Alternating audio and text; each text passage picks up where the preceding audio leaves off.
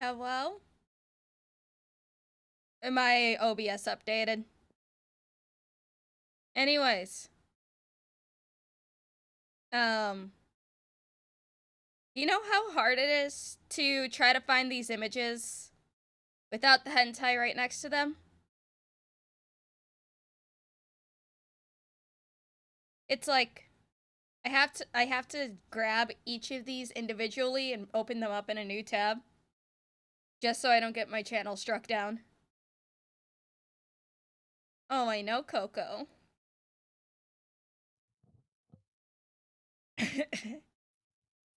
Hello. Hello. How's it going? It's going. You like it, guys? Akko's joining us too. Because dragging him along. Yes. What, Coco? Yeah? Oh, we just jumping straight into it. Yes. Awesome. What, Awesome. Coco? Are you gonna be grumpy? You don't have to stay in my lap if you're gonna be grumpy.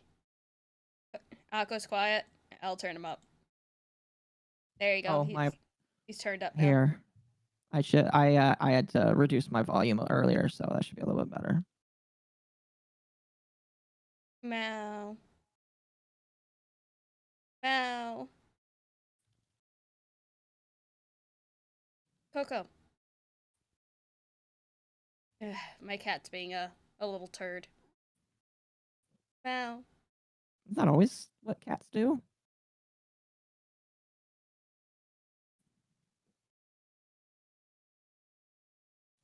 There we go.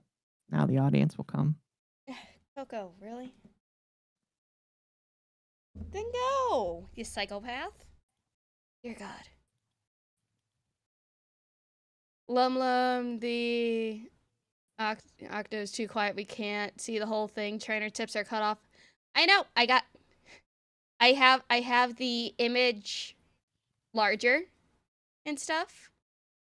So then you guys can see it clearly. I'm going to be moving Akko off to the side, or I'm going to shrink myself down.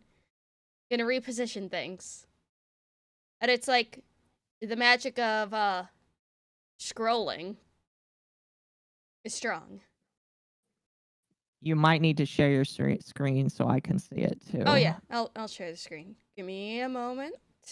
Let me Cool. drink myself a little bit.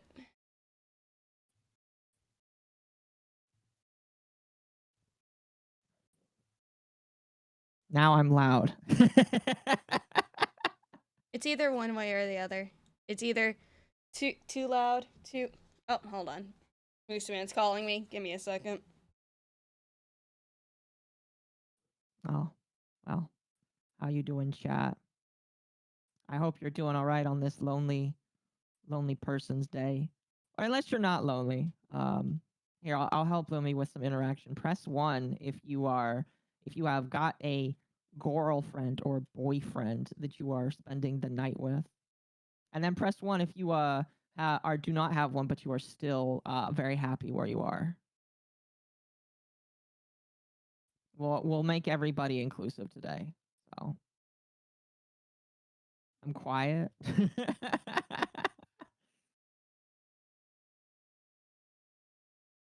Oh my goodness.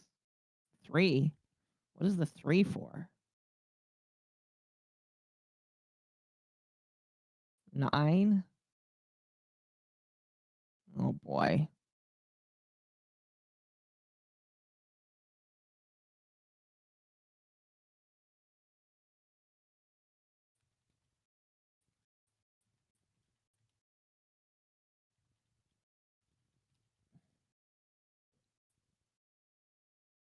I'm in an advertise. Oh my gosh. I can't believe Lumi has an account called Lumi Loves Feet. That's funny. Thank God I haven't had somebody like place false accusations like that on me. Although it would be funnier if somebody made an account about Lumi's quote unquote grandfather that Arch says is a very special gentleman.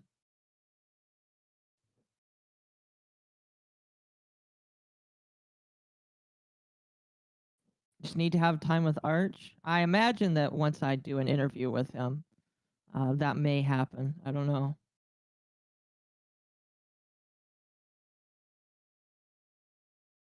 I need to follow up with him on that.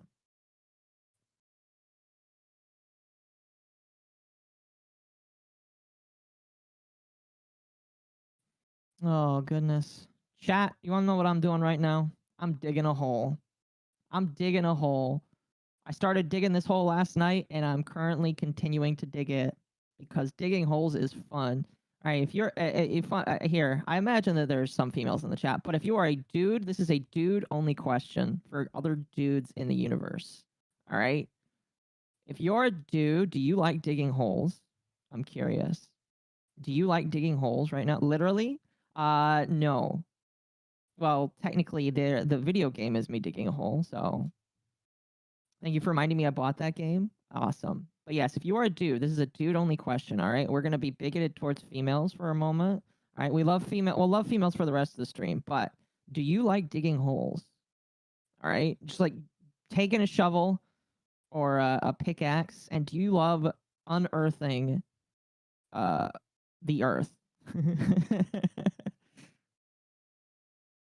I must know. What a good way to get rid of evidence. Exactly. I love shovels. Perfect. Absolutely fantastic. We must unearth all of life's treasures. As somebody who lives in the South, I dig knowing that I may one day dig up something that should never be dug up.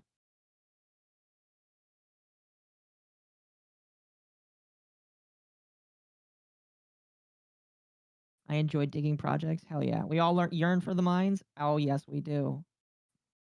Hell yes, we do.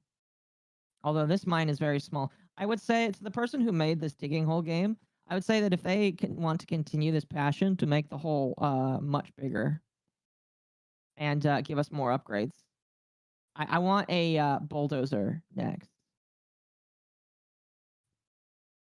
Lots of holes to dig, even more to fill. Exactly.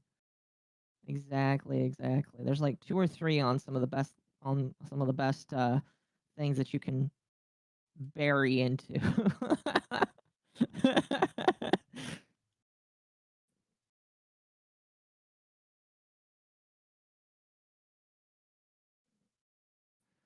Oh goodness. But yes, I am digging a hole right now. There's achievements for digging holes right now. One of the achievements is to literally fall down to the bottom of the map. So I have to dig out the entire hole. I didn't catch your name. I'm Akko. All I am right, I'm back. Hello. We're talking about hole digging. Oh, you're still playing that hole digging game? Yeah, I want to dig out the entirety of the map, which isn't that big, all things considered. Jesus Christ. I'm about halfway, I think. And, you know, I could send you a picture. Akko's gonna send me a picture of his hole again. Stop him. Exactly. Oh, I should probably put on some music so it's not just quiet. Let me see if I can find some.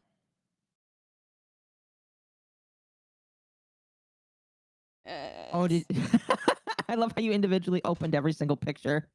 Yes, I am not going to risk accidentally going over some hentai. That's probably for the best. It's a good idea. That's perfect. Exposing holes, yes. Have me sing in the background. I'm not the singer. That's Ava. Ava's the singer who just did her monetization singing stream.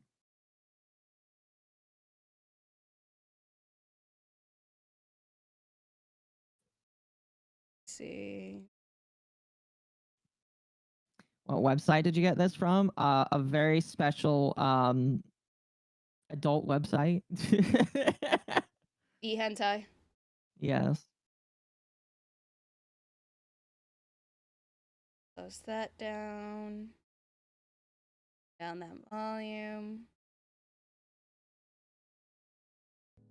All right, there we go. Let me know if the music is too loud. We're in here exposing holes. Yes. Also, how are you doing, Kata? Window capture. Scoot that over just a little bit. Gotta dig them nice and deep so that we can find all of the beauty within. Okay. No music? Alright, I'll turn it up a little more then. It says that it's catching.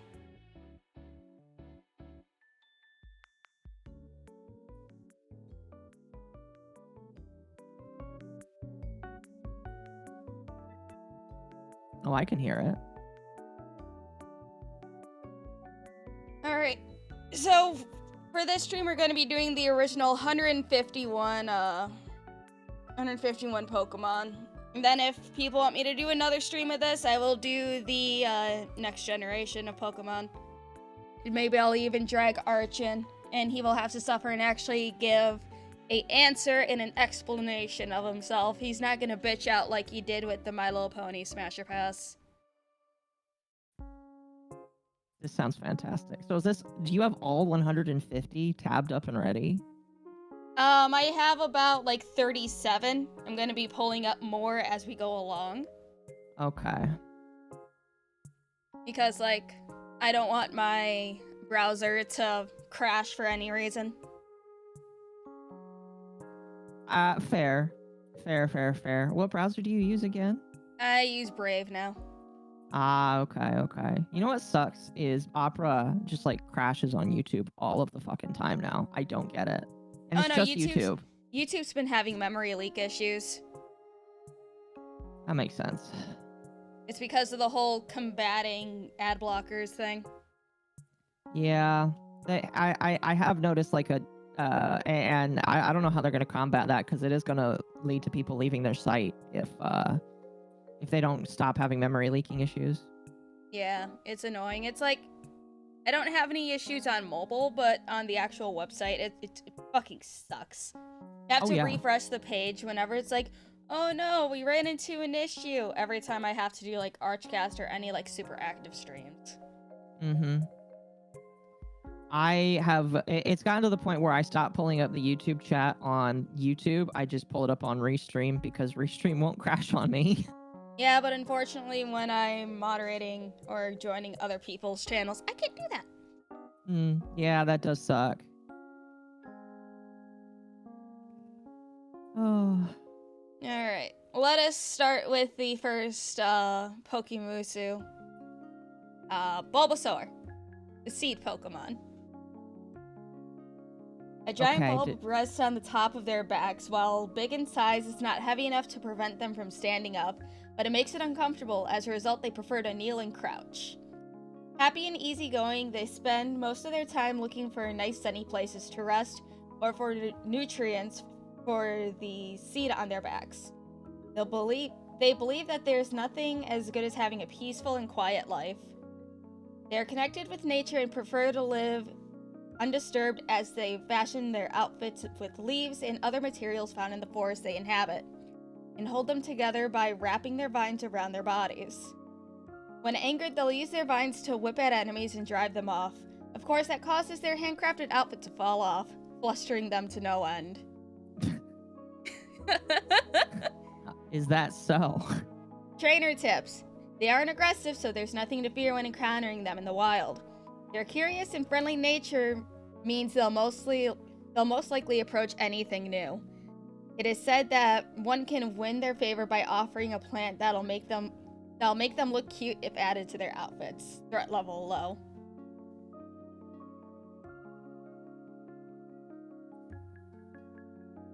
Honestly, it's like this could go either way. Corruption arc, or you could just keep her as a pet. Or maybe both. Question. Keep her as a pet and then do the corruption arc. Here's my question. What? Are those actual tentacles? Like, do they move? Those are vines. Do they have... Oh yeah. So okay. So what kind of logic are we following for the vines? Are they like tentacle moving, or are they just kind of like they slowly wrap around you? Have you seen Pokemon? Yes, I have seen Pokemon. I'm just like trying to figure out what logic we're gonna apply for just I mean, the this. vines in anime can be used as like, hands or like whips and stuff like that. Oh, So yeah. just use it. Just use Pokemon logic when it comes to like, the vines and everything. Smash. I definitely let be smashed. Smash. Yeah, smash. Smash. So we're smashing this one, guys. Yes. Of course, when we go straight for the corruption route. Hey, if they say innocence in the decks, I want to ruin that. What method would you use for said corruption? I don't know. That's something I'm gonna have to figure out. It's something I'm gonna have to ponder over for a while. Yeah. Alright, next. Ivysaur.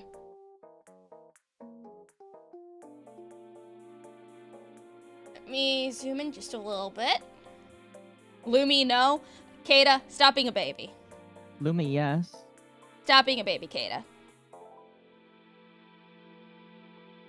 The bulb on their back has grown quite a bit at this stage, and they lose the ability to stand up.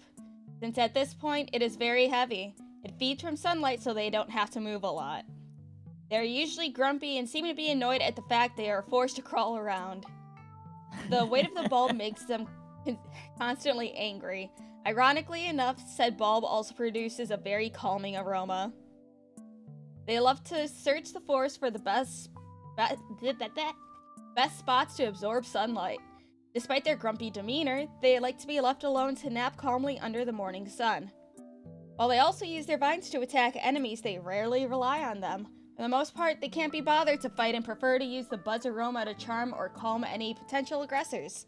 Only when the scent fails, they are forced to use violence. Trainer tips. One look at them might suggest caution while approaching a wild Ivysaur, but they rarely attack anyone, and if bothered, they'll use their aroma to make you go away. Very rarely, they'll use their charming scent to play pranks on charmed creatures, threat level low. Mischievous little fuckers, I see. Okay, so she's basically disabled because she can't move very fast. I would feel kind of bad about that. Am I wrong? I think at this stage I'm just like what I treat her like a succulent, where I just kind of leave her there and be like, "Oh, that's cute." Gently pats and then walks away. Yeah. Slowly water her every single day. It's like the smaller one has more energy to her. This one is just kind of like, leave me alone. It's like I tell people, I'm a cactus. You give me minimal water and I'll be good. That's probably the exact same for her. She doesn't really mind if anything else happens as long as she gets water. But also, like, thinking about it, it's like she can't really lay down on her back because of the bulb. But she can't really stand up either. And also it would suck for the person, underneath her, because she'd be so heavy it could potentially crush them. So, speaking of doing naughty things, she would constantly have to be on all fours. Yeah. But just imagine, the fucking words, aroma, the pheromones and shit, just constantly going in your face too. It could also be very tiring as well. What? Interesting. Smash. I think I pass personally. But also, I just think that. Also thinking about it, like, okay, you know how some plants, I forgot what they're called, but the ones where you take out the the little petals, you bite the end and it tastes sweet. I wonder if that's what she tastes like. Oh my gosh, what would you take off of her? No. Akko. The lower end. Oh, There you go. There you go, Akko. I get you. I get you. Get rid of the vines and just go straight to town. You know what? In that case, yeah, I would smash. Smash. Yeah. It'd be very awkward though because she can't lay on her back. So. Fine. Venusaur. There's a Oh whole dear. fucking tree on her back. Lumi corrupting Akko. This is new. I can make Akko worse. My parents would not forgive you for it. I'll Your parents just goes me like, you're not gonna talk to this fish anymore. Sorry, this fish is one of my best friends. Alright. The flower on their back has fully bloomed. It is pretty large and heavy. It is because of this they grow quite large in size compared to their past forms. Their skin is though, do you mean tough? Thorough? That's probably tough, yeah. Yeah, I think is that how you spell tough? No, it's Tough. That's tough. Words look fake. Anyways. They can I know withstand that an feeling. incredible amount of force, Kinky. Their prowess is a result of the flower they carry. They are peaceful and most of the time sleepy. They move slowly towards nice sunny areas and nap for hours on end to get as much sunlight as possible. They gain nutrition from the flower and sunlight as well. They don't have to search for food or hunt. While motionless, the flower releases a pleasant fragrance that soothes emotions and induces happiness. Defensive in nature, they rather deal with intruders using the powerful charming scent. Some are so strong that with one whiff of the fragrance will put a grown man to sleep for hours. They don't even need to be awake to fend off the enemies in this matter. Trainer tips. There is virtually no danger when approaching them, but one ought to be careful when they are sleepy since they dislike sleeping alone and they'll usually seek nap partners to hug and lay on top of. While sleeping, once they got you like this, escape is difficult. You can tell one is nearby by the calmness and happiness of the surrounding creatures. Threat level medium. Oh, she wants a cuddle buddy. That's all she wants. Yeah. But by the same token, I feel like that's the face of a woman that would just trap me and would suck me dry. Oh, for sure. Very slowly, though. She's like a sloth. I don't know how that would work.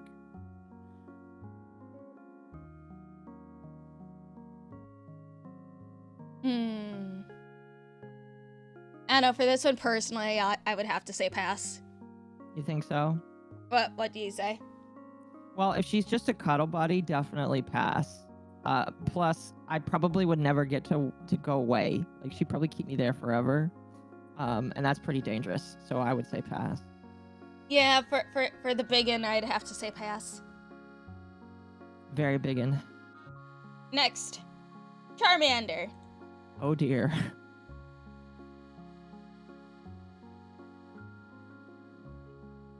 A flame rests on the end of their tails. That flame is a representation of their spirit and burns bright and lively when in good health, and gets weak and dimmer as they debilitate. Since the flame is spiritual in nature, it cannot be put out by regular means like water. But once they die, the flame will die with them. Very friendly and cheery, they love to explore and find new stuff to play with.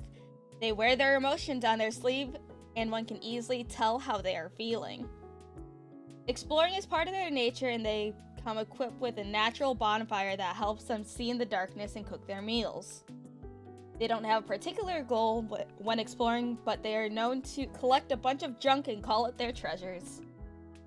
Like a dragon. Very good hoarding. Oh yeah. Excuse me. Bless you.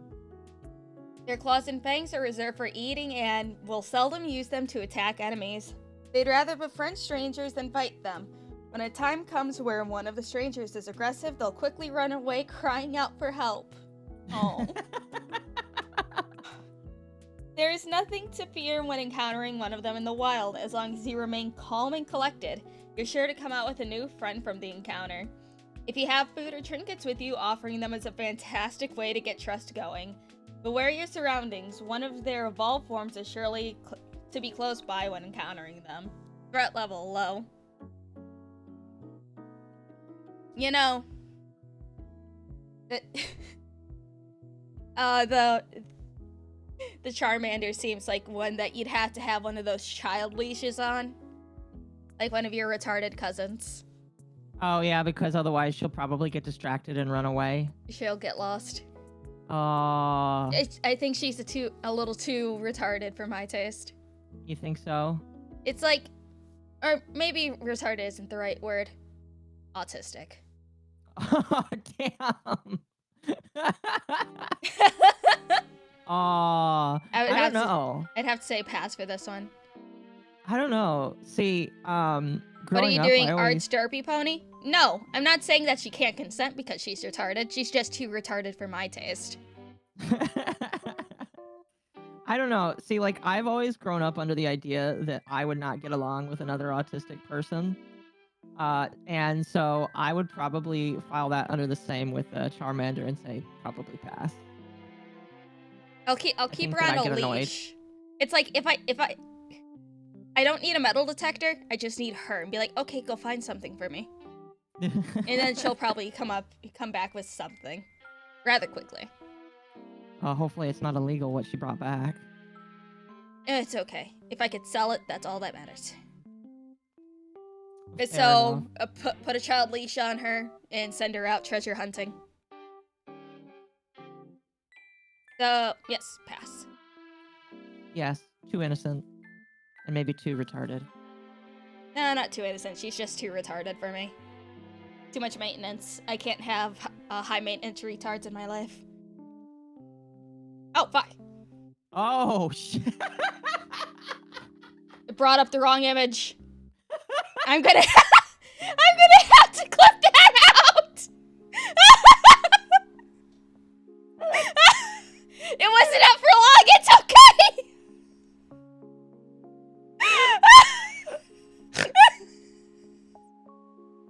I was like, oh, what the fuck?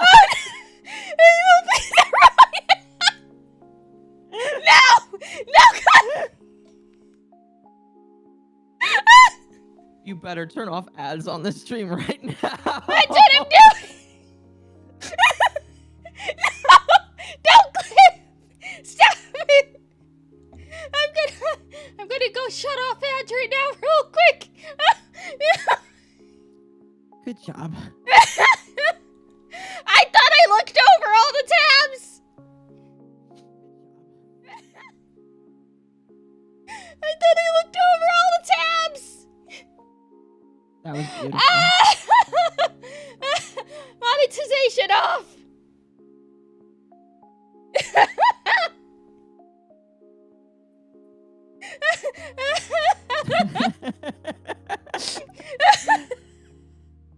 I was jump scared.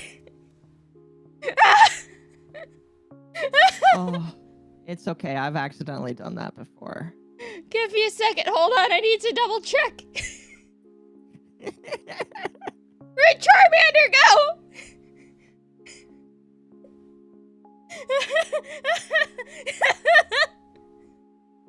Oh, for some reason he needs to rewind the stream. Stop! Hold on. Oh no. They need a safe work version of this gallery because it's very obvious that they need one. I couldn't find one. Oh no. Where'd Charmander go? No, where'd Charmeleon go? There it is. Open a new tab. Put her right there. It's still hidden. Okay. It's still hidden. Yep. Why did There is on his wiki. Yeah, but those are low quality images. The wiki images are shit. The e-hentai ones are larger. Is that because the high quality ones were only on his Patreon? I think so. Okay. Damn, that was quick thought. It'd take longer. Shut up. I thought I looked over everything. Don't tell Neil Mohan, chat, alright? Don't at him on Twitter. That's very mean. Lum you had how long to get ready? Shut up! I noticed that people are super chatting you for this blunder, so maybe it'll go in your favor. Hi, Blaystone. Thank you for the 6 months. Good job, Lum. Way to nuke your shut up! I just gotta blur it. Lum, how could you? Can you DM me the link? Lum, you could have downloaded the images from me hentai and set them up in a slideshow. I'm not very smart. Shut up. Hello, Lum. Here's for our favorite demonetized streamer. Seriously, make sure Archery super chats early tomorrow. You will like my first one. Oh, no. No, don't tell Paul. It was an accident.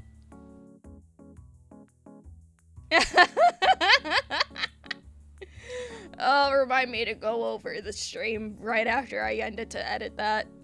Mm-hmm. Just got here, rewind 3 minutes. Okay, what's going on now? God damn it.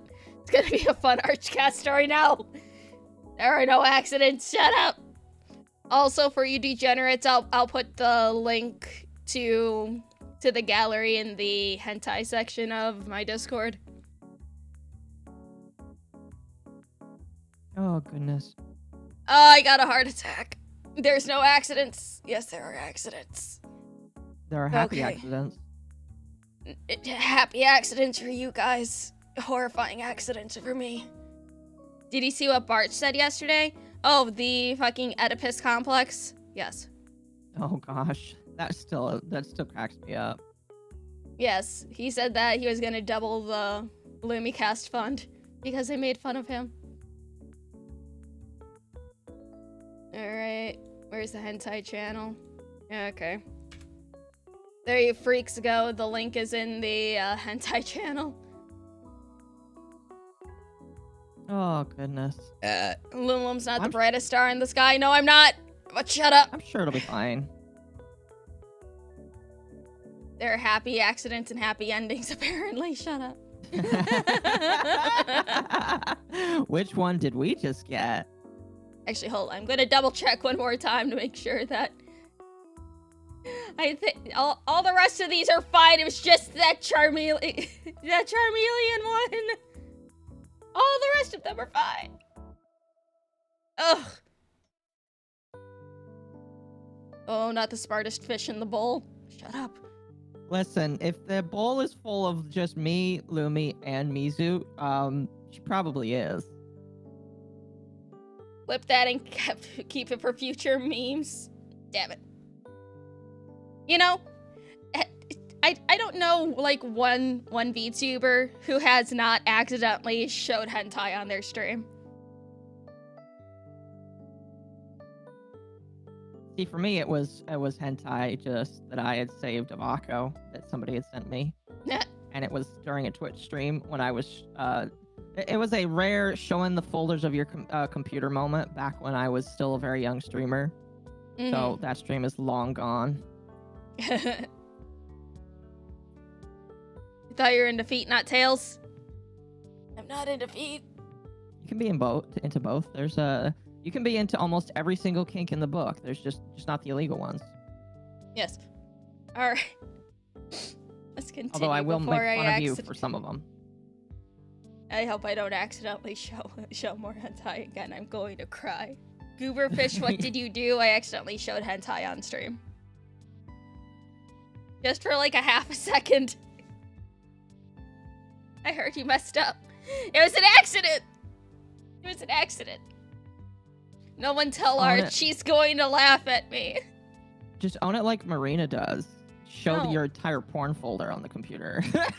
I don't save porn on my PC. That's what my phone's for. What the hell? Oh, fair enough. Was able to get a screen. He knows?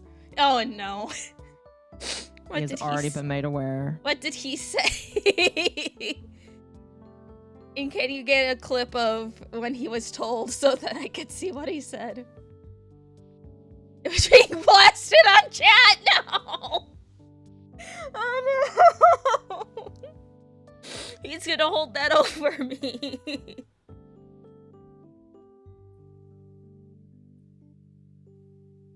Everyone, we must ensure Barchley never lets her live it down. God damn it. I didn't just go into Arch stream and tell them why. Oh, he's playing Avowed right now. Yes, he is. It is painfully boring. I have seen nothing but bad shit about that. Is that game actually like bad or painfully boring? Fun. Now let's not let side scrollers know. No, Blabs and Craig does not need to know about my slip up. It's okay. You made fun of Arch yesterday. He makes fun of you now. Hey, at least I didn't say I had an Oedipus complex. I think the Oedipus complex is a little worse than actually showing a little bit of hentai on your stream. Yeah, I would say that admitting that you like daddy fucking is a little bit worse. This is how shit works when you share audiences. I know. But I could still try to, you know, unsuccessfully say don't tell him.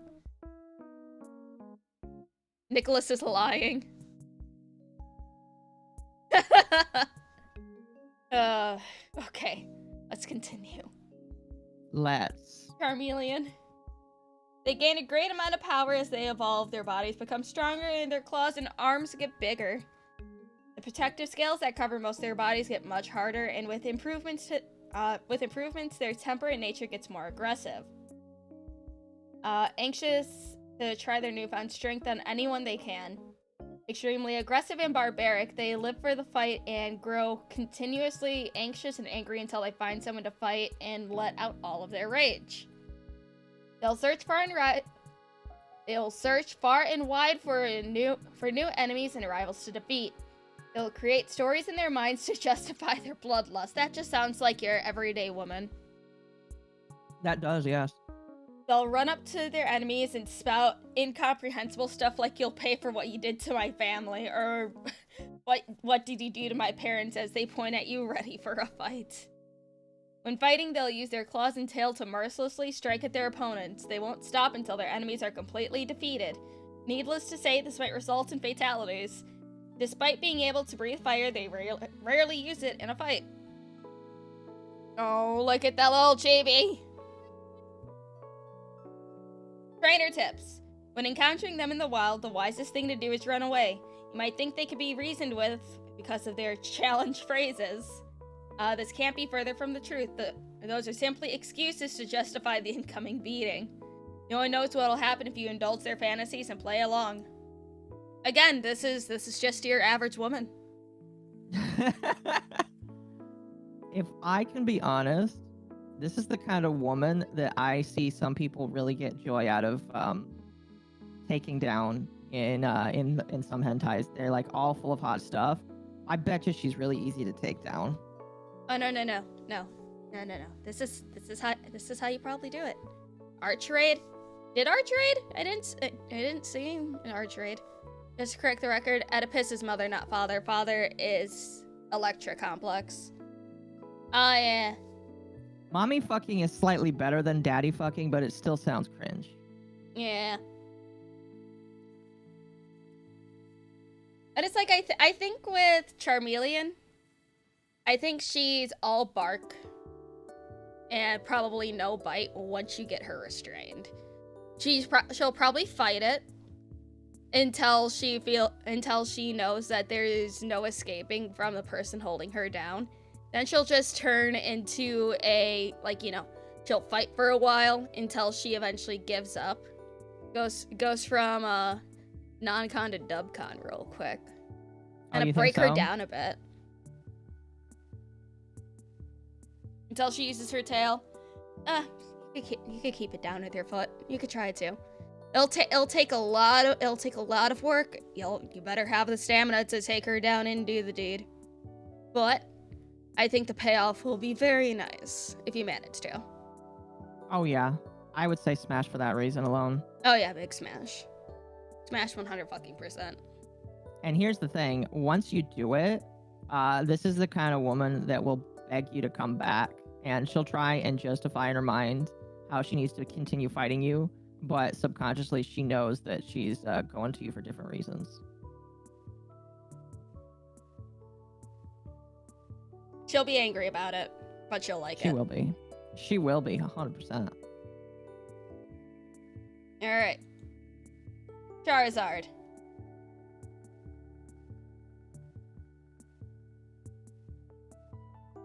At this stage, they grow wings that allow them to soar through the skies at will. The fire they breathe is so hot it can melt boulders, an ability they take advantage of when constructing their layers. Their strong legs allow them to quickly take to the skies and commence flight. Unlike Charmeleons, they have their fighting impulses under control and see pointless displays of strength as shameful. So yeah, Charmeleon is just the teenager phase, naturally. Yeah. They still love a good fight, but will only engage with willing and worthy challengers. They create their own dungeons and caves on mountains to make a complex set of tunnels thanks to their potent fire. They love to seek out powerful opponents if they win, they'll take a trophy to celebrate their victory. They're extremely powerful and they know it. When fighting, they'll use a combination of all their skills, fire, raw strength, and flying to completely overwhelm their opponents. They give it their all whenever they fight. Of course, they will only engage with whoever they deem worthy, otherwise they'll ignore you. Extremely prideful. Trainer tips. As long as you don't challenge them or bother them, they should be nothing to fear. For the most part, they will ignore you completely. If you're foolish enough to challenge them, you better win. It is said that victory will earn you their praise and respect as long as you don't cheat. Threat level, medium. Smash. Just smash? Smash. I feel like this is the kind of woman that you would have to beat first in order for her to say, alright, you have the right to smash me. Oh yeah. But like, she could crush boulders with those thighs. Oh yeah. And probably my head. She could crush your head with her tits. That sounds dangerous, but I'm okay with it. It's like, So okay. smash. It's like, just imagine. Crushing your hips with her thighs, crushing your head with her tits. Just at the same time. That's a lot of smush that I don't It think is, a lot but- of men are ready for. Hey, at least you'll go out happy when you die. I think that I would go out happy, but because I'm going to assume that if this is happening, she's into me, she would be devastated the moment that it happened. I mean, that's only if she's into you. What if it's just like, you know, a quick victory lay, and then she just sends you away? Oh gosh, I didn't even think about that. Yeah. Victory means fucking you to death. Yes. Oh dear. You get the pleasure of sleeping with her, but she can't let anyone know either. She uses your bones as a display of, oh yeah, you better fear me type of thing.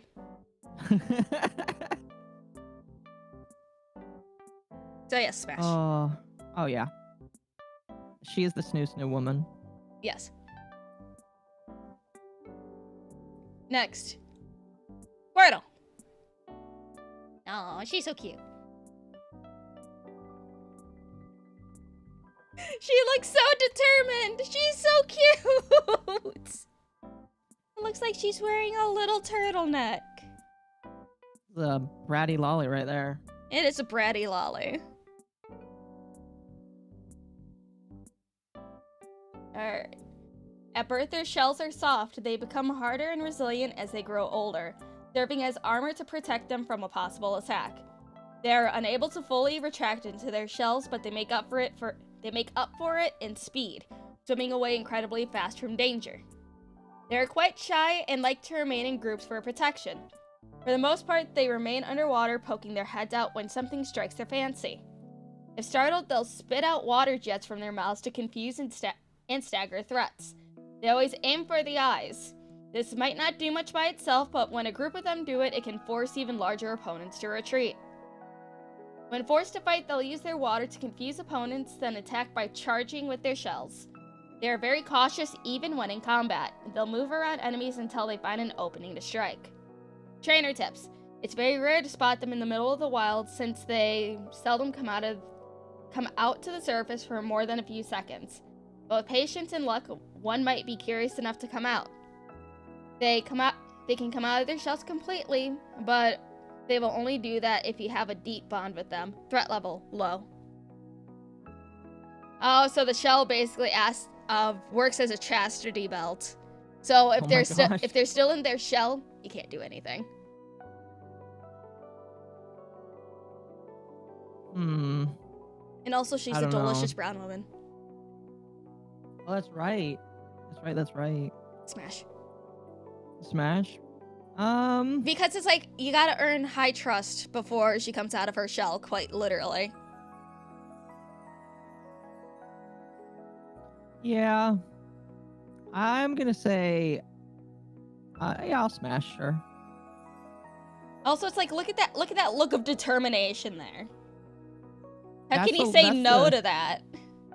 Oh, I agree. That's the face that, like, is immediately devastated when she loses, though.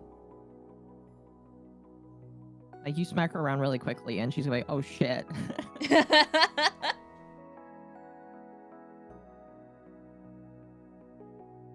Alright, next. War turtle.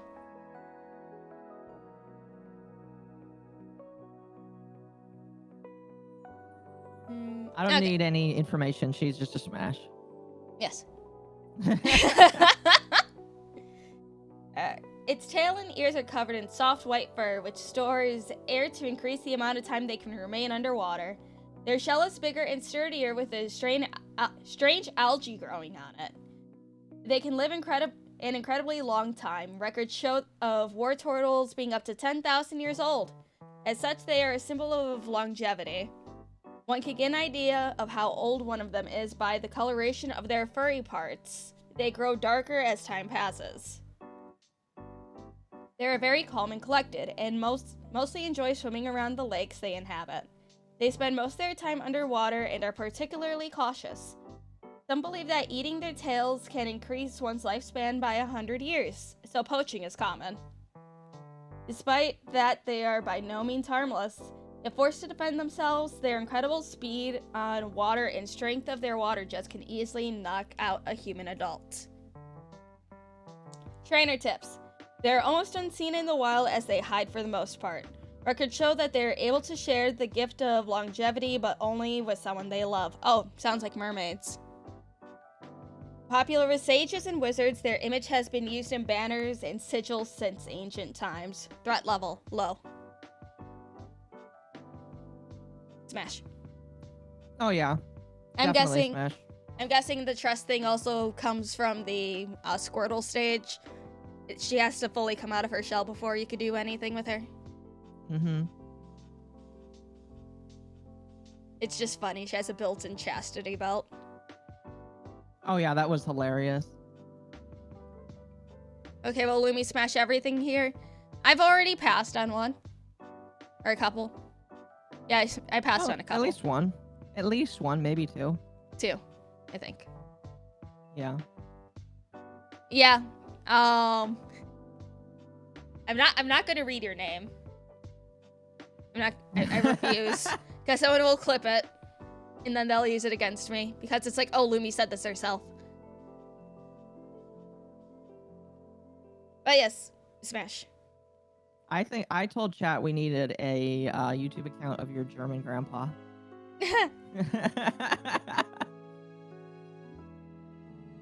Oh, why'd I get pinged in the server?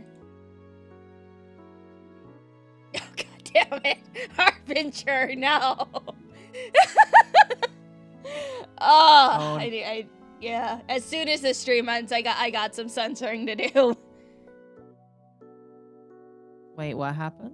No, because in the hentai channel I was pinged and it's a screenshot of my very quick oopsie I showed hentai on stream. Oh my god. Be a man, Lum, keep it up. No, I don't want to strike to my channel.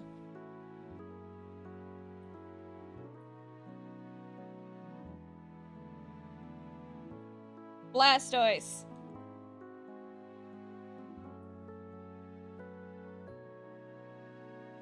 Blastoise's shell has grown considerably in size, and it has two water cannons sitting above her shoulders.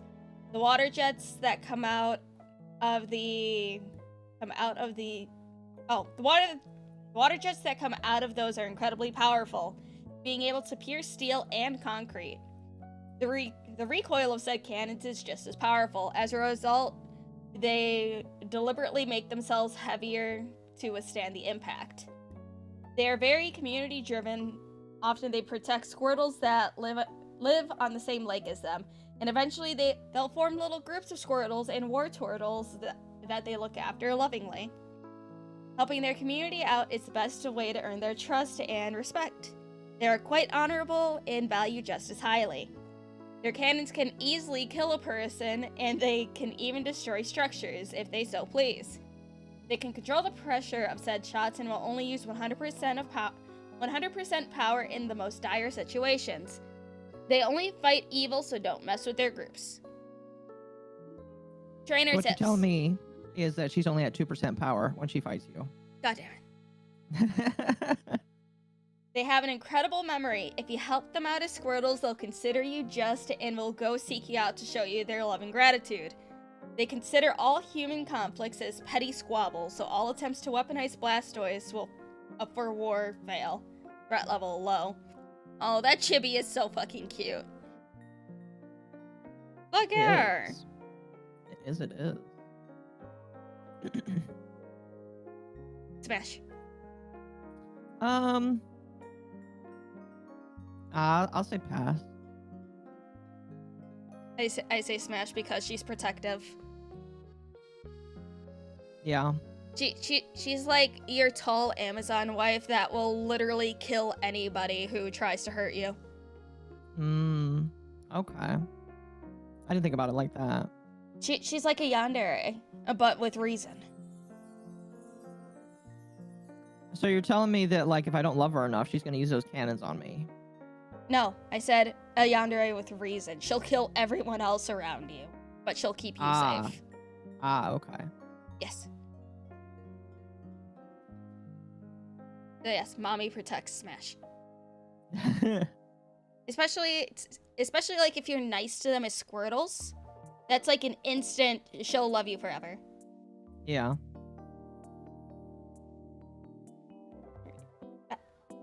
Caterpie. The hair's cute, but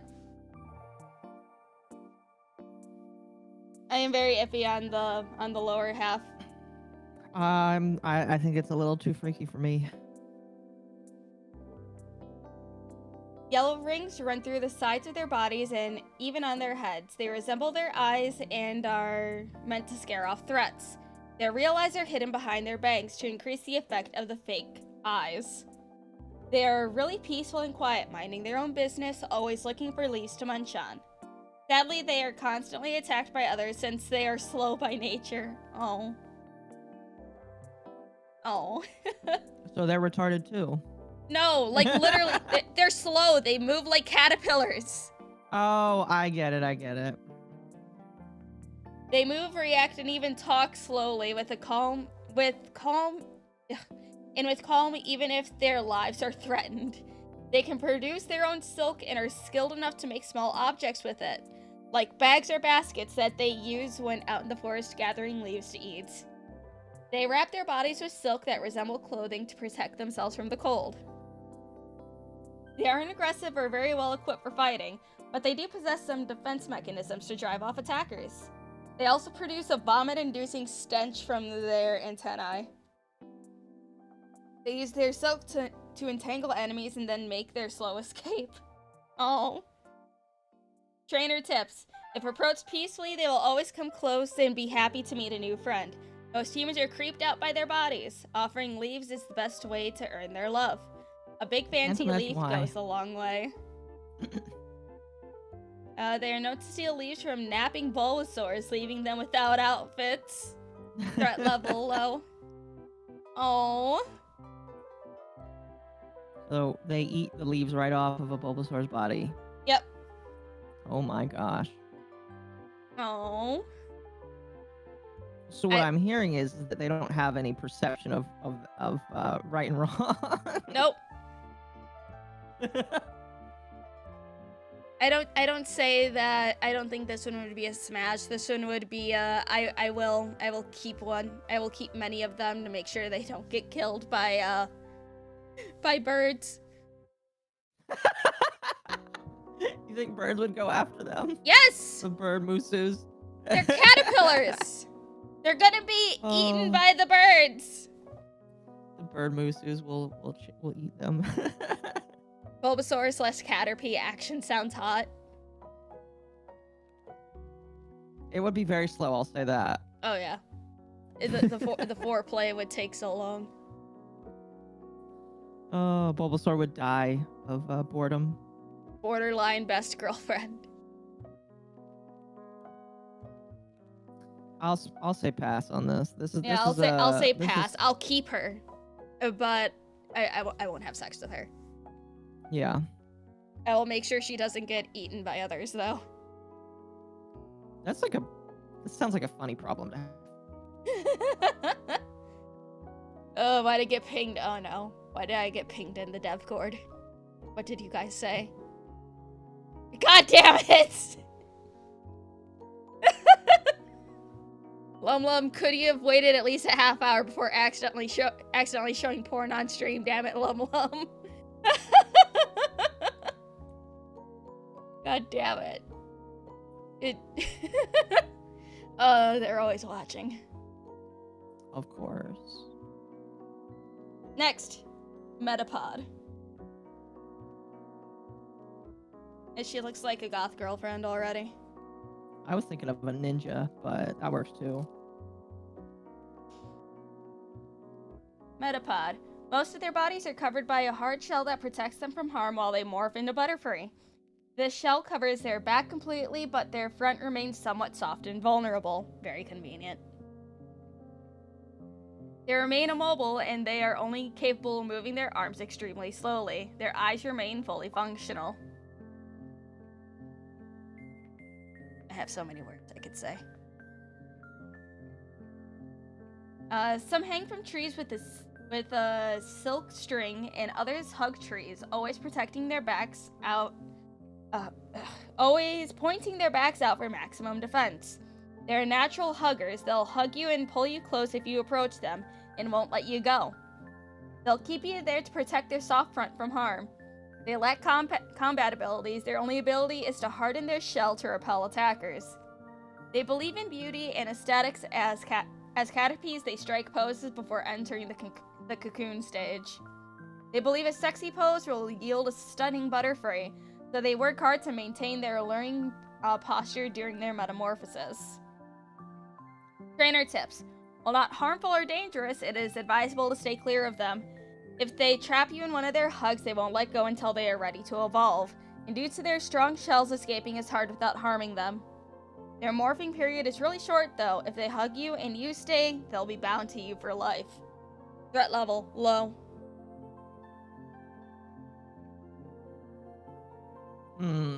I would say pass. But I would cuddle with her until she evolves into a Butterfree, that's for sure. And then you'll probably smash the Butterfree. Depending, yeah. Yeah, I'd say pass for now. Yeah, I'll say pass for her. I'll squish her thighs and stuff. But that's about it. Yeah. Hey, the thighs look very squishable, so I will squish them. They do. Butterfree. Ah, yes, there she is. Oh dear.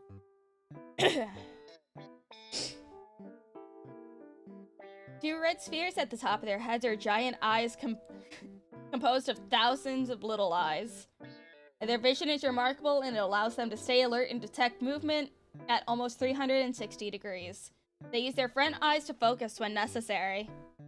Their wings contain poisonous dust that releases slowly when they flap them. Depending on the dose, this dust can have multiple effects, from paralysis to unconsciousness. They use the thin fabric they wear to collect said dust and release it at will to neutralize threats.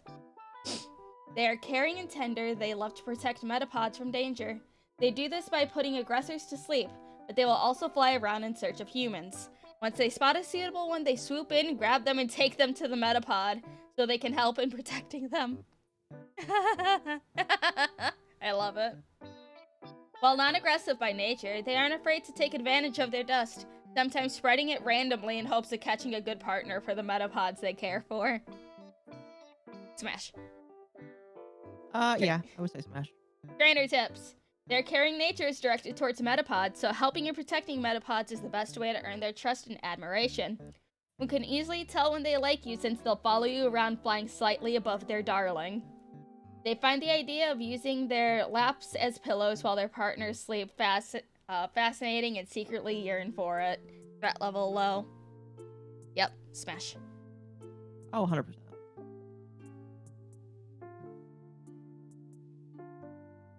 I mean, it's like in combination of plush thighs and somewhat fuzzy thighs from their legs. Perfect pillow, honestly. Oh yeah, they definitely do look like nice pillows. My only concern is if she would try and fly away with me. If she what? If she would try and fly away with me. I mean, she has enough strength to pick you up and fly away, so. I mean, if she's already bonded to you, why would she, like, take you away? Unless, like, just traveling. Or I guess, where would they take me? That's okay. Yeah. It's okay. I don't have to own a house. I'll just, like, be one of those backpackers. I'll have all my possessions in my backpack, and I'll be ready to go whenever she is. She's the backpack. You want her to kidnap you? Chat, that's a bit of a delayed gratification because you got to start out when she's before her metamorphosis.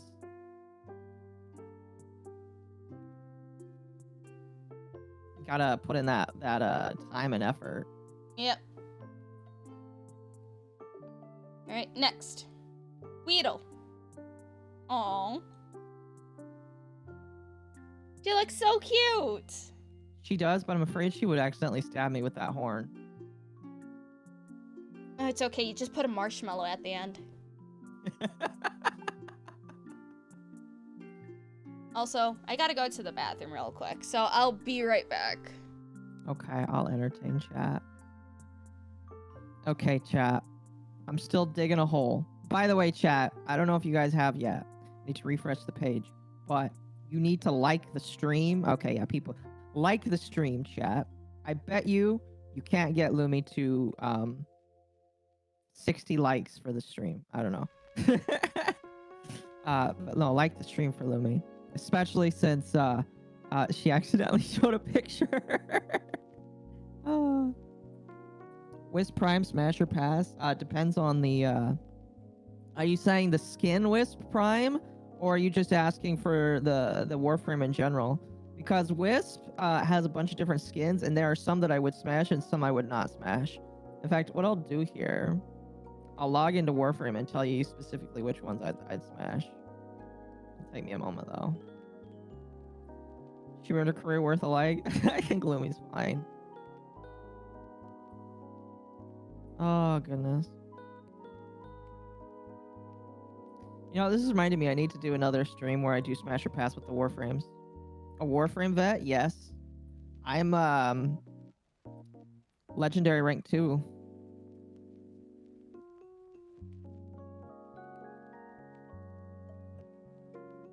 I need to get. I am actually gathering relics so I can go after Lavos. What I used to do is go for the Warframes day 1, but yesterday I was at work.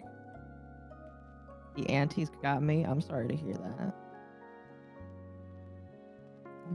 that. No, yeah, I have played all of the story in Warframe.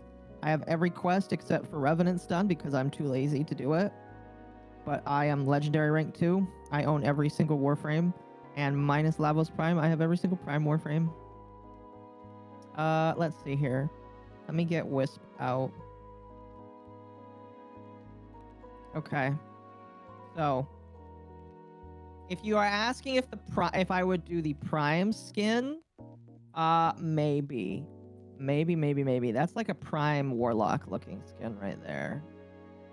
Definitely would consider it.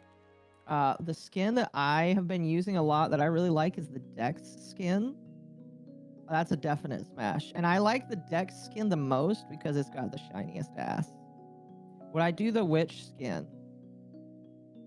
I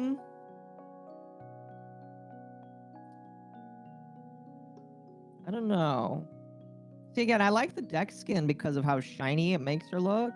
So if you're just asking about the witch's hat or helmet, definitely. But the rest of the skin, I'd probably say no. There's a big distinction there, unless you want to count the whole skin and not just the helmet separated from the other. But no, I definitely would smash the deck skin for how shiny it makes her look. That's the deck skin is the one I've used for her for the longest time. For my prime look of a wisp, which makes her look like a warlock. I could post a picture of that actually. I wonder if Pokemusu will do other generations. I think, at least from what it sounds like, they've done a couple.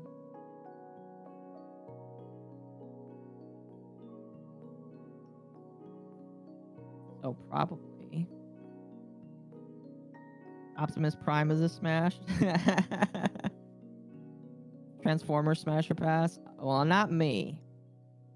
Not me. I would not be doing that. But Shadow could do that.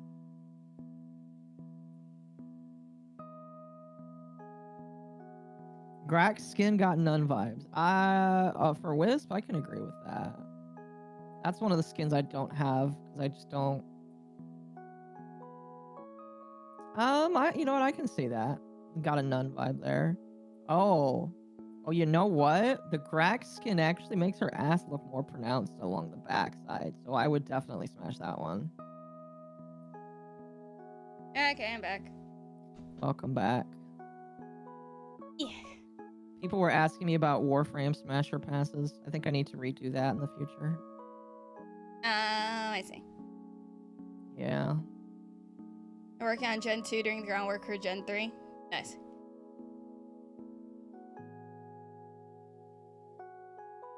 Okay, let me do some movie then. Okay. Their most distinguished characteristic is a giant venomous stinger on their foreheads, but they also possess one on their tails. The fur covering their lower half can be irritating to the touch. Of course.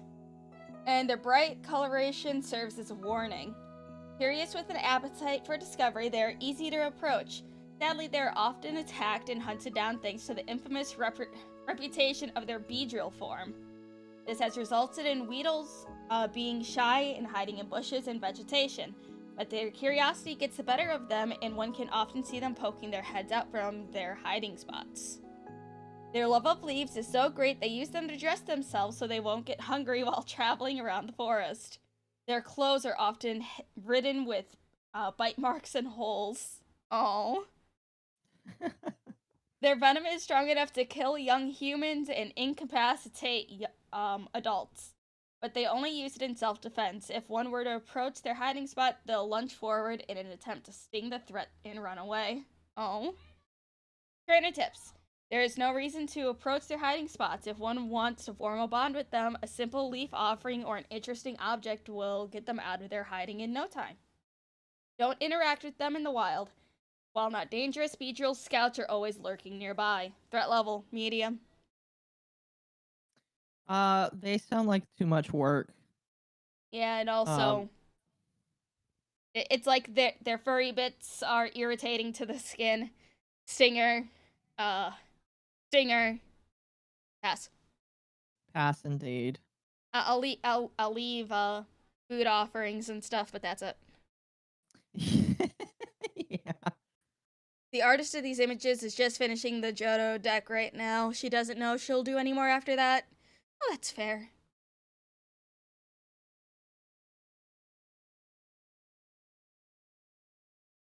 Wait, so a female did this? Yes. Oh, fuck yeah, that makes this even cooler.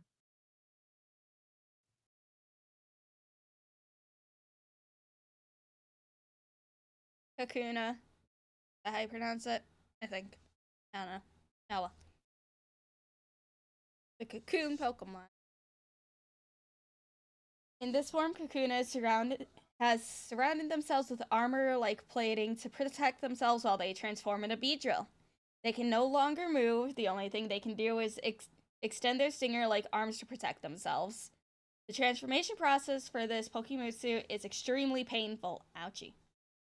They yearn to evolve, and that becomes all they can think about, effectively reducing the amount of time it takes for them to evolve, but also increasing their pain exponentially.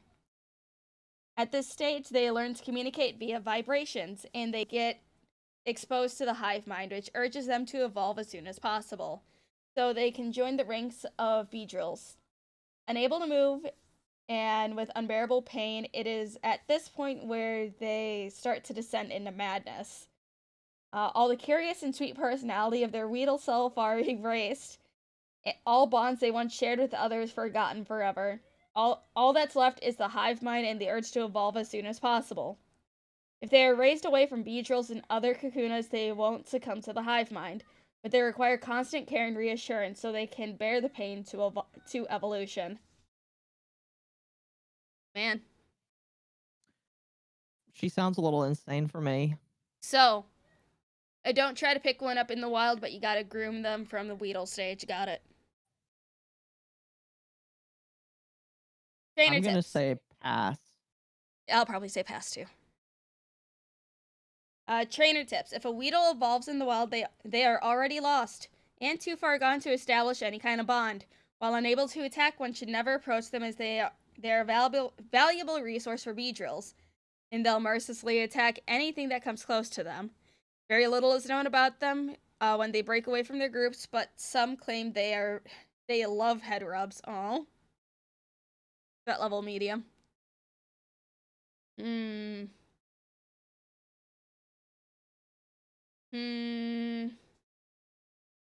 I think if I find one in the wild, pass. Okay. If I form a bond with one and keep them away from the hive mind, I think smash. Oh, yeah, the music did stop. Give me a second. Let me fix that.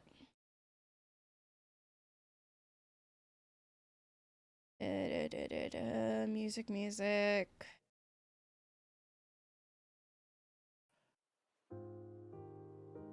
There we go.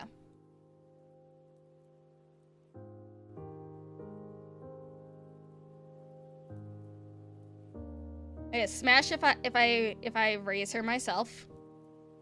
Pass if I find her in the wild. You gotta groom her from the beginning. Yes. Oh man. Strategic grooming is good grooming. All right. You say this as it isn't sound logic. I'm not saying you're necessarily wrong. I just think it sounds funny.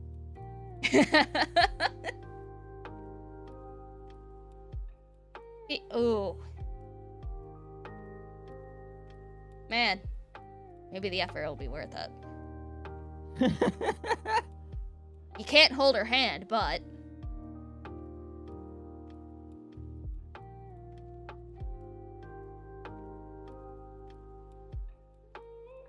Strategic grooming is good grooming. Hello, FBI. Oh, stop being a baby. How degenerate are we today, Lumi? Well, I accidentally showed hentai on stream, so... Oh, hi, Hypno! How are you doing? Welcome to the stream. Hello. How was your stream today? What were you doing? You missed it. I accidentally showed hentai on stream. So, oops. One of the best things that you could ever possibly do. I didn't mean to show hentai on stream. Yes. Instead of pulling up the regular Charmeleon picture, I accidentally had Charmeleon hentai up instead. Just for a second. You had a rough day, unfortunately? Oh, shit. Hypno, are you okay? I can send you the sauce if it'll make you feel better.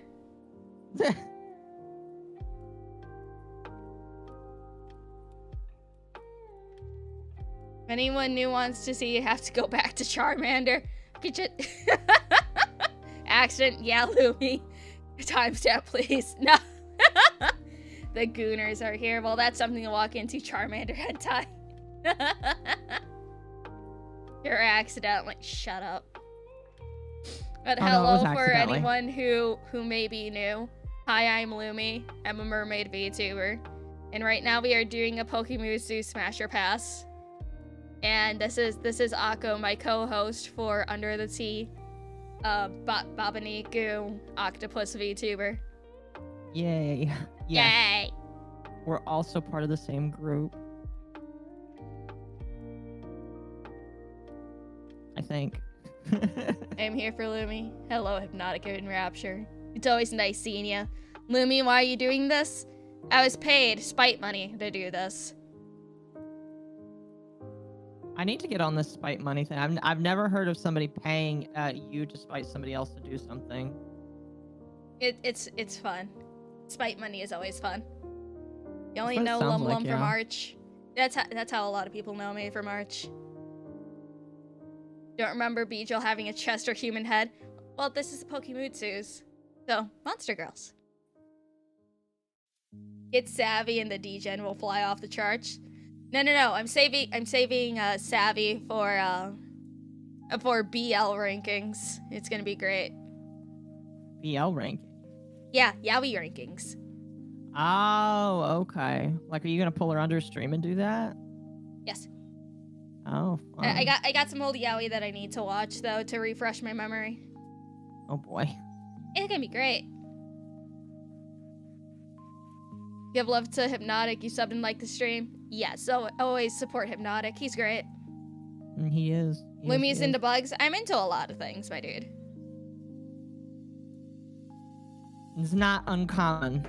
She's Do that a on the woman. Lumi cast. No, if I'm gonna have Savvy on, it's gonna be on my own channel. Yes, I mean, it has to be on Arch's channel. Watch Arch streams, otherwise on these. He also do the My Little Pony. Yeah. Alright, let's get reading. Beetle has 3 venomous stingers, 2 on their arms, one with an incredibly powerful venom on its tail. They fly at great speeds and have a fantastic eyesight, so much so that they can easily deflect arrows with their stingers.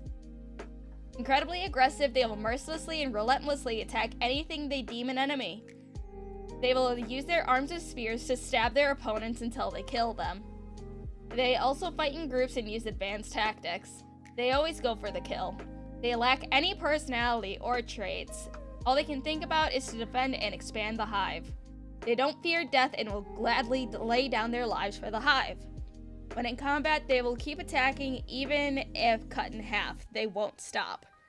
They are feared by many, and they always look to expand and will regularly raise towns to the ground. Horrifying. They are by far the most horrifying thing. By far the most horrifying thing about them is their powerful venom.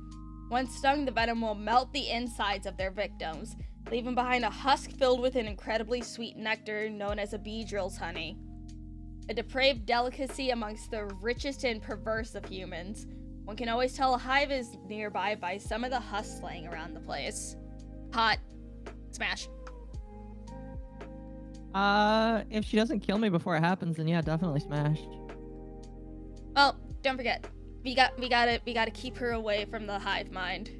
So, if I can keep her away from the hive mind as she's evolving, I think she won't be as bloodthirsty for me, but she could be like a guard dog for the house. Oh, see, you misunderstand. You are her hive mind if you can train her. Yes. It's gonna be fucking great. Smash. Yeah, smash. Trainer tips. Most kingdoms will use their armies to get rid of hives across their territories, but the more remote places rely on adventurers and mercenaries. These quests are really dangerous and require fire magic. If a Beedrill is raised in isolation, it'll retain the personality they had as Weedles. They're said to be very protective and loyal. Threat level high. Yep. Smash. Smash. Breed your own indeed. hive mind? Yes, I will breed my own hive mind. Lumi looking for a straw to suck out that nectar. I will try that nectar. You know what? I wonder if, like, for these areas, Is it a shell that stays in place? Well, not shell, but like, you know, exoskeleton that stays in place? Or can it like peel it back?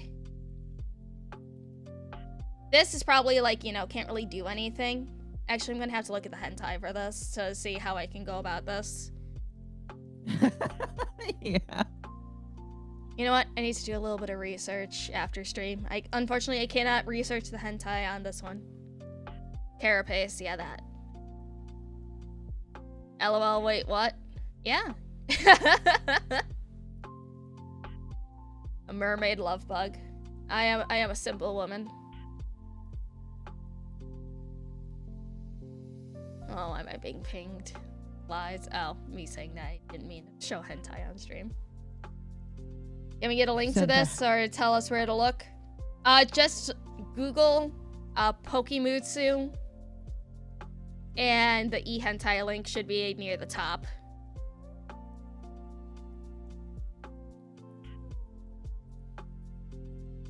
You're reminded of the cotton candy cocoons from Killer Clowns from Outer Space. Oh my god, you're right.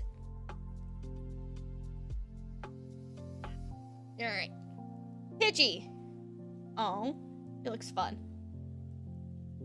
In more ways than one.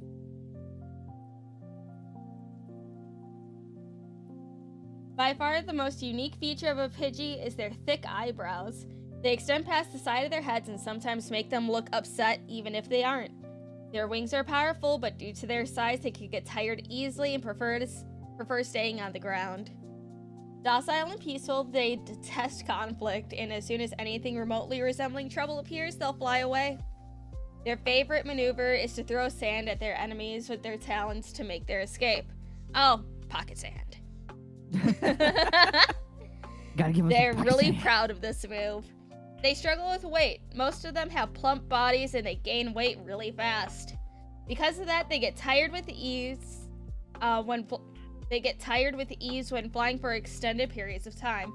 They dislike this, so they avoid flying if necessary, which doesn't help with their figures.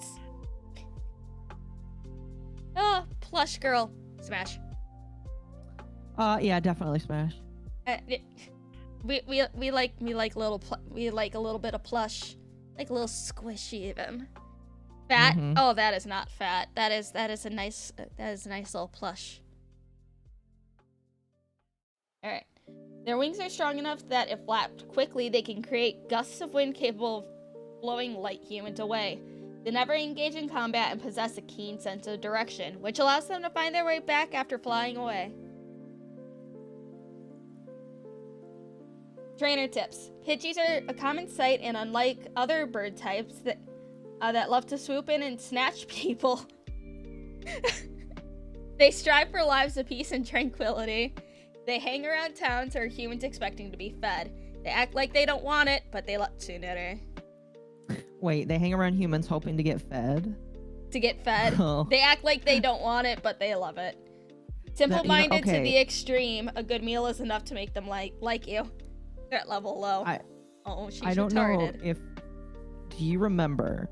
There was a clip on Twitter where apparently some crows figured out that if they just sat near a building and looked sick, they thought that they would get fed because one crow got fed. And so there was just like a lineup of crows just laying there looking sick. I can imagine her being that kind of girl. I don't want the food. What do you mean? Oh, she is so cute. I would have I would have a huge bird feeder outside of my home. Just watch all the Pidgey girls gather around. Oh dear. What? That just sounds scary. He's so cute though. I mean, look at that face! Girls are very smart, they are. They're horrifyingly smart, honestly.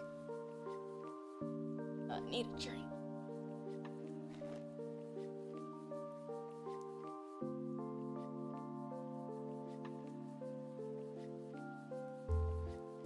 Delicious. Looking at those feet, it seems like something almost shut up. Dolphins are smart too? Yes, but dolphins are also rapists. What?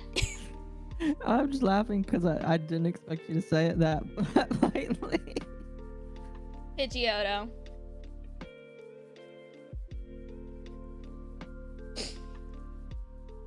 Most would look at Pidgeotto and believe them to be eyebrowless. But, in fact, their eyebrows have grown longer than their previous state, and now they have seamlessly merged with their hair, making them look like part of it. You know what? Yeah, I can see the eyebrows now. Oh, me too. Their wings have grown bigger and stronger, and they love to fly around more than anything else in the world. Like other bird types, they have a tendency to swoop down and grab people to take them to their nests. That's scary. Just imagine you're out for a walk one day and you're just grabbed. It's like, ah, shit, not again. Not again? Are you saying this is something that's a normal occurrence? Most likely, yes, especially with how common Pidgeottos are. Oh dear. I could see people getting grabbed like multiple times a week. Fair They're enough. quite territorial and will often look for places to call their own. The higher they are, the better. Once they become comfortable with a place, they'll proclaim it as their nest and actively defend it. The area that they claim to own can be up to 100 kilometers. Kilometers. Whatever. They will attack and drive anyone they don't like away from their territory. They possess sharp talons and their wings are capable of summoning strong winds. Some believe magic is involved somehow. They employ the strong winds to run off enemies from their territory, but more often than not, their strategy is to just grab intruders and fly them outside of it. Magma Fox, thank you for the 5. Just beat the digging game, Akko. Sweet. It's a game you can beat in 20 minutes, so... Nice. Yeah. Trainer tips. It is not uncommon to find them making nests out, words, please. It is not uncommon to find them making nests out of towers and tall structures. This can be troublesome since they'll fight with the local population to keep their nest to themselves. Force is a poor way to remove them, and more often than not, negotiation is needed. They'll still struggle with their weight, mostly because of their greediness with food. Threat level low. Smash. Yeah, Smash. Also, like, imagine nestling your face into, like, the fluffiness here. It's like, I would love to nestle my face into that. Yeah, I'd say that directly to her face. I'd like to nestle myself in there. Yes.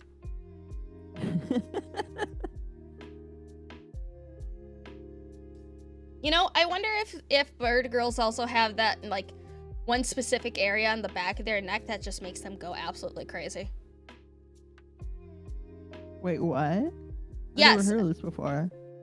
So apparently when people own birds, there's a part of the bird that people really need to stop petting because it activates, like, you know, their need to, like, mate or something like that because it's a very sensitive area.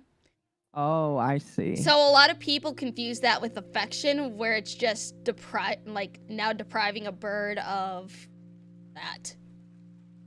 I see. So it's like with cats switch. and how you should avoid, like, constantly rubbing the area of right above their tail. Uh-huh. Yes. I see. Yes. So it's the on switch, basically. Yes, but wouldn't be the case for this one. Someone saw Isekai reviewers the anime. Actually, I have not seen interspecies reviewers. I've been wanting to, but I haven't had the chance to. Let's find a copy and watch it together. Yes. We'll do it for a movie night. Yes. We can watch interspecies reviewers with Mizu and stuff. It'll be great. Yeah. Perfect.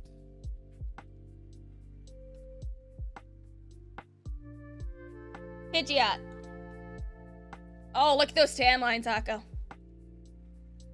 Oh my goodness, ma'am.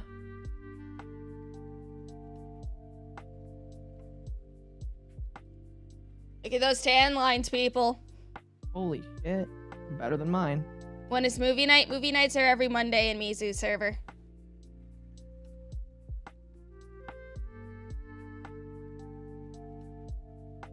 Alright. Pidgeots are inspirational. Their bodies are toned and strong due to all the flying they did as Pidgeotto. Their hair is long and silky, with their lengthy eyebrows flowing alongside it. They are a proud Pokemusu. Flying is no longer something they just enjoy, it's part of who they are. Constantly in the air, training to improve their speed, they are said to fly faster than the speed of sound. So much time in the air near the sun has given their skin a nice tan. Oh, I need drink. Yes, get drink. Isn't the person who did these a VTuber? I think they're a PNG tuber right now, yes. They care little about humans and consider the bird tradition of swooping down to catch people disgraceful. Their magnificent speed should never be used to flaunt or to take advantage of those slower than them. They are very serious and straightforward, often failing to understand humor. It is very rare to find a Pidgeot in the wild, and even if one is in the area, there's not a lot of chances to see them as they rarely remain still. They don't like to fight or cause trouble, but if forced to, their incredible speed will finish off opponents in a flash. If they were to fail, their wings can If that were to fail, their wings can create windstorms when flapped. Trainer tips. A very popular Pokemusu amongst nobility and royalty for their behavior and poise has been an inspiration for how nobility should conduct themselves. A lot of banners and sigils contain Pidgeots as a motif. They secretly love to carry their partners, but will only do so if asked to. Threat level low. Smash. I'd say Smash, but she might need some correcting first because it sounds like she's very proud. She might need some convincing first. I think she's one of those that's like very proud towards strangers, but it's probably like a soft love bug in private with her partner. Oh, I can see that, yeah.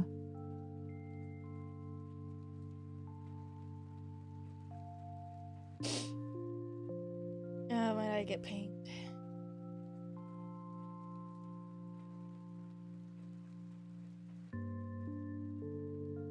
Next.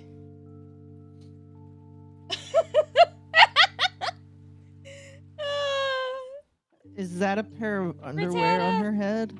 Yes. She's a panty thief. I think all of her clothes that she has are stolen. Oh. She's so cute. That's terrifying. Lum Lum as a rat brick. I'll bother Arch about getting a Lum Lum rat brick made. Hey, Sarah. Just showed my wife love in deep space. Hope you're proud of yourself. Otherwise, seems LumiCast got funded. Yes, I am very excited for the next LumiCast.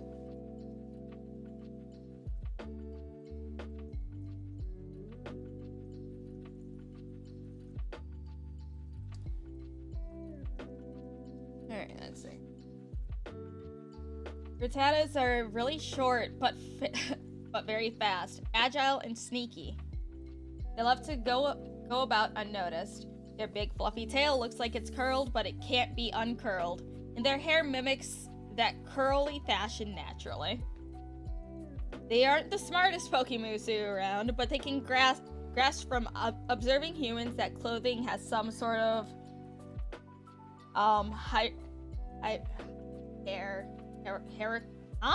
what's that word? Where is it? Hierarchical? Hierarchical? Hierarchical? Why are words weird? Anyways. They just are. Value to it, but they can't fully comprehend how it functions exactly. They sneak around camps and small towns to steal food and clothing, as well as shiny valuables. Then they proceed to adorn themselves with them, without grasping where each item is supposed to go, or even comprehending how it works. Afterwards, they proceed to show off their adorned selves to other Rattatas to gain respect. Even though they aren't particularly aggressive, they'll defend their treasures fiercely and will attack and bite anyone who tries to steal from them. A lot of times, these items just get stolen by other Rattatas instead of directly from humans. Their fangs can pack quite a punch, so it's unwise to provoke them. Excuse me. Bless you. When's the next Lumicast? That has to be planned out by Mr. Archley himself. Trainer tips. The sewers of larger towns and cities serve them surprisingly well. And while most of them live out in fields, a great number of them live beneath the humans from forming peculiar gangs. A Rattata with a partner is easy to spot since she'll be properly dressed for any occasion. Threat level low. Oh.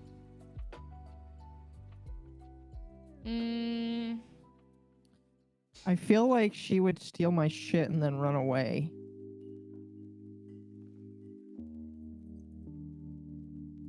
I think she's one that would need taming. Oh, 100%. Lum, I was planning on using my super chats to fund Lumicast. Will they go towards funding the third one? I'll ask Arch to see if you guys can start funding the next Lumicast. Is that just a normal woman? How the fuck does he keep I track think of all so. of that? Wait, if the tail can't be uncurled, how'd the crown get on? Well, it can't be uncurled, but can still be squished down.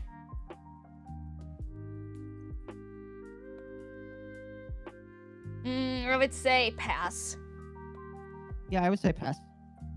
I'd say She's pass a on little her. too crazy. She's a little cute, too crazy for me. but yeah, that is a pass for me. Eradicate. Oh, she's so angry, but she's so cute. But it's a rat girl? Yes. But I think she would just rob me. Like a gypsy. What? Oh, nothing. I just think it's funny. Eradicates are bigger and angrier than Rattata. That is thanks to their giant teeth, which are constantly growing. They are so powerful they can eat through rocks. It is not uncommon to hear of them making holes through buildings. The growing pains in their teeth cause them to be in a bad mood constantly, and it gives them the need to bite stuff. Because of this, they always carry rocks and bricks around to nibble at. Oh.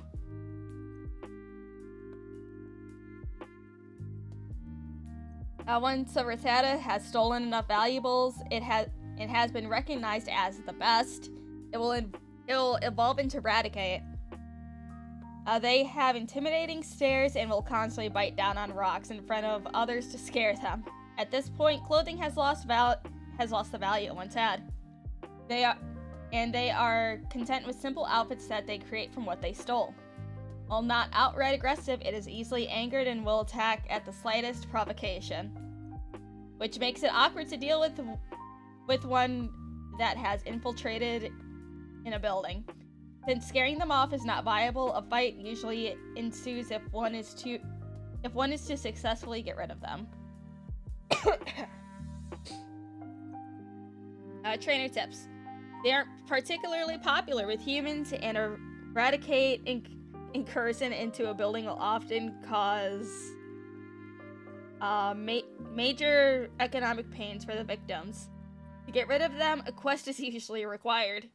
As long as they have something to munch on, they won't cause too much trouble. So some leave piles of these typos. Leave piles of stones outside of their homes to prevent incursions. Threat level medium.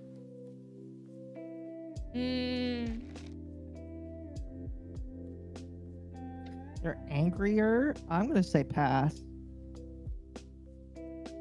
Yeah, I would say pass. I'm afraid that she'll try to chew on my bones. Not just that, she just seems like very angry. I mean, she has to grind down her teeth. So yes, she's going to be angry. I'm afraid she will try to grind down her teeth with my on bones. You.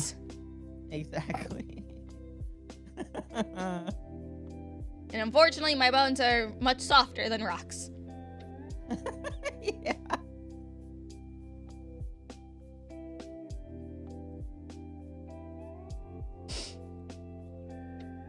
Like a woman constantly on her period.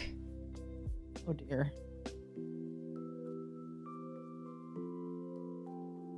Spearow.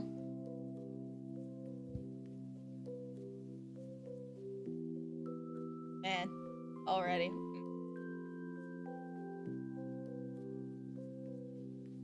I might just say yes before you read anything. Oh, that's fair. Spearow's wings are shorter than most bird types. This makes them quite inept at flying. They can stay airborne for short periods of time and only by flapping their wings quickly, which doesn't look particularly graceful. As a result, their bodies are quite strong and athletic. They are known for their powerful screeches that can be heard from over 1 kilometer away. Screamers by nature. Of course. Of course. They will use their screeches as a way to signal danger to others, but it can also be used as a powerful stunning weapon. Most will quickly cover their ears to avoid it. They prefer to be alone, and their personalities are aloof and disdainful for the most part.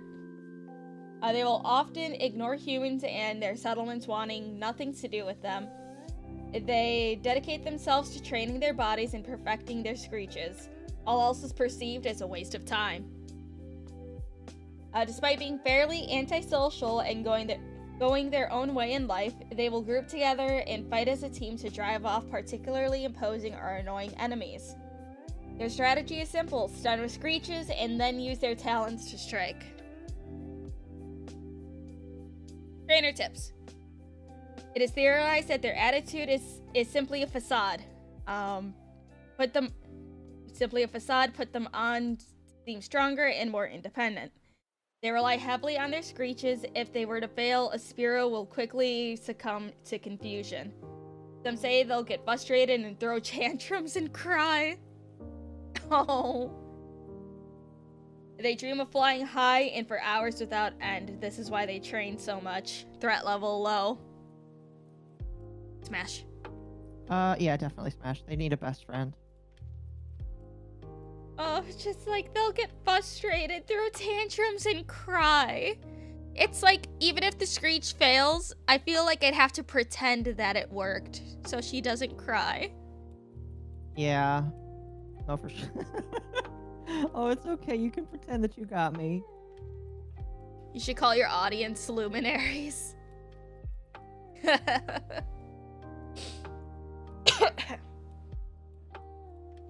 Oh, but yeah, Smash.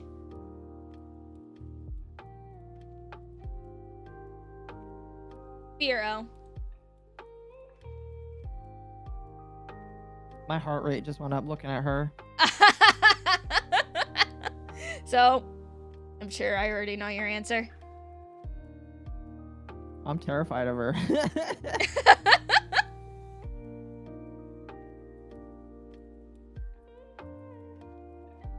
Spearow is the result of Spearow's hard and relentless training. Excuse me. It grows long, beautiful wings that allow them to soar the skies endlessly and at great speed. Thanks to their amazing stamina, they can fly for days without having to stop to rest, making them the rulers of the sky in the wasteland they inhabit. Their antisocial tendencies as Spearows make them quite awkward. They are uncomfortable dealing with social interactions, which is why they live in the wastelands. They steal from travelers often. Amazing skill like theirs needs to be flaunted, and they do that quite a bit. Flying up as high as they can into the sky before descending to attack or snatch loot is their preferred maneuver. It's overly dramatic and unnecessary, but visually appealing and intimidating. They aren't by any means deadly, but their stealing tendencies make them a threat to humans, which often try to capture them. The chains they proudly wear are a sign of their indomitable spirit. Their combat strategy is to remain airborne to avoid most attacks and knock out the enemy with quick and powerful diving strikes. Trainer tips. Establishing a bond with them is hard work. They are very suspicious of humans, and their poor social skills make a mix that only the most persistent ones will overcome. They love to protect their partners, and they bring them loot to please them. A popular Pokemusu with bandits and brigands. Some report Fearos as leaders of their gangs. Threat level medium. I'm gonna say pass just because I'm scared of her. Just because you're scared of her? Yeah. Oh.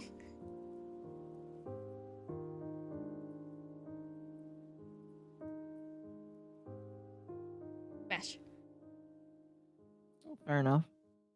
I mean, it's like, okay, if she can be a gang leader and stuff, one, that's really fucking cool. She'll bring you back cool stuff. And like, I don't know, she seems like someone who will spoil her partner. You think so? Yes. Fair enough. Akko scared of strong women. Yes. Yes, I need to dominate every woman I see.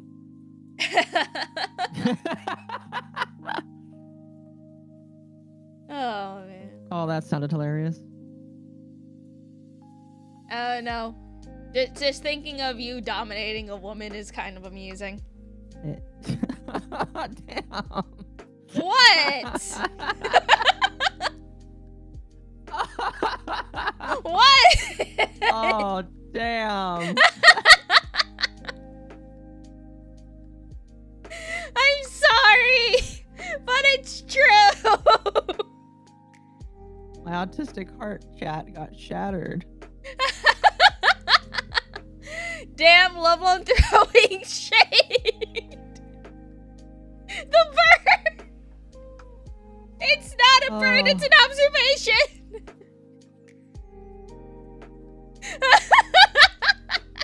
I have a singular tear coming out of my eye. No.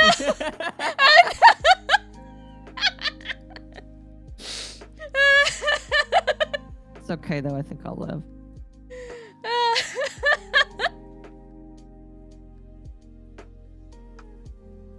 Is this Squid Girl tiny IRL makes you think she's afraid of birds? I don't know. Akko, how tall are you IRL? IRL? I'm over 6 feet IRL. Cheese and crackers, you're a tall man. I am. Lumi just casually destroying self-confidence. No, Akko just seems like a gentle sort when it comes to men. Well, if you talk to some of my family members, they would disagree with you on that, but, you know, I appreciate that. I mean, you thought certain kinks were, like, so extreme that we'd get canceled. I did think that, yes. Man, the F-list stream is gonna be fucking great. The what stream? F-list. Oh, yeah, I can't wait to do that. You're just really That's gonna be vertically so fun. challenged. I'm 5 feet tall. Of course I'm vertically challenged.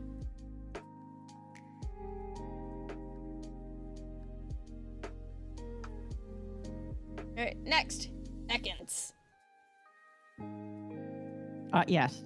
That's all I need to say. Yes. Just yes. Yes.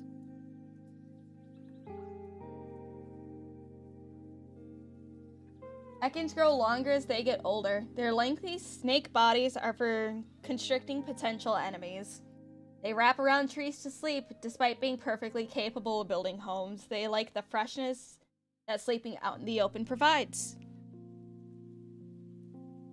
Personality-wise, Ekans are pretty meek and shy. They hide at the sight of strangers and prefer keeping to themselves. But make no mistake, despite their shyness, they are not weak or harmless. Their tails are quite strong, but their real powers come from the magic in their eyes. They possess the ability known as glare, which means they can charm and submit anyone who gazes into their eyes to their will. At this stage, this ability is not very powerful, but the most part, they use it without realizing. Oh. They avoid combat, but if forced to, they'll fight using their glare to disarm opponents and use their tails to strike them. They long They long to fall in love and find a partner, but be advised they are extremely jealous and quite emotional. Oh! Literally me. They don't tolerate... a land mermaid? I mean, they are land mermaids, technically. There we go.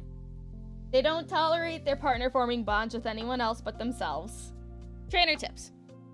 Sometimes they will accidentally use their glare on humans. They feel guilty for this and will take care of said human until the effects of their magic wear off. This will create a bond with said human and make them fall in love. An Ekans in love will follow and admire their loved ones from a distance. Beware of upsetting them. Threat level medium. Smash. Yeah, definitely. Definitely. Especially if she's gonna feel bad for it. Oh, Arbok. Oh dear. Lamia detected Smash. Oh, Arbok is hot. It's still funny that Arbok is just Cobra with a K spelled backwards. Yes. It took me a moment to get it. No hesitation. Oh. What hesitation do you need? It's a Lamia, chat. Oh. When an Ekans gets its heart broken and their love is destroyed, they pass days crying and lamenting their existence. Eventually, that sadness turns into anger. At this moment, they become Arbok. Oh no. Oh, so this is the tsundere Pokemon. Filled with hatred, they will seek revenge, chasing their former lover to the ends of the earth, dreaming on how to torture and kill them. Oh, Smash. So what you're saying is if you cheat on her, it's the last thing you'll ever do. Yes. No, like, even if you just break up with her, it's the last thing you'll ever do. I see. Still, Smash. I'm gonna say pass for that reason alone because that Okay, no. terrifies me. No. Think about it. The makeup sex, though. Yeah, but what if she tries to kill me? The makeup sex, though. Okay, fair enough. They are incredibly powerful. They can crush plate armor with their tails. Oh boy, howdy. Gonna take that risk.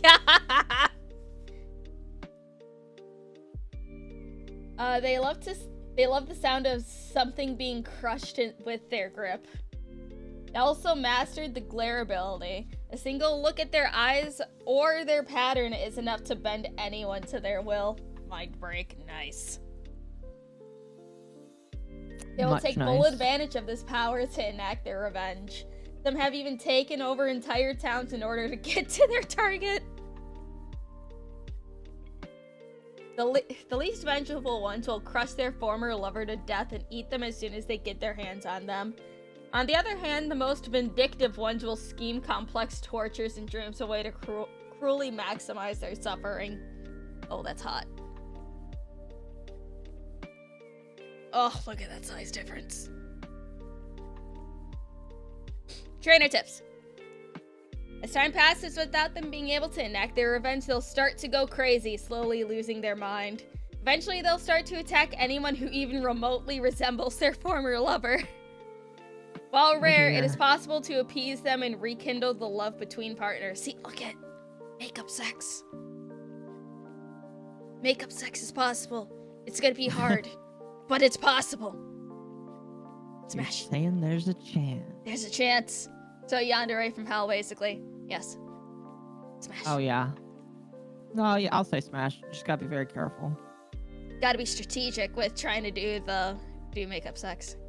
Yeah, pretty much. Well, maybe what happens is if once she gets upon you, you just gotta take your pants off, and maybe that'll be enough. I don't know. Lumi, your Latina is showing big time. Ugh, it's fine. It's okay. Just gotta appease her. Maybe make some food. Because it's like, I'm sure you know that your ex is hunting you down. They got a plan. Gotta be strategic about this. She'll kill you before you get the chance. Hey. While rare, it means there's a chance. It's like, chat, they didn't specify the percentage, but that just means that there's a chance. There's a chance, guys. Also, like... just... Look at that mascara just going down. How can you say no to that? I think you'd be the one begging from that, actually. For Lumi's goth outfit, I'm gonna need the smeared mascara and everything. Yeah. It's gonna be great.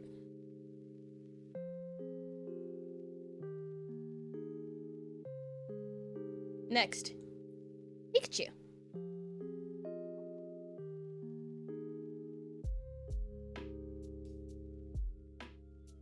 Legend says Lumi was like, this with Moose Man? Man's an absolute champ. Oh no.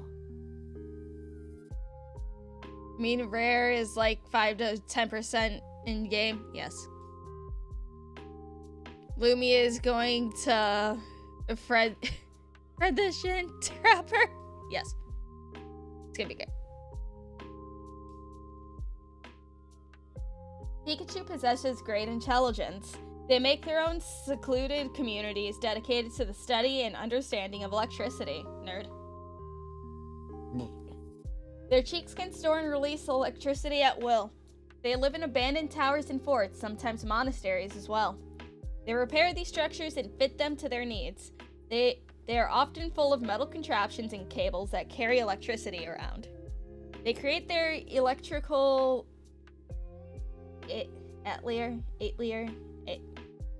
whatever, which they use to immerse themselves in the study of electricity. The ultimate goal of all Pikachus is to obtain the Thunderstone. It is said it will grant anyone who possesses it incredible power. Considered mostly a myth, some speculate that the only deepest understanding of electricity can result in the creation of a Thunderstone. Pikachus band together and are part of the Thunder Coven, an organization of those immersed in the study of electricity. It is said that the coven spans throughout all of the 7 kingdoms, each one with their own clan of similarly looking Pokemusus. Trainer tips. Pikachus enjoy talking and interacting with humans. They aren't afraid or antagonistic towards them. In fact, they often trade with them, exchanging materials they need for their studies, and in return they give humans the blessing of electricity. Every other sect of the Coven advises against the use of the stone, as its power is too great to handle. Threat level, low. Sounds like a fun companion. Smash. She'd be a fun... Yeah, I think she'd be all for it. She'd probably be like, maybe I'll get the Thunderstone this way. Oh, no, like, just imagine. Just so engrossed in her studies. You could just, like, do whatever while she's still studying. Yeah. It'll be great. Excuse me. Raichu.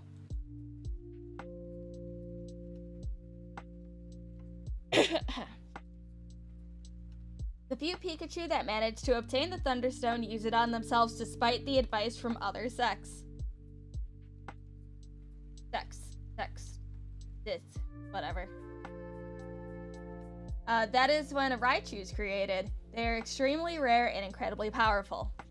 The power of the stone is too much for them to bear. This changes their bodies, their cheeks get lighter, but are capable of absorbing and discharging huge amounts of electricity. They also become wilder and more aggressive, losing most of their advanced mental capacity and becoming more beast-like. They gather electricity. They gather electricity from the environment without knowing. When said energy goes past their limit, all the extra power starts to strain their bodies, causing them pain and making it harder to focus. As it builds up, they become more savage. Builds up too much, they'll release that energy forcefully, endangering anything that is close to them. They're formidable fighters, and their electric attacks can be devastating to most opponents. They also have claws and charged tails they use as a whip. They won't shy away from battle, sometimes they attack for no reason. Oh, so you're saying that she's a lesbian by default. Oh my god. I don't know. That's kind of scary. The Thunderstone is actually a lesbian stone. So by collecting it, it turns you into a lesbian. Yep. Oh no. You become more hostile and attack for no reason, aka lesbian. Just wear a rubber dive suit, you'll be fine. Trainer tips. Being a good partner is crucial to bond with them. It's necessary to remind her to discharge the surplus of electricity to prevent them from becoming feral or causing massive damage to yourself and others.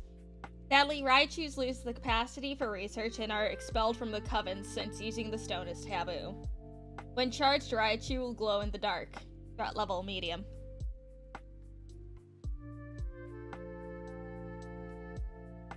I mean, you'll never lose her in the dark, too. That'll be great. This is true. Oh, yes. Smash. Yeah, sure. Sandshrew. I'll be right back. Okay.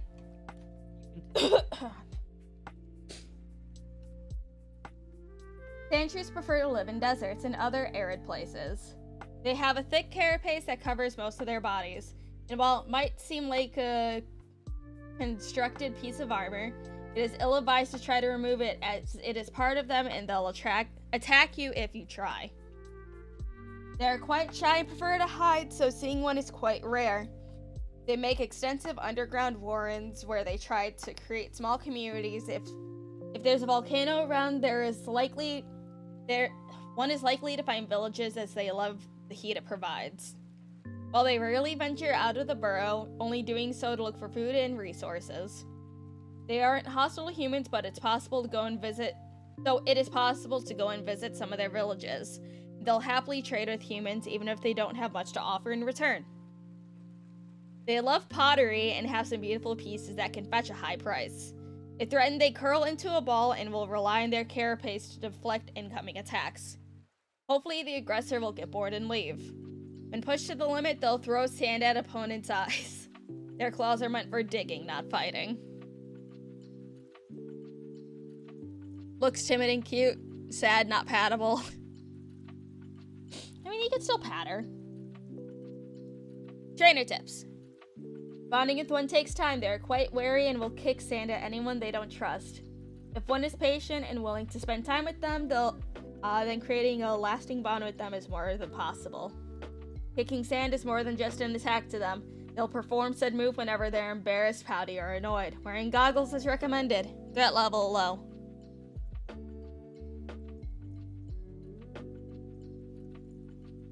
She's cute, but I would have to say pass myself.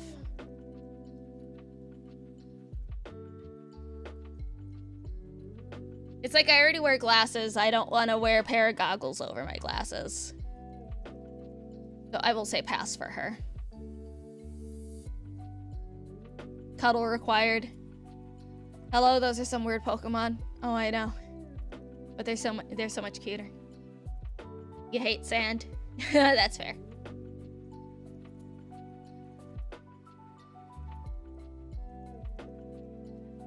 I'm willing to put an effort, but I don't want to. There's something with the design that you think is just worse than the Pokemon? I mean, that's fair. Next, Sandshrew.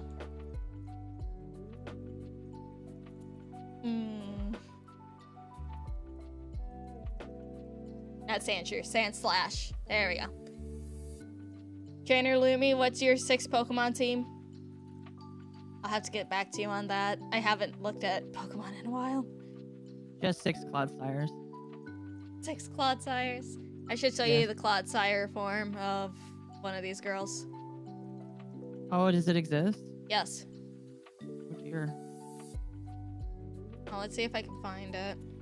Gotta pull up on my other screen. I'm sure there's already special art of it. Oh, yes, there is. Oh dear.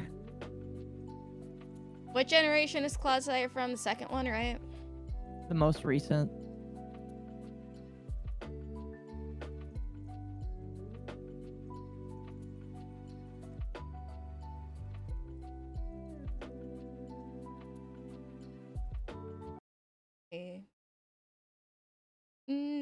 my music.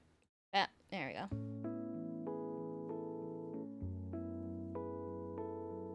Let's see. Where'd Clodsire go?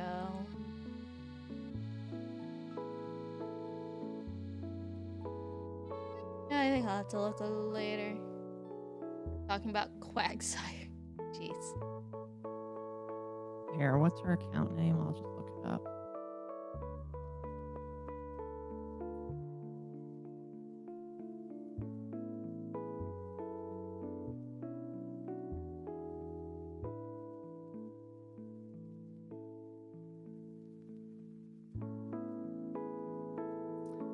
I need to pull up the next set of girls here in a minute as well.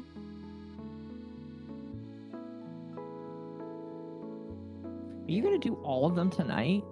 All 151, yes. Holy shit, we're only on 30. Yes. Alright, Sand Slash has really large claws for digging. They can dig at astounding speeds. Their claws and spikes often break or get detached as a result, but they grow back in a few days. They're more active than Sandshrews and often serve as leaders of their villages. They're reserved and remain quiet for the most part, only speaking when absolutely necessary. They specialize in hunting and are surprisingly good climbers. Their spikes and claws fall off often and are constantly replaced. It is said that a Sand Slash will take a year to shed all of their spikes. These spikes are then used as decorations for necklaces, talismans, and houses. They often carve messages into them as they are believed a carved spike contains power. There are all sorts of charms from good fortune to love charms. When fighting, they are very agile, jumping constantly around to confuse opponents and find an opening. They use their environment to their advantage, digging, climbing on trees, or even jumping on walls. They will swiftly strike at their enemies. Lumi is autistic, Squid Girl. I'm not autistic. No, I'm the autistic one. Yeah, Akko's the autistic one. You're just a girl. There's a difference. Yes, I'm just a woman. Trainer tips. Is a very special spike charm that will only give out to their partners. Carving a message of devotion in their largest spike will ensure a bond for all eternity. If one makes them laugh, they will try their best to keep their composure and stoic attitude. This in itself, it can be quite funny as they often fail to do so. Threat level, low.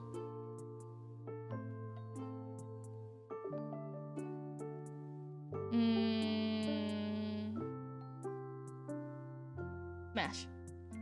It kind of looks like a hazard to be with this woman, but maybe that makes it sexier.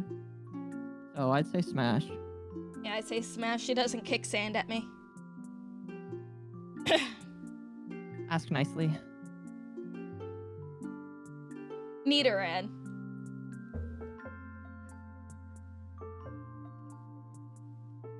Oh, this Pokemon definitely looks retarded. Like, yes. Her head is just empty. There's nothing in there. There's not a single thought going on in that head. Nothing whatsoever. This Pokemusu lives in secluded communities deep in forests. Most Pokemusu need to interact with humans in some way since they are, for the most part, exclusively female. But Nidoran are one of the few cases where a male occurs naturally. Oh, so is that a male? Male or Fuda, one of the two. Ah. It is thanks to this that they live on their own without interaction from the outside. Most Nidoran don't even know what a human is. At birth, they get paired with a male, which is meant to become their partner for life. Though their lives are tasked with the goal of becoming queens and starting their own Nidoran community.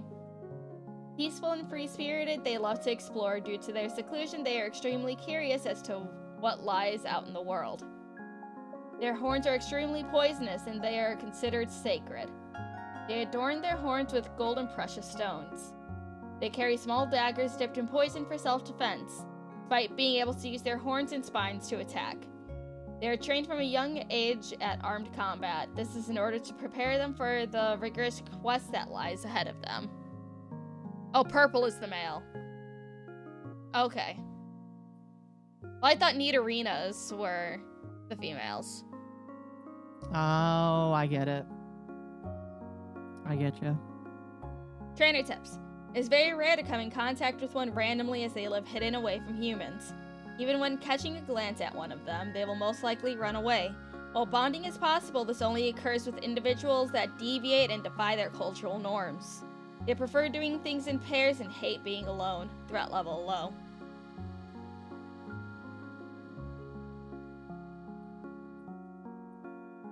Nidorina is the female evolution, Nidorino is the male. Oh, right, yeah. Okay, yeah, I remember now. Smash. Yeah, Smash. Nidorina. Smash. Oh, definitely. Definitely. As years pass by, female Nidoran eventually come of age and evolve into Nidorina. As soon as the aging ceremony concludes, they get to pick a role in their society. They often choose supporting roles that complement their partner's abilities and strengths. Nidorinas are very calm and nurturing. They often lead towards being healers and nature mages. Very rarely one sees a Nidorina that enjoys combat.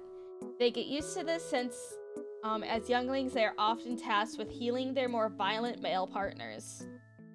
They constantly train in pairs and get ready for the grand adventure to come. Once they are strong enough, they'll embark on a dangerous quest. They must travel with only their male partner to the mountains, and there they must search the caves that hide the legendary rock, the Moonstone. Said to come from the skies themselves, it is only clearing this trial that they become queens. Naturally, they are trained for combat, and even though they prefer a more peaceful role, they are quite capable of fending for themselves. They usually carry staff with a poisonous barb at the top that used to be their own. Oh, that's cute. Oh, that's kind of interesting. Trainer tips. At this point, forming a bond with them is almost impossible, as they already have a very strong bond with their male partners.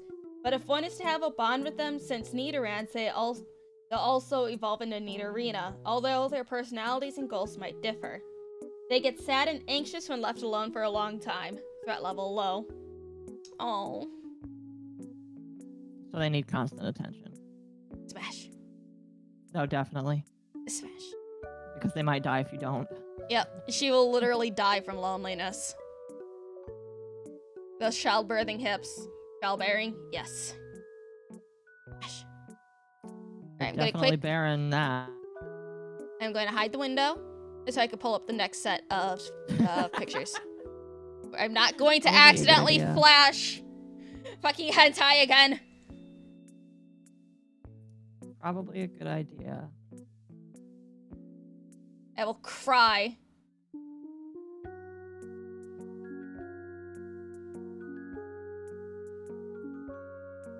Open image, new tab. Oh wow, we actually get the male versions now too. In the next one.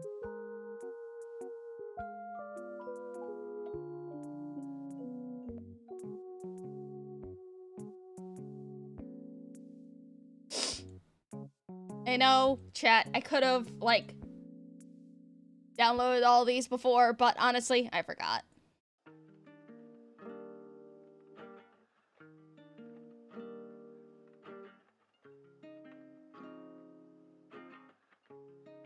I know I make this harder on myself.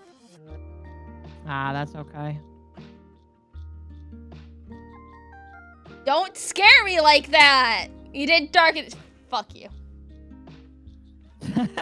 Don't you did scare me! I will cry! Chat, you can't do that. Plus, Akko would have told me. Oh, I felt my fucking heart racing. I'm like, oh shit, no, not again.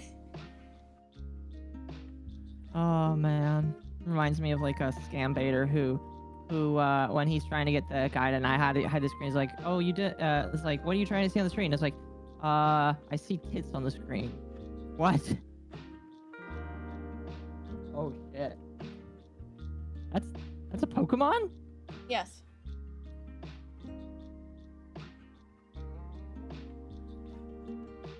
I think the one thing that I don't like about opening new tabs is that it puts the newest tab like in front when it used to put it just like all the way in the back, but now it's just like, nope, I changed my mind. And it's like, thank you, you fuck.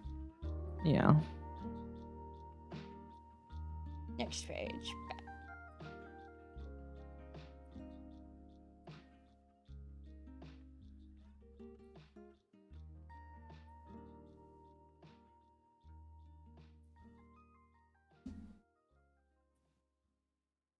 Also, I think another reason why I didn't download these, besides me forgetting, is that they're all WebP files. I didn't want to convert all of them. Oh, they're all WebP. I hate WebP files so fucking much. When did they start using those? Because it just ruins your ability to download images. It's like, I hate it because then it's like, oh, you gotta convert all of them. But then it's like, oh no. You ran out of your daily allotment of free conversions, and I'm like, fuck you, I'm not paying for this. Lum, why didn't you get Moose to do this for you? Were you worried about him seeing the nudies? No. Why would I ask Moose Man to do this for me?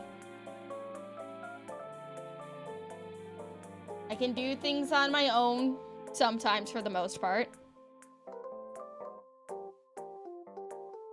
Sometimes they give her the helm of the ship. Oh no. Dirty. Shut up, Arch! Dirty pervo. I didn't do it on purpose! That does sound about right. I did not mean to show hentai on stream. Be happy this wasn't on your channel. Be happy I wasn't hosting this on a LumiCast.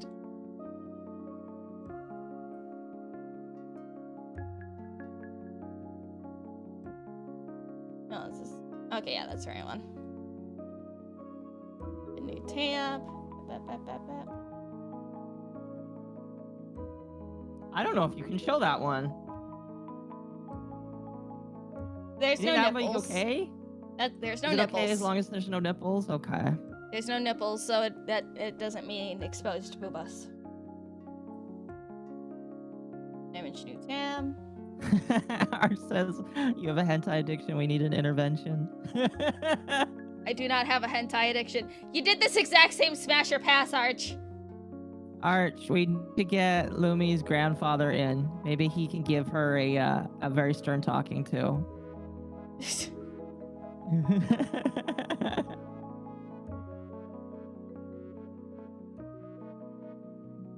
You know, Arch, originally I was gonna just, like, swipe your thumbnail from your stream of this and just put my face over yours. Just because I wanted to be a little lazy. But then I was like, no, I have the perfect image for this. Don't forget, Arch, you already been paid to do Gen 2 when it's done. Ha! Arch gotta do Gen 2.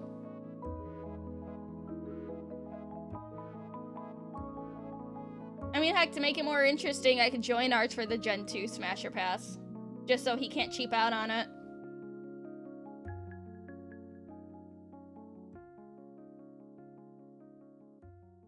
I gotta make Mizu join me when I do Warframe Smasher Pass again. I'm sure he'll have some.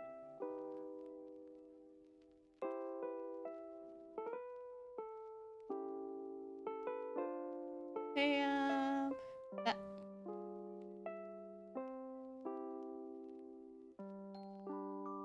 I'm joining would cost extra. I mean, that's a cost I'm sure people would be willing to spend. Just for her opinions. Also, why would it cost extra? It's because it would, you know, make the stream longer. But that means more income for you.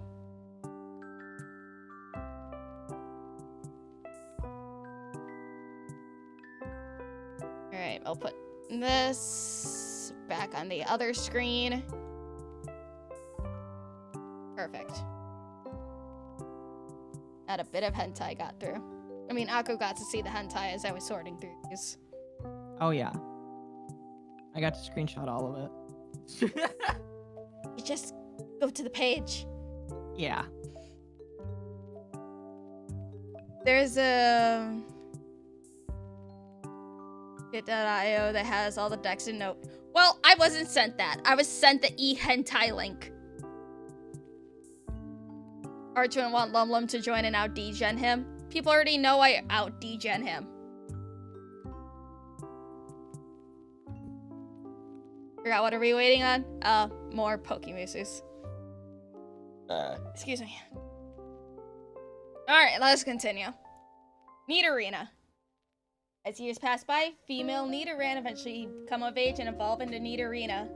As soon as the aging ceremony concludes, they get to pick a role in their society. They often choose supporting roles that complement their partner's abilities and strengths. Okay, hold on, I already did this one. Nidoqueen. Tits. Nidoqueen. Nidoqueen. Oh.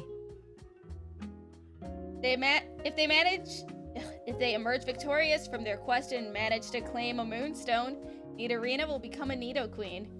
They possess increased size. Yep, they do possess increased size. Strength, and their bodies get covered in thick scales that serve as armor. This transformation solidifies their new status as queens along with their king. They can no longer remain in their village. They gather friends and anyone who is willing to accompany them to set out deep into the forest to create their own town and restart the cycle.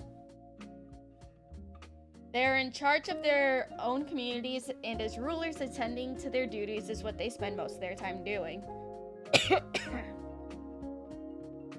Nidoqueens are in charge of the social structure of the town, management of resources, and disputes amongst members. So they're basically like bailiffs.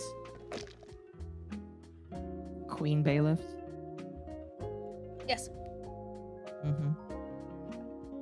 Their words are considered rules, and they carry great weight with their subjects.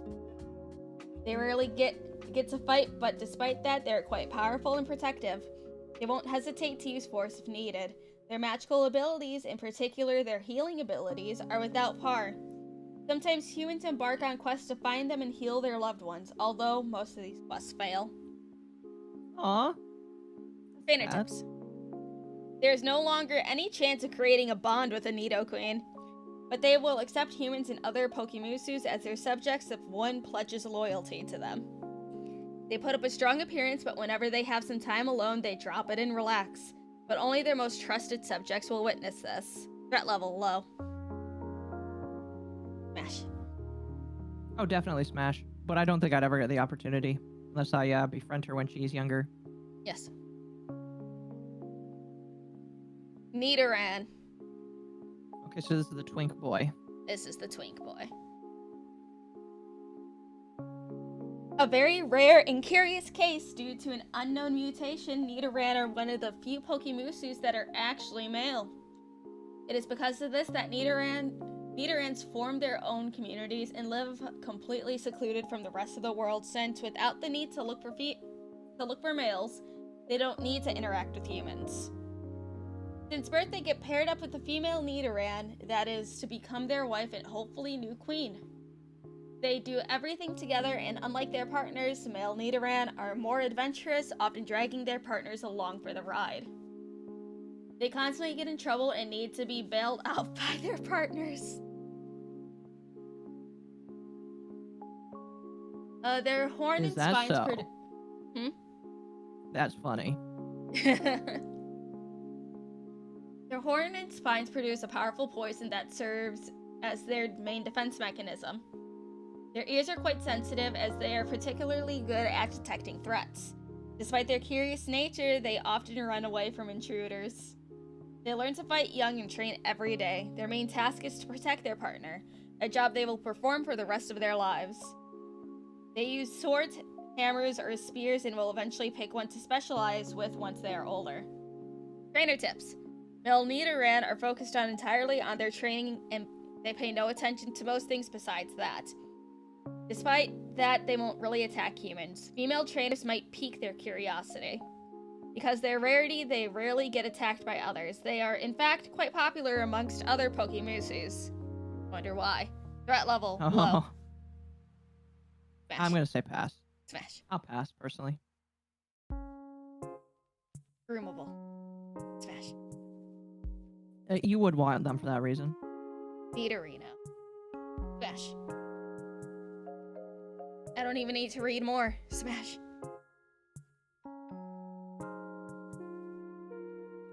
Nidorinos choose a weapon to master and dedicate themselves relentlessly to their training in order to become great warriors.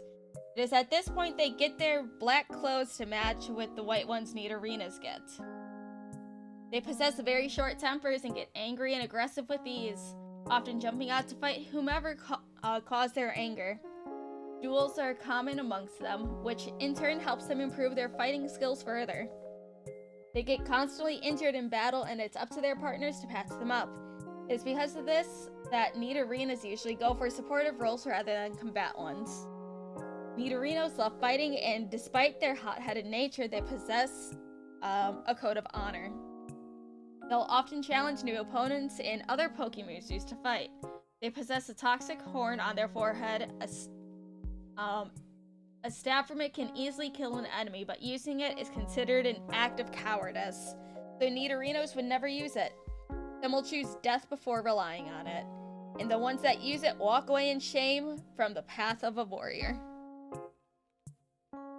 Trainer tips. It's not usual to encounter one in the wild, but in the case one does, it is important to remain calm and non-threatening, as they will fight you with the slightest provocation. They often travel with their partners, and they are the only ones capable of stopping them, so appealing to their good nature is advisable. Threat level, medium. Someone said it's like a Pokemon Henry. Poke Henry. I need to continue playing Kingdom Come. Nido Queen. Not Nido Queen, Nido King. Hot. Smash. Ah, so this is the grown-up version. Smash. Nido King along with Nido Queen are the result of a successful quest. Once they obtain the mythical Moonstone, they become King and Queen, which will rule together over their own community. They grow in size and their scales become armor-like. They can easily deflect a sword or arrow with them. The Queen is in charge of all social management, but the King is in charge of combat and training. They excel at fighting and spend most of their time passing their skills and knowledge to the next generation in order to train a future king. Excuse me. Unlike their past forms, they are no longer hot-headed and angry. Instead, they are stoic and stern. Although they will not hesitate to defend their honor in their community, it is unwise to provoke or slight them in any way. They are incredible warriors who mastered their weapon of choice, often adorning it with spikes from their backs. But their bulky bodies are a weapon themselves. Their tail can easily crush an armored opponent, or a siege weapon, and one of their tackles could have no trouble breaching a castle gate. Nice. Trainer tips. They're completely devoted to their queens and train daily to protect them and the community they've built. They trust their queen as well, letting her manage the group by herself. They actually have quite the fun personalities, but this is only shown if they're drunk. They'll laugh loudly and joke around. Threat level medium. Smash. Pass. Clefairy. Oh. Her look alone reminds me of Pinkie Pie. Oh, yeah.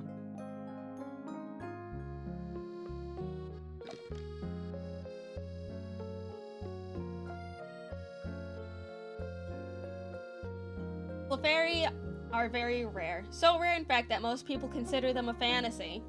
But despite that, they're quite real. They love the color pink and wear clothes of a strange slippery material that seem to have water-repelling qualities. Very few people have encountered a Clefairy, but it's said that they possess an incredible amount of magical power, capable of easily reducing stone to dust. High Wizard claims that Clefairy possess an unknown magic, and are also capable of replicating any magic in the world with ease. They're very selective of who gets to see them, and even with a bond, they'll hide from strangers, so trying to show them to others is pointless. People claim that they are able to appear and disappear at will.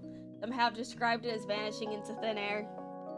Okay, so you could be dating a Clefairy, she'll hide herself, and you literally have to go with the whole, oh, she's real, I swear.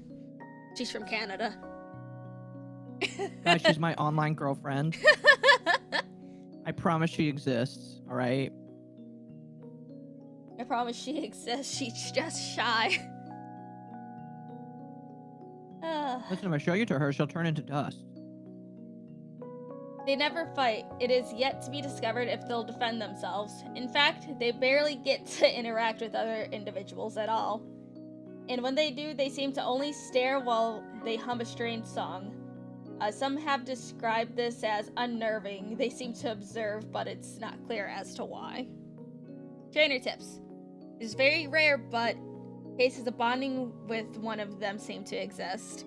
They seem to be the ones to approach their partner seemingly out of curiosity. If one can pique their interest, bonding with them is a possibility. They don't need to blink, which makes their intense staring much more disturbing. Threat level low. Wait, they don't blink? No.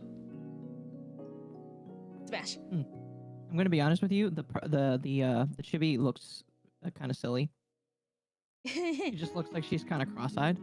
I'd smash her. And if the non-blinking disturbs you, you can always just hit her from the back. It's okay.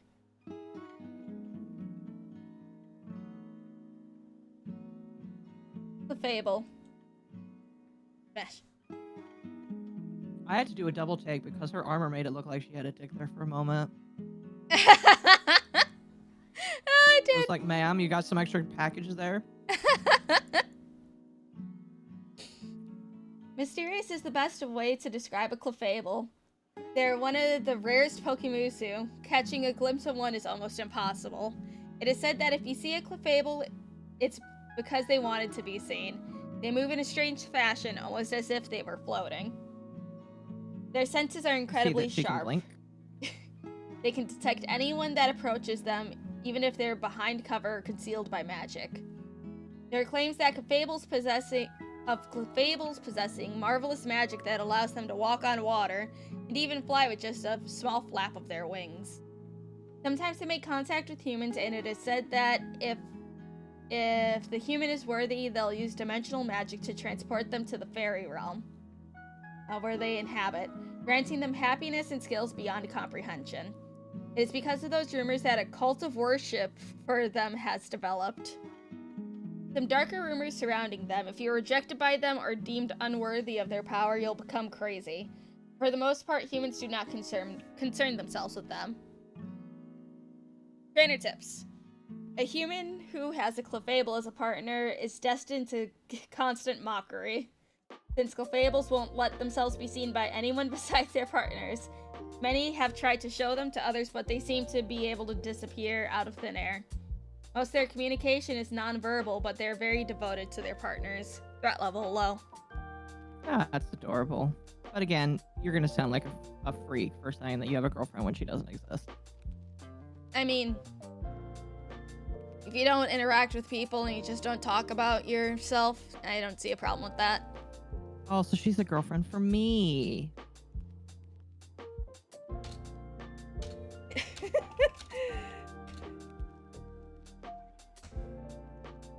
Arch is just being like, that's so. That was the day Lum Lum learned to screen her images before streaming. It was an accident.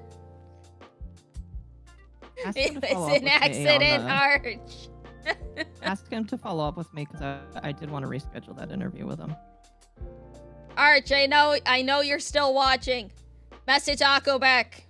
Check your DMs. Actually reply for once. Snow Monkey. I didn't want to bother him, so I didn't message more than once. But no, you have to you have to constantly bother him. He will forget. That's fair. I forget too. That's why I keep a book. Vulpix. Plausible deniability girlfriend.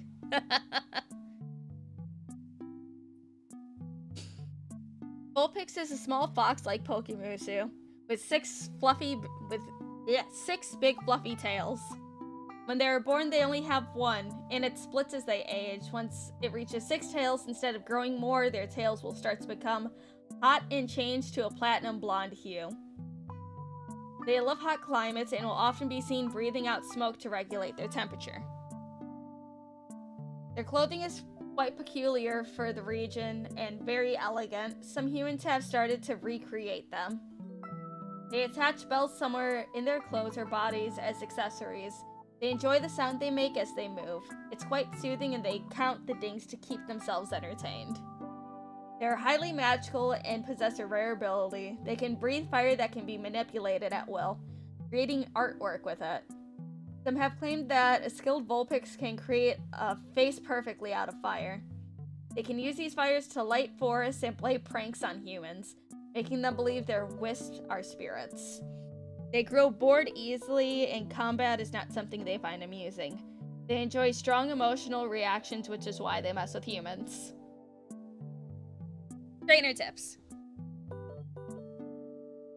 They are prone to manipulation. They're also lazy, a combo that leads them to get humans into doing their bidding. Bidding. While not recommended, the best way to bond with them is to serve them well. Even if you run their errands and follow their whims, they'll start to play pranks on you. Nothing brings them more joy than a well-done prank. Threat level medium. Smash. So what you're saying is these ones need correction constantly. Yes. Correction needed. Okay. Correction needed, definitely. And for that reason, yes, smash. I could see Mesagaki Vulpix. I could too. Smash. Ninetales. Oh dear.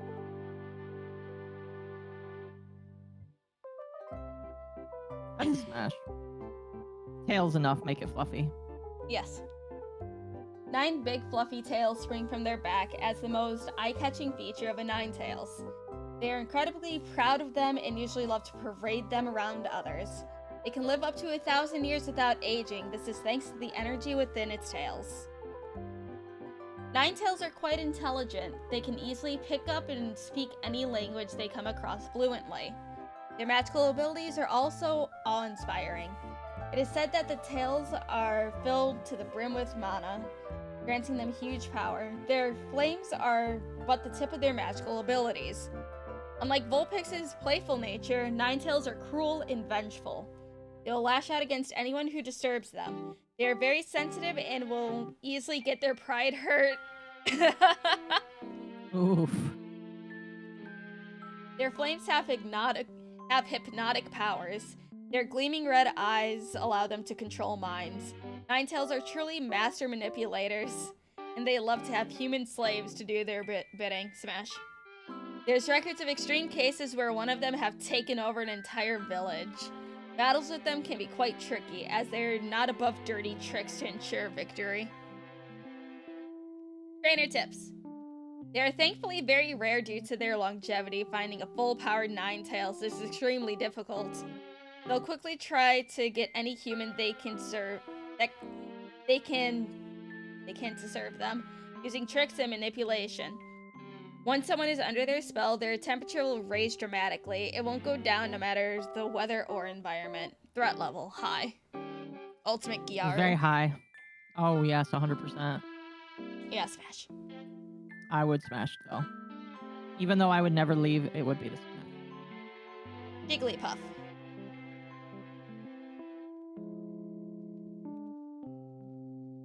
Jigglypuff are very short and tiny. They have small frames and walk with an elegance, most as if they were floating.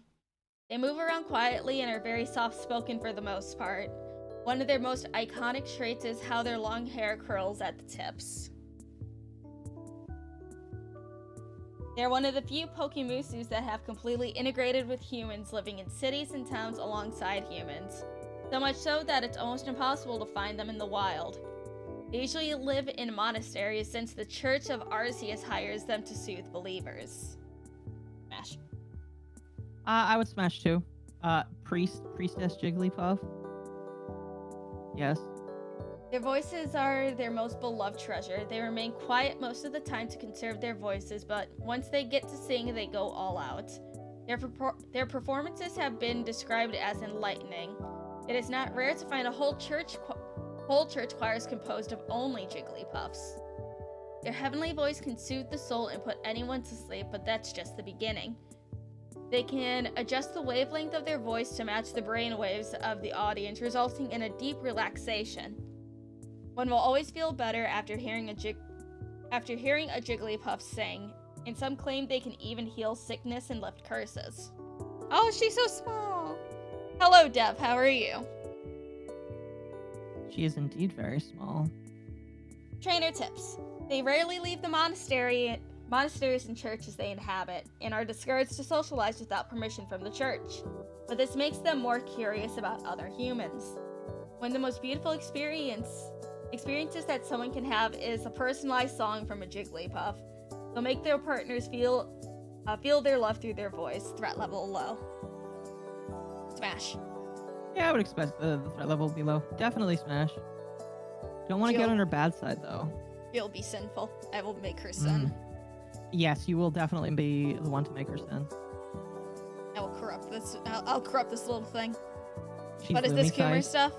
Oh, Pokemusu Smash or pass. Don't play innocent. We all know you're worse than Lum Lum. Oh no, Akko is strangely vanilla.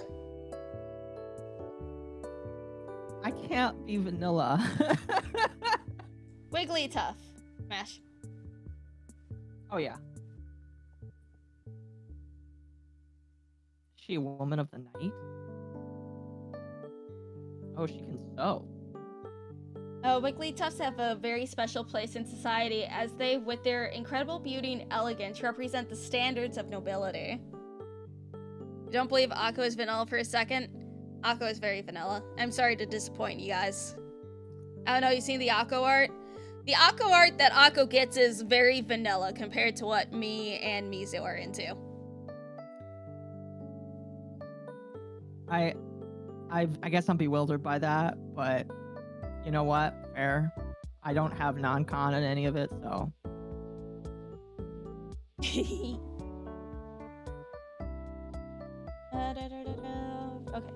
It's unsurprising that every single noble house and royal worth their gold has one of them in their court. They get scouted as Jigglypuff in church choirs when the most skilled at singing catches someone's eyes, they get taken into said family. Once they get gifted a necklace with the most precious of moonstones, an incredibly rare and expensive material, and if the Jigglypuff accepts the gift, it will immediately turn into a Wigglytuff. It will officially be part of said family and only sing for them. Their elegance is beyond this world, and their poise and movement match it perfectly, creating a truly beautiful spectacle. Captivating anyone who lays an eye on them, their fine and silky hair is so soft that those who touch it will not want to stop. Nobles use their hair to make some of the most expensive dresses and fabrics. Their skin is also unnaturally soft. They often get compared to dolls. So light and graceful that some claim that they are able to float at will. They are really quiet and they reserve their voices for special occasions, to the point of rarely even speaking. Trainer tips. It is not uncommon for children of nobility and royal blood to bond with Wigglytuffs, as they get to hang around them while growing up. For many of them, the family Wigglytuff is their first love. Their ears are incredibly sensitive. Touching them is strictly forbidden or they'll get angry, as their elegant existence will quickly drop at the slightest touch. Threat level low. Smash. Oh, Here's yeah, money for your Smash. hentai stream, Lum Lum. Thank you.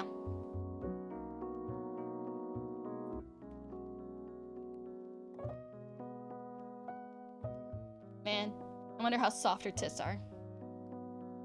I mean, if her skin is soft, I don't know. That's a good question. Nice. Zubat. I don't know. That she looks like she could hurt people. She looks like she could suck you dry. Yes. Smash.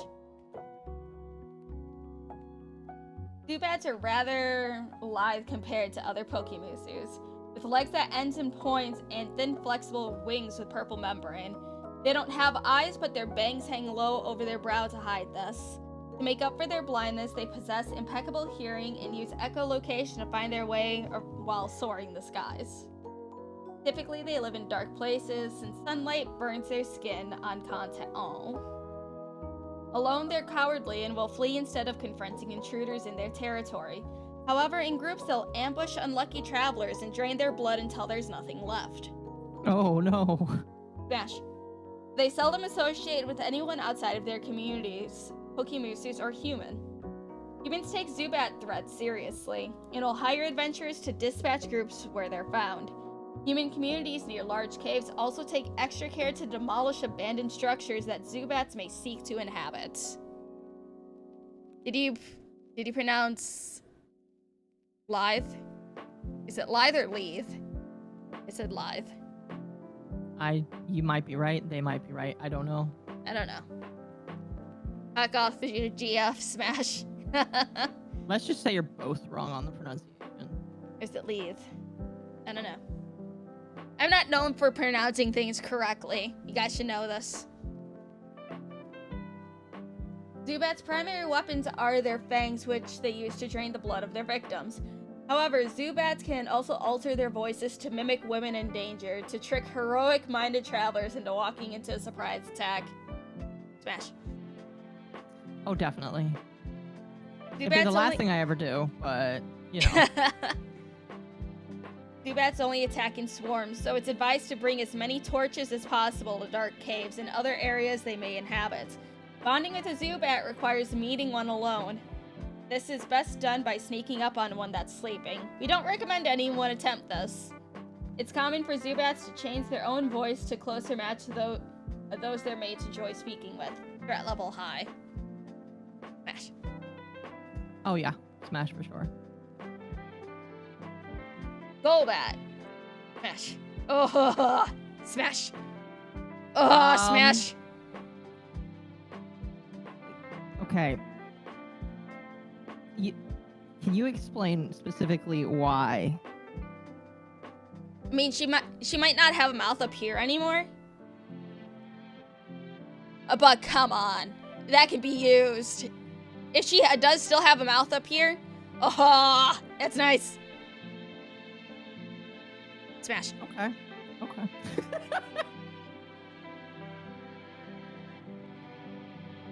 Now we got a real monster girl. Smash.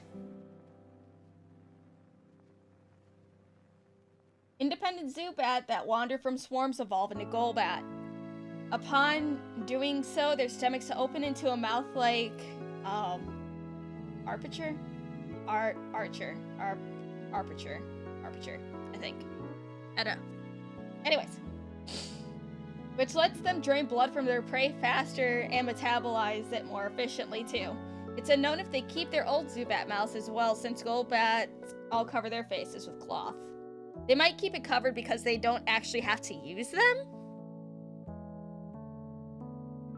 So... Maybe.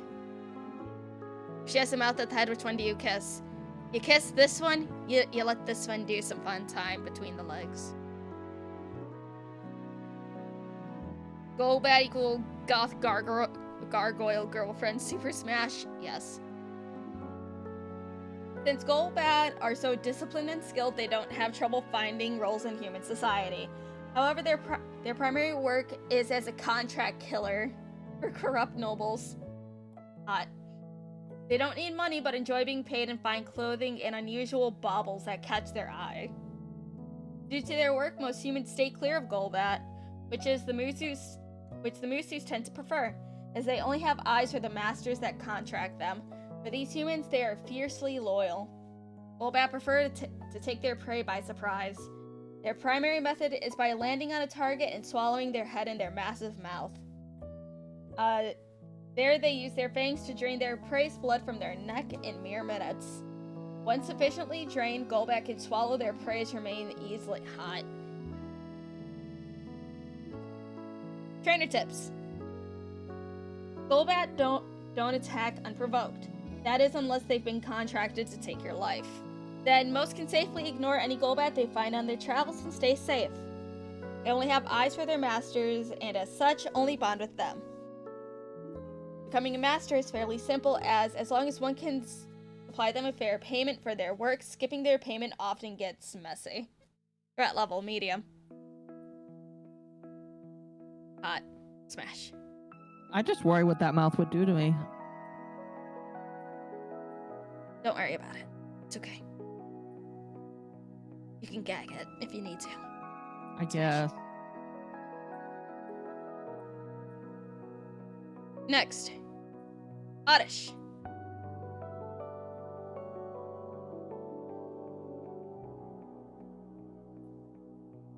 Oddish are shorter than most musu, standing at about 140 centimeters. They have root-like feet that can change shape to suit their environment. Their leaf-like fingers are actually made of skin and are green to disguise them as foliage to would-be attackers.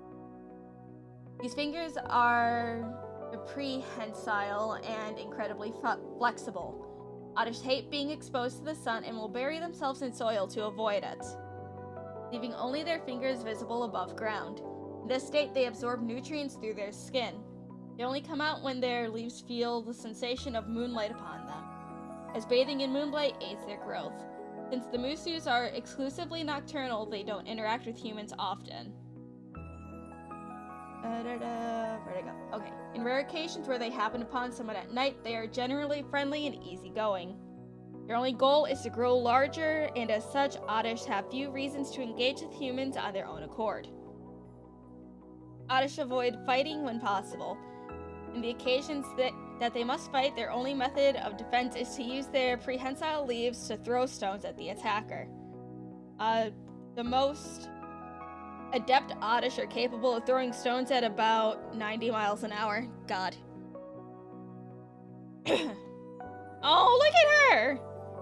Look how tiny she is! Very tiny. Trainer tips. The fingers of an oddish look similar to some species of turnip, but if an oddish is pulled forcefully to the surface, they will shriek in agony and attack. One can tell an oddish from a normal vegetable from the lack of scent from their leaves. On nights with a full moon, oddish are overjoyed and celebrate the occasion with their sisters. This is the best time to attempt bonding with the musu. Threat level low.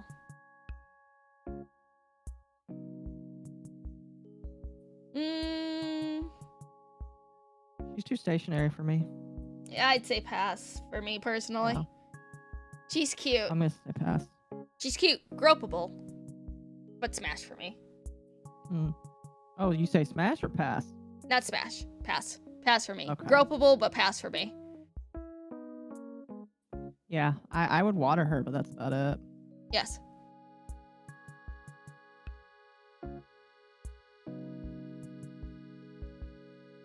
Gloom. She looks like she needs pass. therapy. She does need therapy. Pass. Too vanilla for Lum Lum? Kinda. The Gloom are a lonesome musu that are known for the large orange petals atop their head and smaller flowers across the rest of their body. They constantly produce a thick nectar from their mouth that looks like drool to other creatures, but is actually nutritious and numerous medicinal applications as well. Generally, a Gloom will live in solitude in a damp location with generous sunlight, such as a marsh. They require a larger amount of water than most plant-like musu to continuously produce their nectar.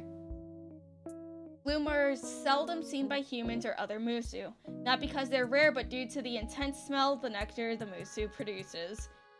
Generally, in the wild, Gloom's nectar has a rotting scent that scare away anyone that may come near the Gloom, but the Gloom are capable of producing a wide variety of aromas based on the current mood. However, without a strong social bond, Gloom never produces sweet nectar, dooming them to a cycle of misery that creates a stronger, putrid stink. There are no natural enemies to Gloom, as any creature with olfactory organs stay far away from them. Because of this, the scent Gloom produces is their only natural defense. Trainer tips. It's rare to see a Gloom before one smells them, and due to the variety of aromas Gloom produce, it's difficult to determine them from scent alone. As such, the only time someone is likely to encounter them is by chasing bad smells. The Gloom initially appear cold and detached upon meeting strangers, but after being shown a small amount of kindness, they quickly open up to others. Threat level low.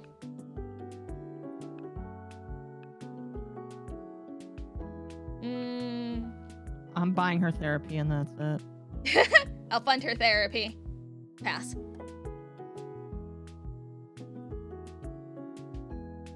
Vileplume.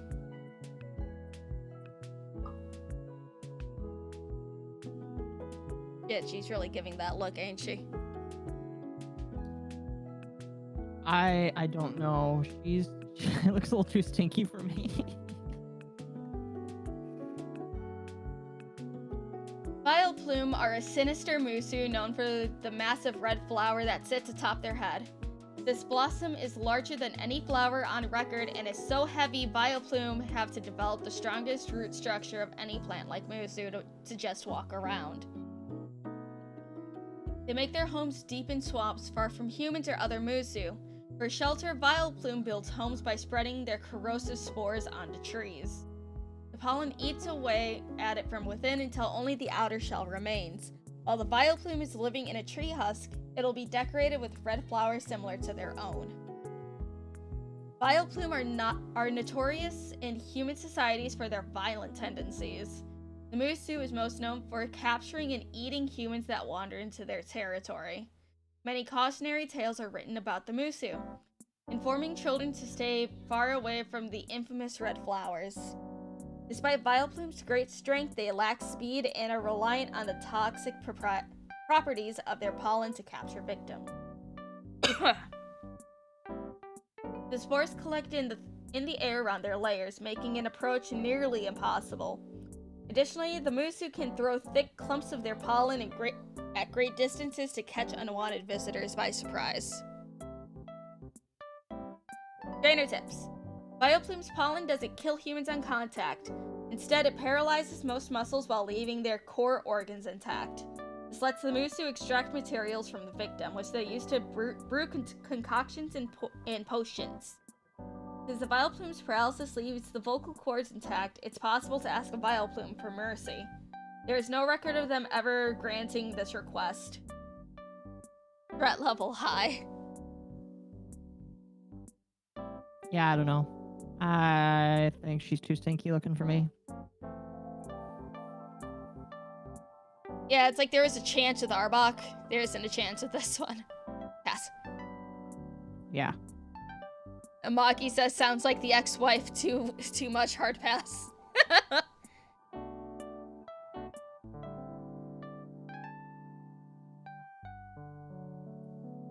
Paris. Oh dear sweet baby Jesus. No nipples, so it's okay. That's not what I was looking at. There's just 3 women on that. Yes, so that just makes things a lot more fun. See, it's a 3-in-1 deal. Smash. It's common to confuse Paris as 3 separate musu on the account of the 2 mushrooms they carry on their back. Oh, I gotta drink.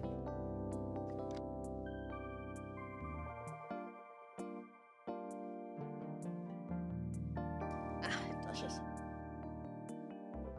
From birth, their mother will spread the spores from their mushrooms to the back of their offspring. Mushrooms don't exist without the host and vice versa. As such, we treat them as one entity. Paris, whatever. Hi, Small, how are you doing? Welcome to the stream. Oh, Small. Form long-lasting friendships with these mushrooms, so strong that the Paris won't make decisions unless their fungi friends approve it. Because of this, they typically only live in damp, dark locations like caves or swamps, as that's the climate the mushrooms prefer. It's rare for Paris to interact with people that aren't their mushroom. Upon investigation why, the scholars found the trios have widely different relationships from Paris to Paris. So some act like 3 individuals, others are more similar to a hive mind in their perspective of the world. In any case, the 3 are always good friends. Well, that's good. Paris would rather run than fight, as its stubby claws have difficulty harming aggressors, and the mushrooms have no natural defenses for themselves. Excuse me. Bless you. if a Paris cannot run away easily, it'll often try to burrow underground and make an escape that way. Trainer tips. Paris becomes upset when their friends become damaged or lose pieces of themselves, but always regenerate eventually. During this, the mushroom will soothe the Paris by saying, "We'll always be with you."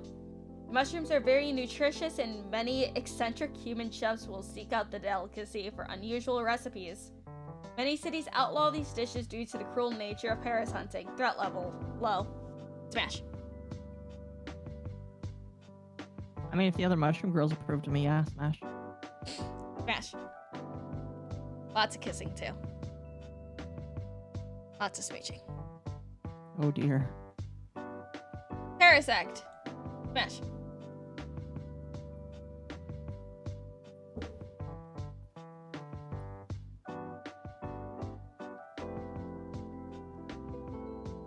Parasect are the result of a Paris' mushroom growing to the point where they completely merge with the host Paris' body.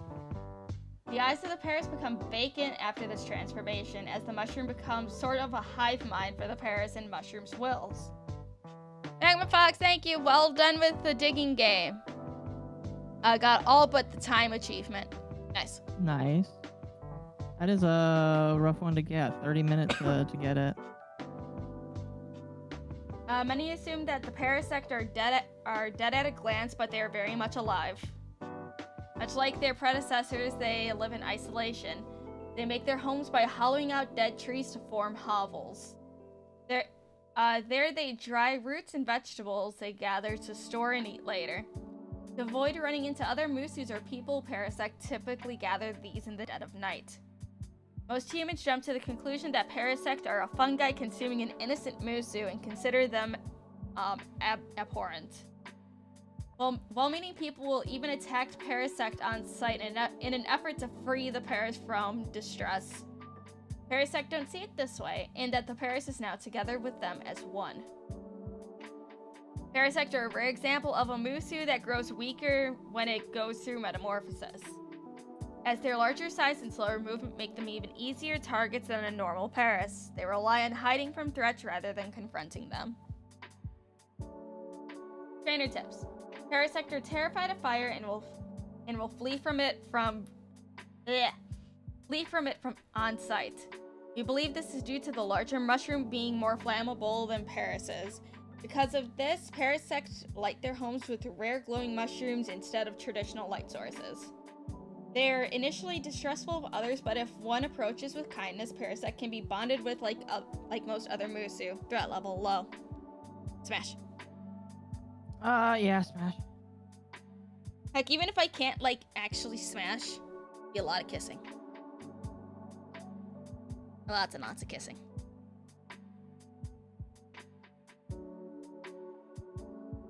Venonat.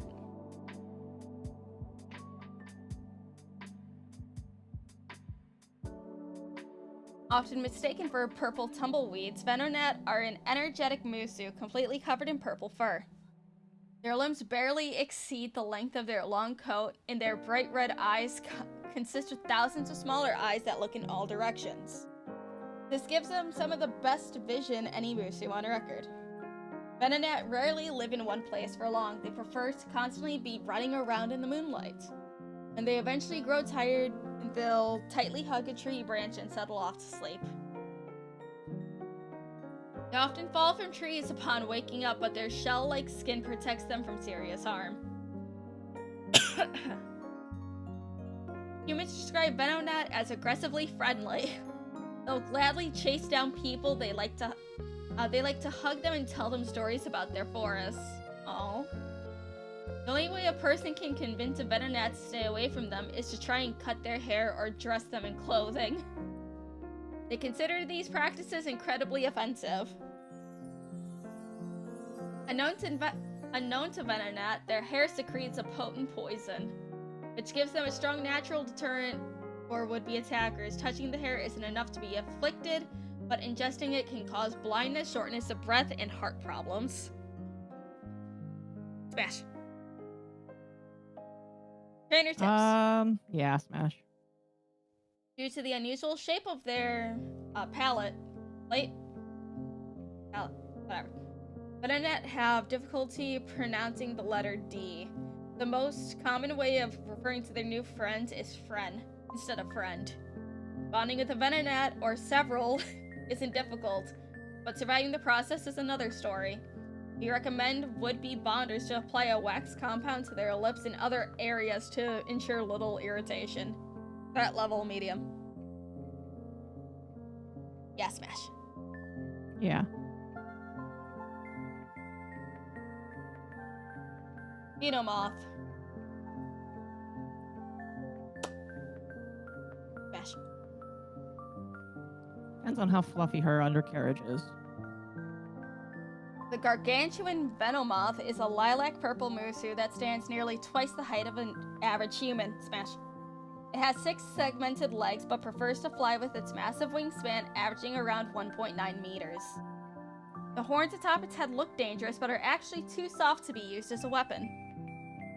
Venomoth are nocturnal musus that prefer to live near cities that cast bright lights at night. During the day, they'll sleep in dark shaded forests and snack on mushrooms, but once the sun sets, they soar the skies of nearby civilization. In particular, they like Pikachu towers, since their magic experiments are so shiny. It's rumored that a Venomoth's horns are a magnet for human emotions, letting the musu understand people much easier than other musu. It'll use this ability to help sad people by lifting them into the night sky so they can experience the same joy of flight the Venomoth does. However, they do this without permission. When a Venomoth flaps its wings, it scatters a thin toxic powder. This residue isn't lethal, but leaves those touching it paralyzed. This causes Venomoth to afflict anyone near them or anyone they may be carrying often without them realizing. Oops. Well, Smash. Trainer tips. Careful, Smash. While most Venomoth are harmless, there is a subspecies of the musu with darker wings that scatter a deadlier poison powder. It's recommended to stay away from these Venomoth. Towns with frequent visits from Venomoth often have lamp clubs, which consist of fans of the musu that will gather atop large structures with large light sources in an effort to gain the Venomoth's attention. Threat level low. Yeah, Smash. Yeah? Diglett.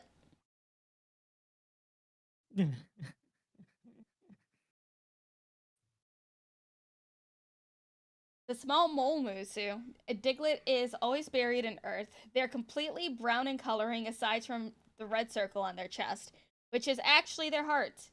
Their skin is incredibly soft and slimy, which perplexes researchers since the musu spends most of their time digging through rough earth. Most Diglett live in a large enclave called Diglett Cave that connects the Vermilion Port and Viridian Town. They're currently working on creating more tunnels that connect various parts of the continent, which they rarely venture outside of since sunlight hurts their skin. Diglett are one of the most collaborative musu in their relations with humans. They create new trade routes that benefit neighboring human settlements. In return, humans will eagerly defend their Diglett friends from external threats and also reward them with jewels that the musu treat as a tasty snack. Oh, Smash.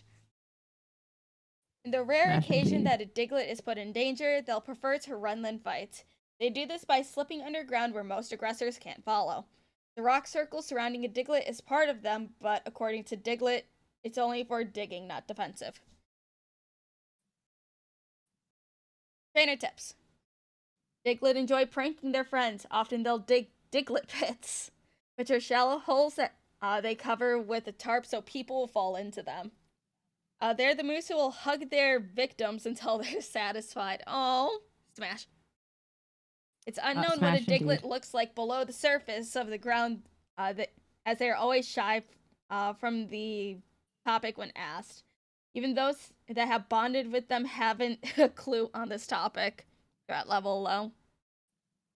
So we're saying we've never seen what they look like underneath. Nope. Interesting. I mean, we see enough to where we get access to the important bits. Yes, the important bits are all that matters. Yes. Also, look at little hearts in her eyes. Smash. Do you think that's intentional? Yes. It'd pass you be afraid to hurt her with the heart line that was mentioned. I mean, I think it's like really, really hard. Very soft and squishy, chat. You gotta take her Akko's from spirit behind. Musu. Wait, how? I don't know. What about the legs, though? I don't know. Smash them. Well, she doesn't have feet, so she can't be your favorite. Hot. Smash. Get 3 girlfriends in one. Doug Trio.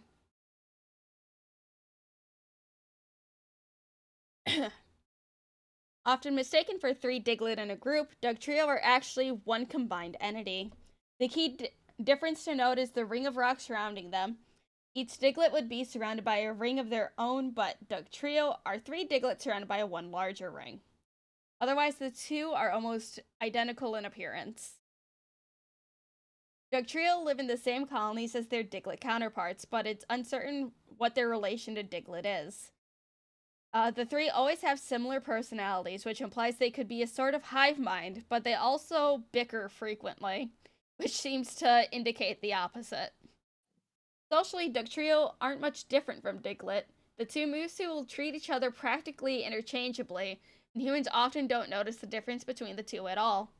That is, until a human tries to bond with only one of the 3 in a Doug Trio group, which always results in a fight.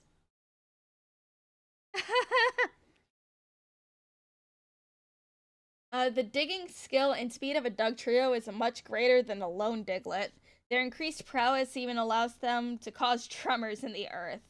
Thankfully, these quakes are rarely strong enough to cause structural damage to buildings, though they can cause cave-ins for tunnels.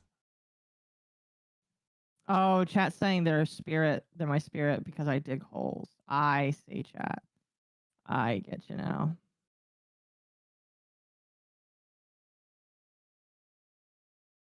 No, I can agree with that.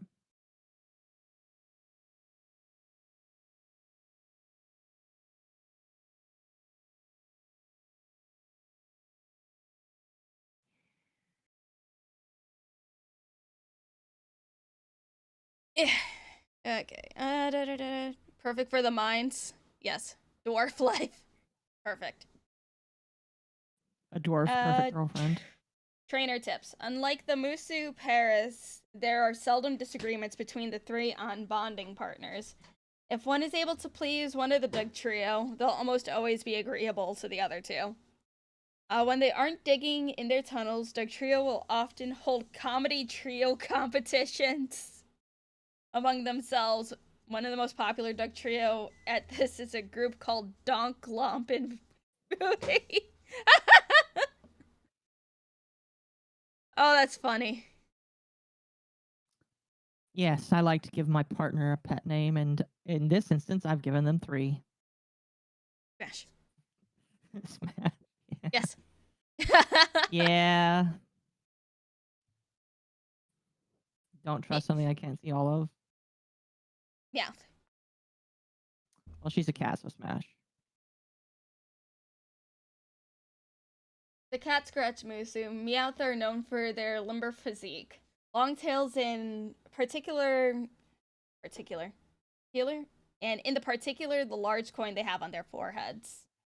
The appearance of the coin varies widely between regions, but always resembles the most used currency in the area. It's unknown how or why this change occurs. Meowth integrate deeply into human society, often living in bustling cities.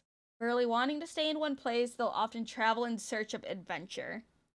Most often, these adventures result in them finding valuables they desire, regardless of who owns them. Meowth aren't adverse to stealing the valuables, but more kind-hearted humans will make offerings to the Musu so they don't need to steal. The reason they seek these items is because of a payday cycle the Musu goes through, in which the coin on their forehead glows and consumes valuables held up to it. After a period, the coin on their head will duplicate itself in proportion to how many valuables the Meowth absorbed during the cycle. That's interesting. Smash. Yes. The claws of a Meowth are sharp, but the Musu would rather flee or compromise than fight. A Meowth will only willingly enter a fight if it has the element of surprise. Surprise sex from behind. Perfect. Trainer tips. The best time to bond with a Meowth is during the duplication phase of its payday cycle, as they become extremely affectionate and meek during this time. Be warned, this is also when the Musu is at its clingiest. Many works of fine art are crafted from Meowth's gold, including ornaments commissioned by temples to the goddess. Ironically, them having so much gold also makes them targets to Meowth's thievery. Threat level low. Smash, smash. Yeah. Persian. Hot. I am afraid that she would not let me leave. So She looks smash. very possessive.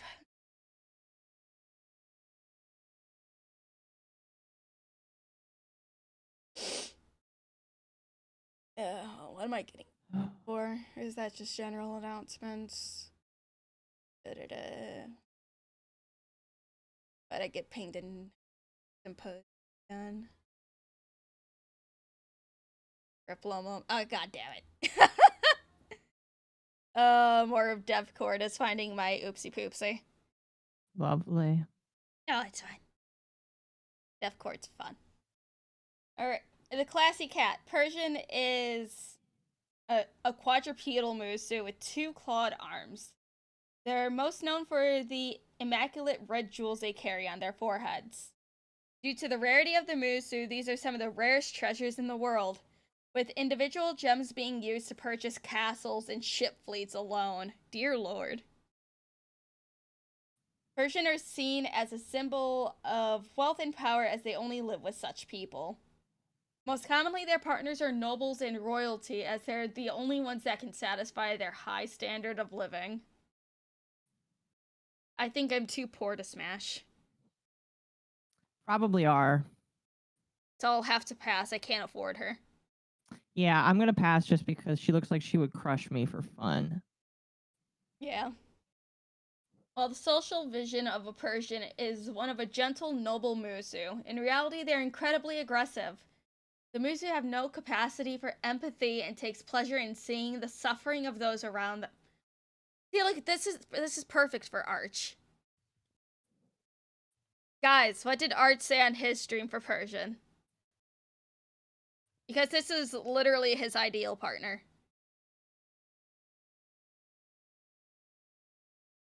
Around them, they're perfectly content to lash out at their servants and partners as well. I feel like if she became his partner, his super chats would have to go up by 50%. Yeah. The legs and arms of a Persian are exceptionally strong and can tear humans' limbs apart with ease. Despite their size, they're adept at stalking as well and can leap nearly 11 meters to pounce on their prey. They love to torture their victims until their miserable ends. One of their favorite methods is to hold a victim still with their arms as their front legs rip their innards out. I'm too poor to smash. Ugh. Arch passed. It sounds like coward talk. Arch said he was too scared. Weak. Weak Arch. Arch passed on her. Weak. Arch is weak. If I could afford her, I'd say smash. But I cannot afford her. I'd smash if I could afford, but I have to pass because I'm too poor. Yeah, we're all too poor for her. Trainer tips. Persian carry high bounties in black markets. Often this is for their red jewels, but revenge is another motivator. To quell a Persian's thirst for violence, their partners will offer criminals and undesirables to them. The families of those offered are typically poor, but will pool what money they have for the head of their loved one's killer. Threat level high. Too poor to smash the gore cat, yeah. If I was rich enough, I'd say hell yeah, let's go. The gore cat. Die. She would kill just for you. Psyduck.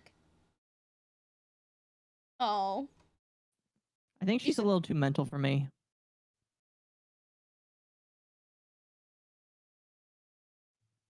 Too poor, have to pass. We've all been there. Sorry about repeating your cuddling your. Oh, you're fine. No worries. So why the heck are my YouTube alerts not working? Now it's working. There we go.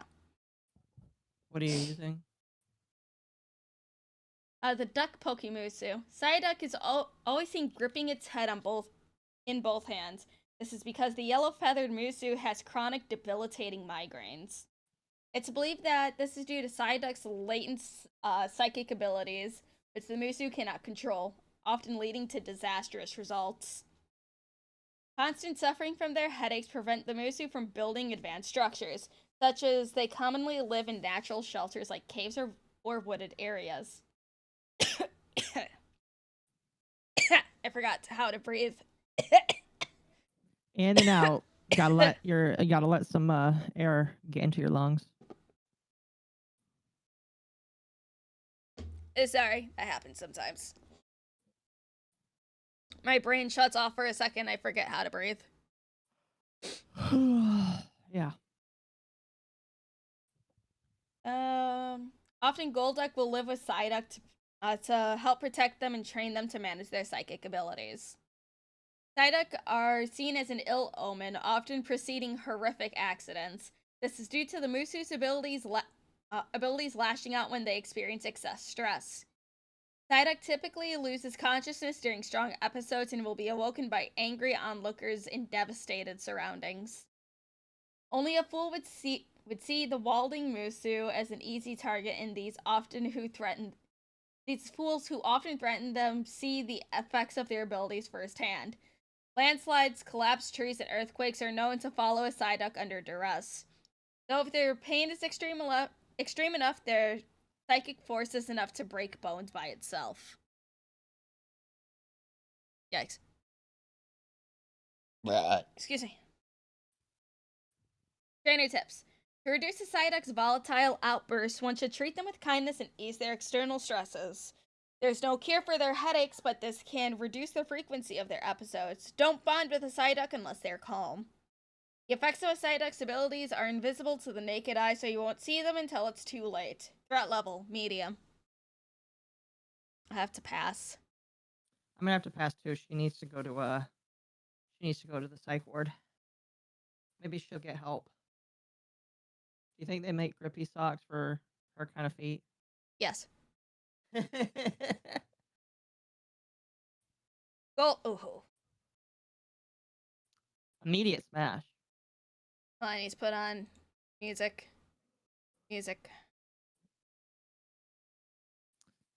Just for the webbed feet alone, that's a smash. There we go.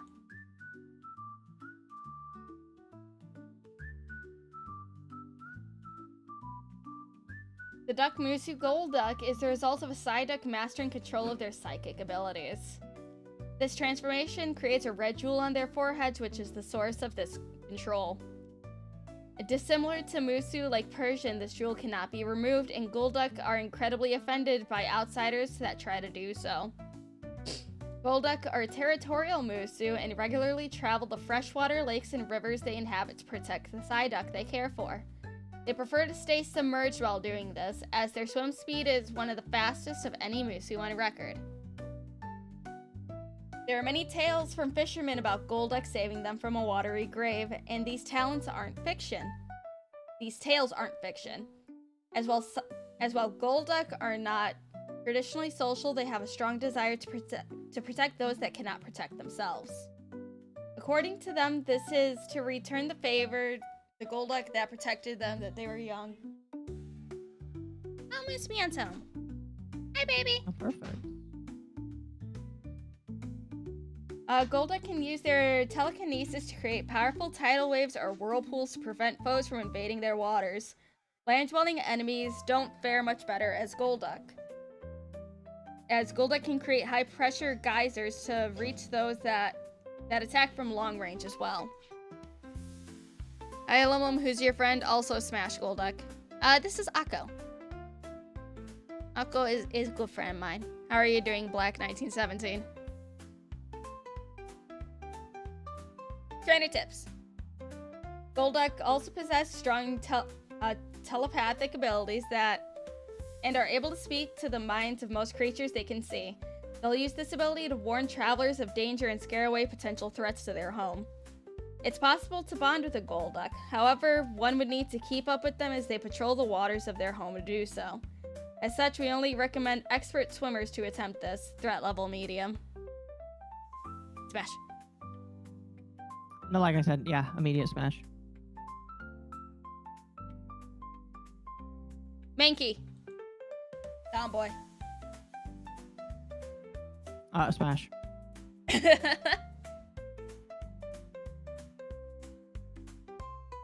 showing her pit.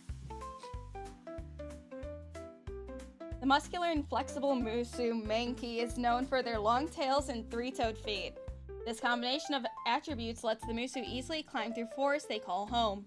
Mankey are known to exhibit the following emotions: irritation, frustration, pissed off, fury, and anger. Mankey cultivate their rage to achieve great strength and martial prowess. They don't let their emotions control themselves, however, as it's considered shameful for Mankey to lose themselves in their anger. Instead, they release their fury in short bursts, giving the Musu the strength to break boulders or shatter trees in a single blow. Mankey have a reputation for being hostile, but that isn't accurate. Mankey outright refuse to fight anyone that isn't a warrior, as in their eyes it would be unfair to their opponent, though they are willing to make agreements with humans to help them train. With the Musu's incredible strength, they can easily defend themselves with their fists alone. However, since fighting depletes their anger, they prefer to avoid it. To accomplish this, Mankey have developed an intense screech that intimidates potential opponents from miles away. That's what I imagine. You adore the underboob? The underboob is very nice. Careful, don't show that on Twitch. Well, good thing I'm not live on Twitch. I know, right? Trainer tips. The quickest way to irritate a Mankey is to pull on their tails. This usually isn't painful to them, but it does throw off their balance considerably. Bonding with Mankey is best accomplished by agreeing to help them train. Often this requires angering the Mankey, which despite appearances, the Musu appreciates. Often Mankey will call these bonded partners coach. Threat level medium.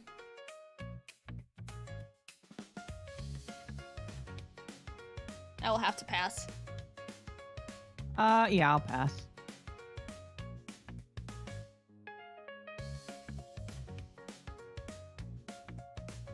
Primate. Smash. She looks like she knows how to handle me.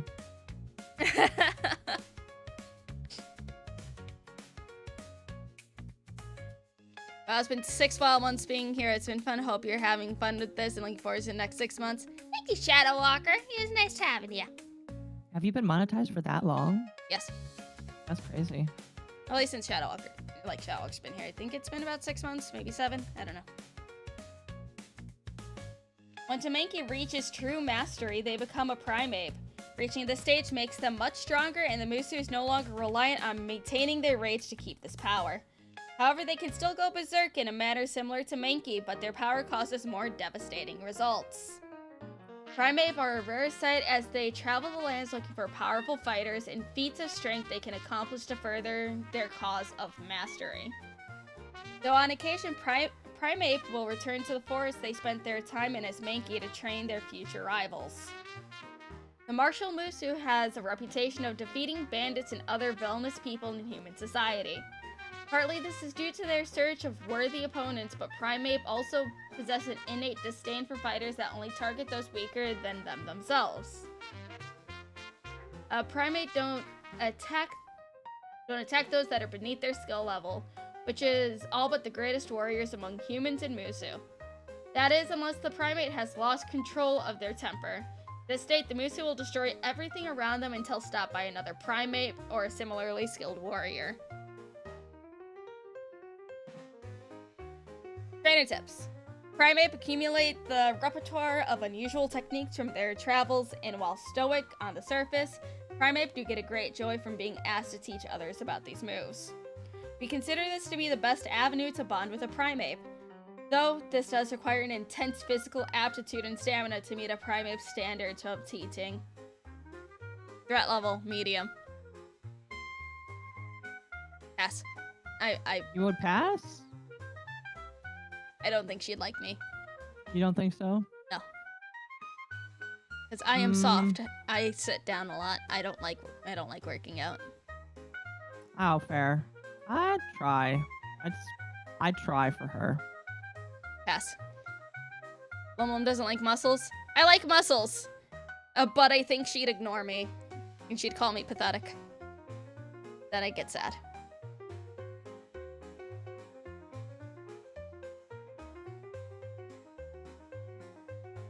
Growlithe. Oh. Oh, look at her!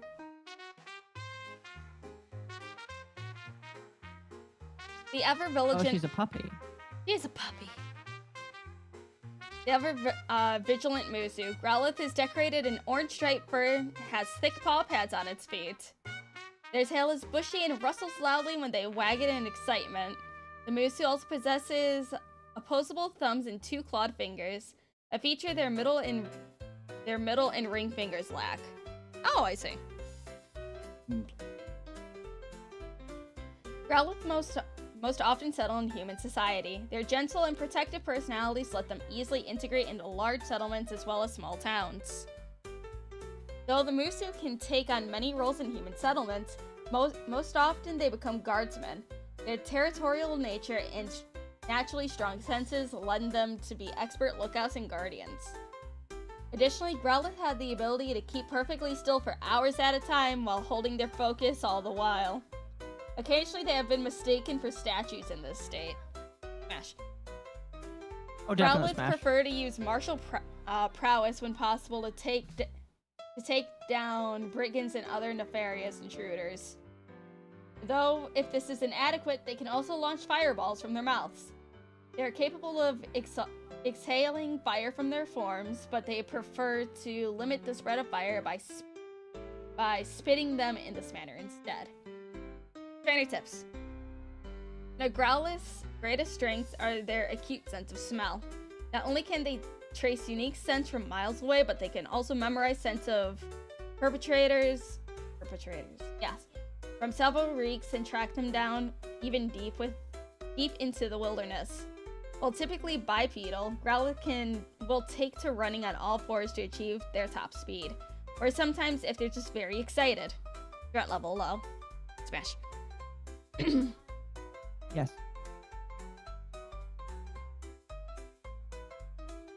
Arcanine, smash.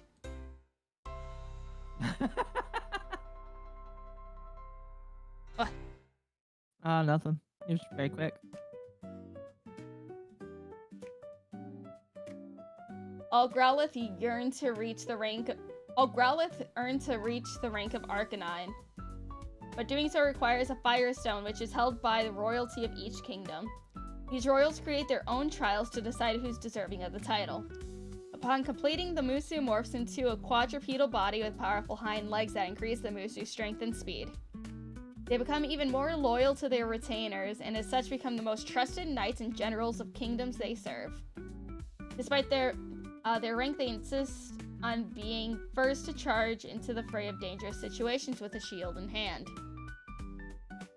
Often, Arcanine are used as a symbol of courage and strength. Many kingdoms will build statues of famous Arcanine heroes, and even some decorating their flags in their image. Although they possess great fame, they still remain kind and will happily greet fans that approach them.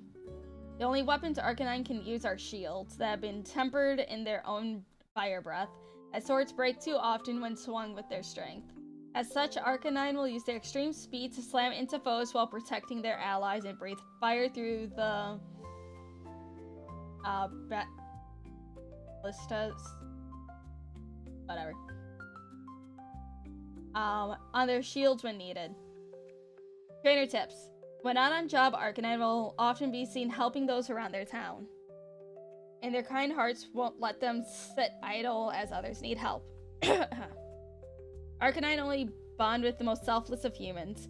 Though they may measure these feats differently than most, small acts of kindness and bravery will move an Arcanine's heart more than any show of power. Threat level low. Smash. Yeah, Smash. Poliwag.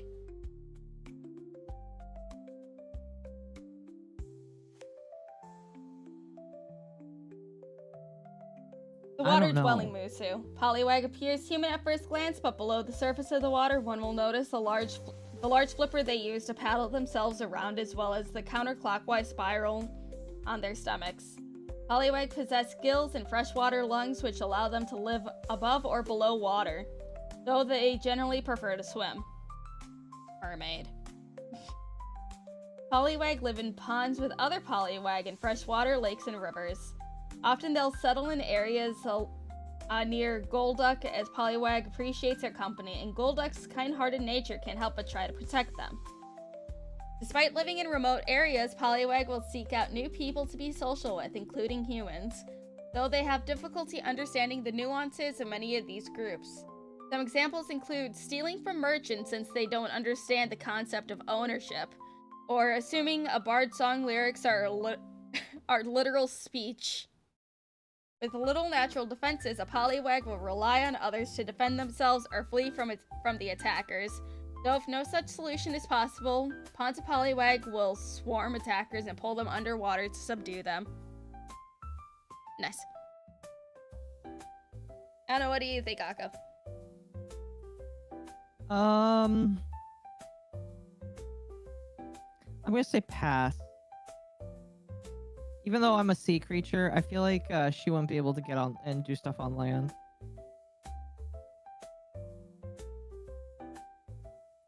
I don't know. I feel like she needs to be a freak out of the water as well as in it.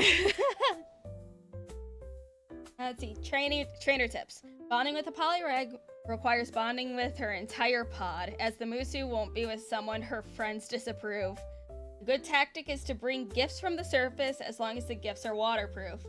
Poliwag take pride in their bubble blowing abilities and boast about the many shapes they can make, though the only shapes we've seen on records are variants of spheres. Threat level low. Smash. Yes. She's perfect. She's a little stupid, but she's perfect. Also, I will be right back real quick. Okay. If you need to run to the bathroom, I'm gonna throw up my BRB screen real quick. No, I'm just kind of low energy right now. That is fair. Alright, be right back real quick.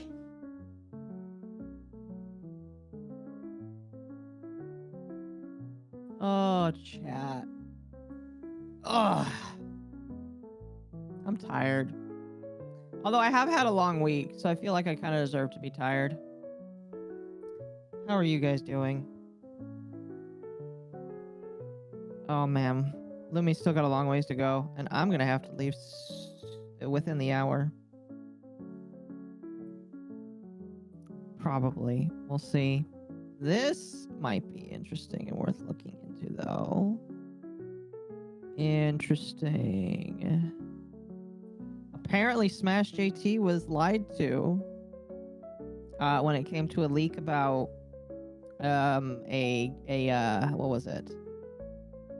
He made a video on Shadows or Assassin's Creed Shadows, and apparently somebody sent him fake info. That might be worth looking at. Interesting.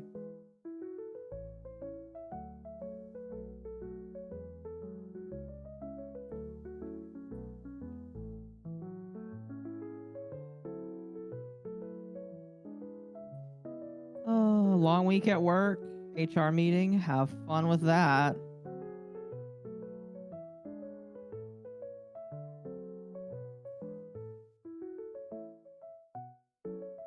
It's because of listening to Archcast. Just tell them that they got somebody. Tell them the podcast has a minority on it so that you listen to it to be more inclusive. That's all you got to do. Just say that they have a minority individual, and she's a beautiful Latinx, and they should leave you alone after that. That's how all HR is.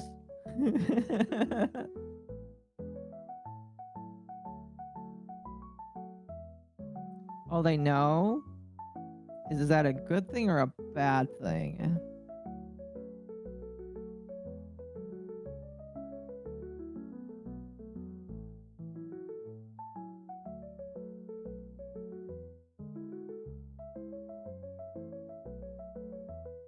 So long as Smash owns up to the false info, it's all good.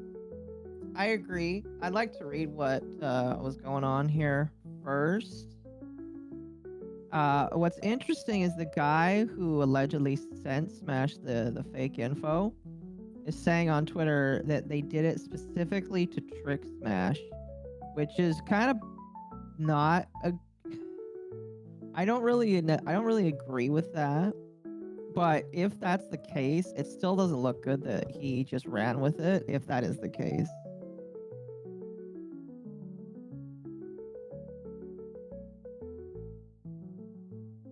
I don't know. Bad they are wokest 40k fanboys. Ah, I see. Well, again, just say that they have a Latinx on their group in the podcast, so that should get you out of trouble for the most part.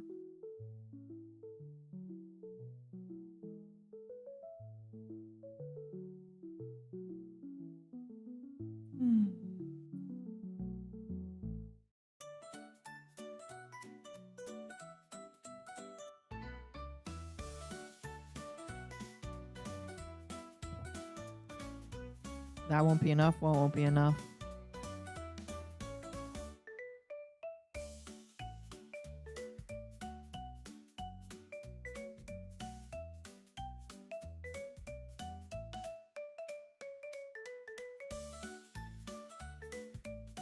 Excuse me.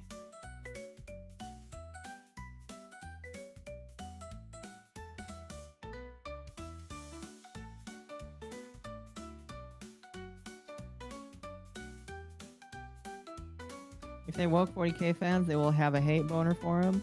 I mean, fair.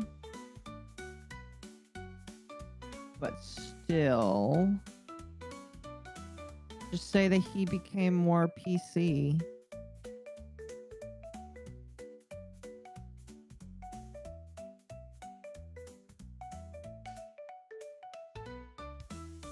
Alright, I'm back.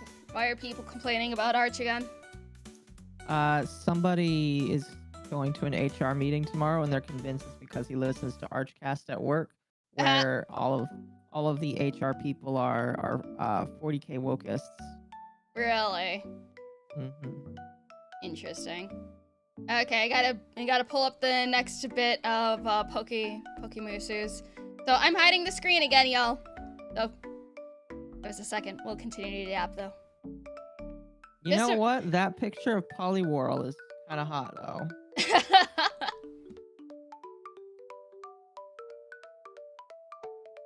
It's like, imagine getting pulled into HR because you listen to fucking Arch. You know, I think you can technically file for wrongful termination and on that, like in that case. Yeah.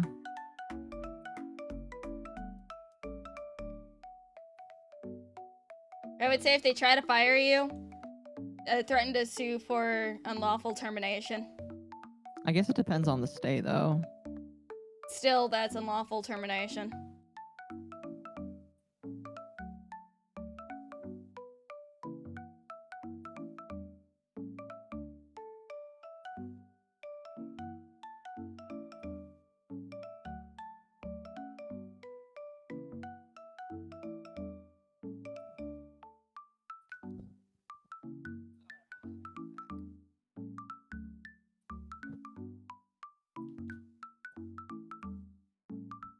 I do so many of these Pokemon women vids that end up on your feed. I don't know, your feed caters to what you're into, my dude. So you should ask yourself, what are you watching to get these onto your feed?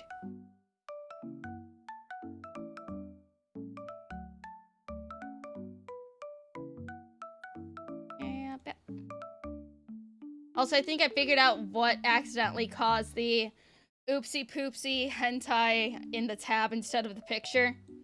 Because I clicked on open image, like open image on new tab, not open link in new tab, not open image in new tab. So then the first thing to that link is the hentai. Because I almost did that with Machamp. If I didn't double check, it would have had another hentai flash. Lum Lum getting banned? No. Just after stream, I'm gonna have to very quickly go back and edit that section.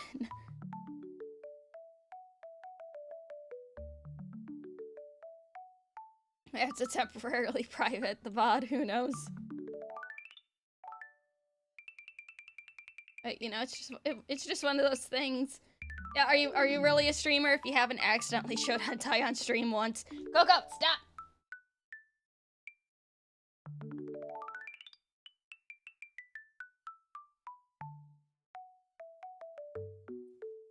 How far back was it? Like at the beginning of the stream? Oh, hello, Miss Coco. How are you? It was like one of the first 10 Pokemons. Yes.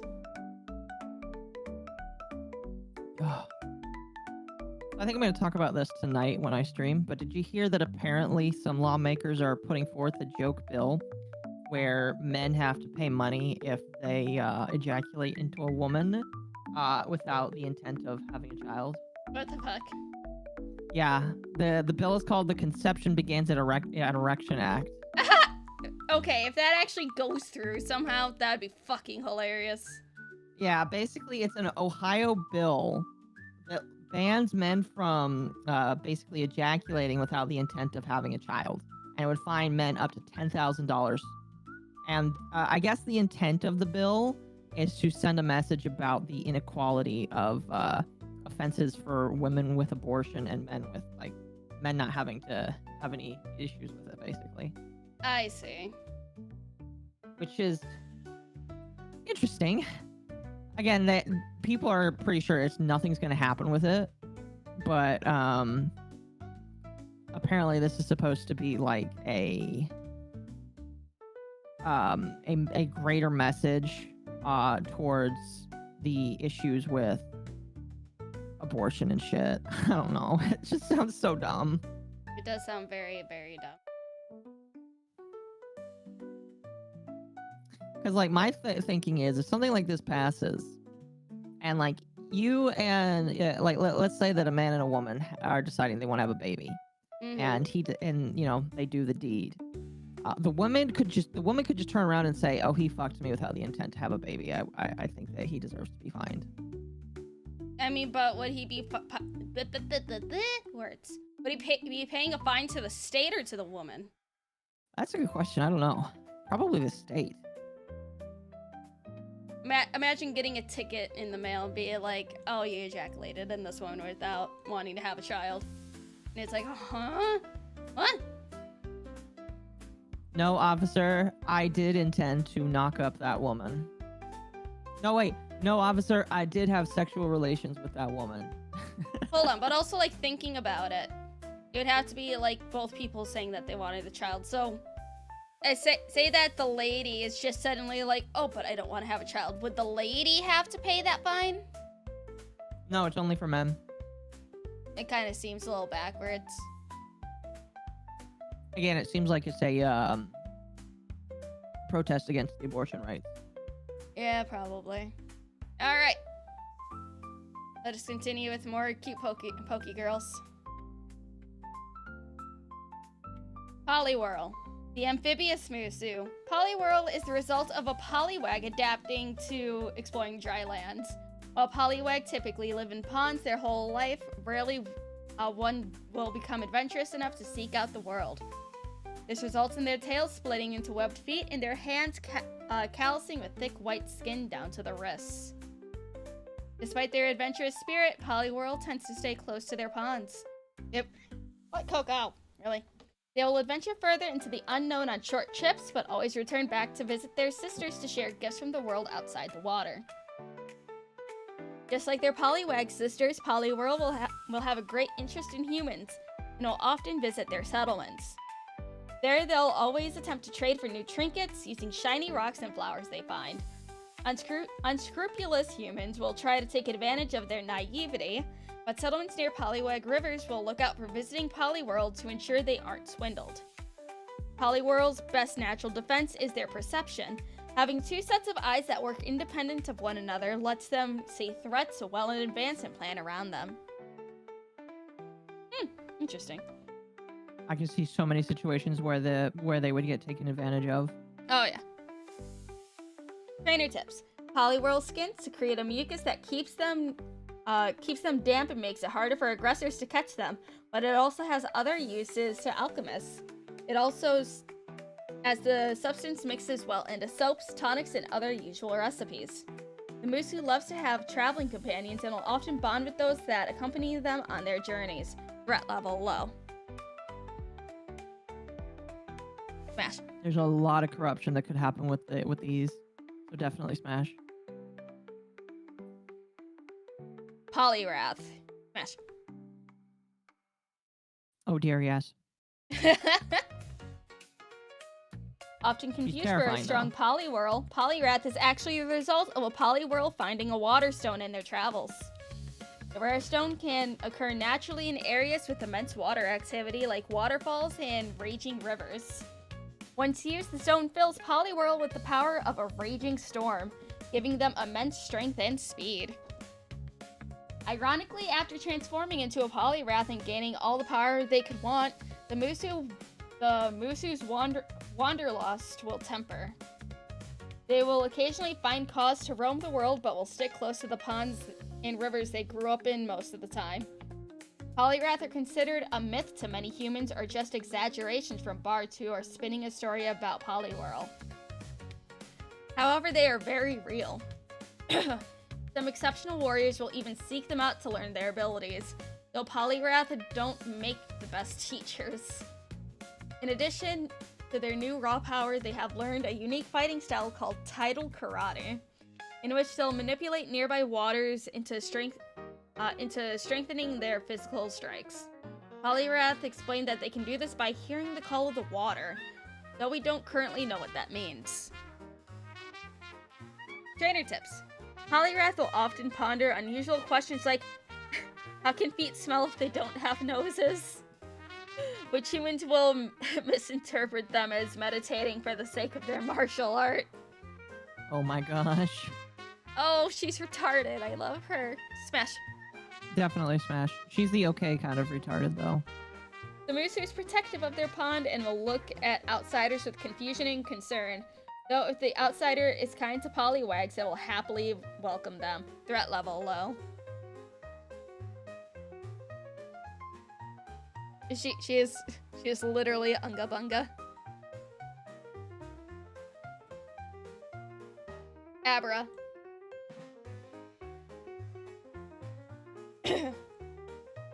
The enigmatic. Yes. Musu. Abra is always seen with a mask which hides their face. While the Musu is almost always seen levitating, it actually spends up to 18 hours of the day sleeping. However, even in this state, Abra keep most of their motor function and still use their psychic abilities freely. Abra tend to live just outside of human settlements, though they never venture inside of them. They say it's because they're entertained by observing the latent thoughts of the humans that live near, but getting too close to a lot of humans at once gives them headaches. Many rumors float around about Abra, as few humans have ever been close to one. When one tries to approach an Abra, they always teleport away before any words can be exchanged. Because of this, Abra are often scapegoated for missing objects and other difficult to explain inconveniences. With Abra's latent telepathy, they can feel hostile thoughts from any that approach them and teleport away before they're in danger. If an aggressor is determined to harm an Abra, the Musu can induce disorientation and migraines to the stubborn attacker without losing their mobility. Trainer tips. Abra will only allow those with pure intentions to approach them, such as humans looking for a missing family that want Abra's help finding them. The Musu will help people like these as best they can, but always teleport away before the human can offer thanks. Bonding with an Abra takes a lot of time. The Musu doesn't want to warm up to outsiders quickly. Threat level low. Smash. I would say Smash. Also, I need to use the restroom before I start streaming, so I'm gonna let you go. Okay. Now, it was Have fun fun to with stop stream. in here. I will. Thank you for inviting me. Oh, no problem. It's always fun. Of course. Peace, chat. Kadabra.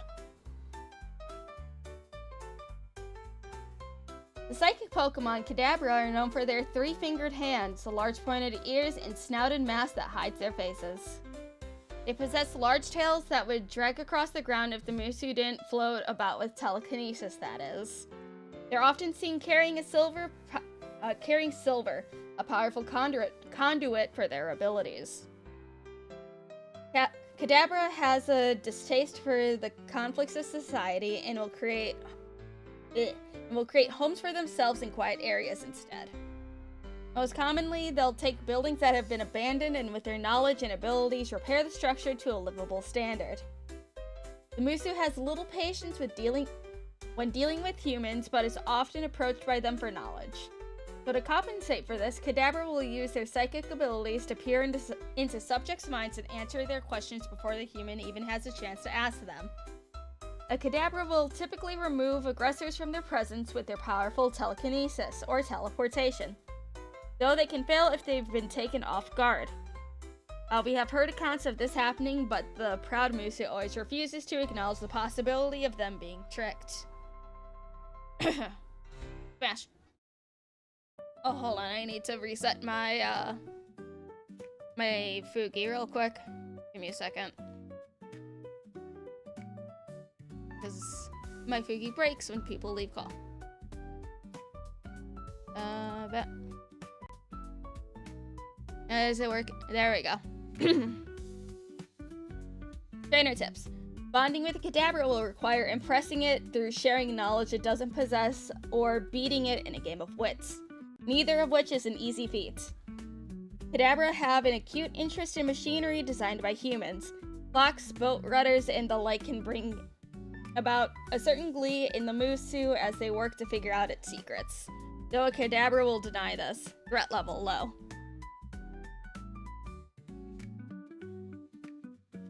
So yes, Smash. Alec is a Smash. Alakazam.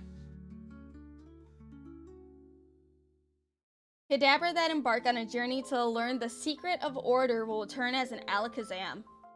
What the secret is, Alakazam refuses to say, citing that it's something that can't be gleaned from a conversation or written in a book. Whatever this elusive secret is, it gives the Musu even greater psychic ability. With their enhanced power, Alakazam will transform their living spaces into even more amazing structures, many of which are considered marvels of engineering and agriculture. Architecture, not agriculture. Architecture. Alakazam are considered the wisest of Musus by humans as their knowledge of subjects is massive, their memory is nearly perfect. They freely give advice to those seeking it and enjoy speaking with humans with information they lack, even if the humans consider it insignificant, as Alakazam believe all knowledge to be valuable, regardless of its uses. With even greater magical talent than their predecessors, Alakazam can topple buildings with just a thought, and levitate themselves in perpetuity. However, in their travels, they claim to have found those immune to these abilities and learned that the art of transmuting their power into other elements like electricity and physical force. What? What? What's Lumi? What the fuck? What happened? What'd I do? Jeff, what'd I do? Was it the hentai slip? It was an accident! Did you just see it in Symposium? It was an accident!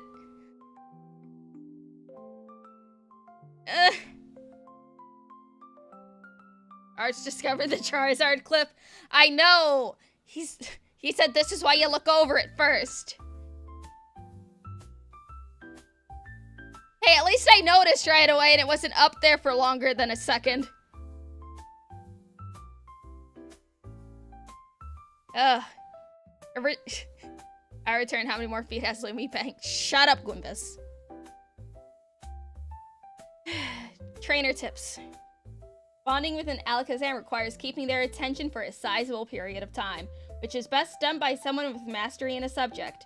The subject can be almost anything, even something as mundane as fishing or weaving when explained by a master. Will hold an Alakazam's attention. Their love of silver and collection of it only increases their time as a Kadabra. Threat level low. Smash.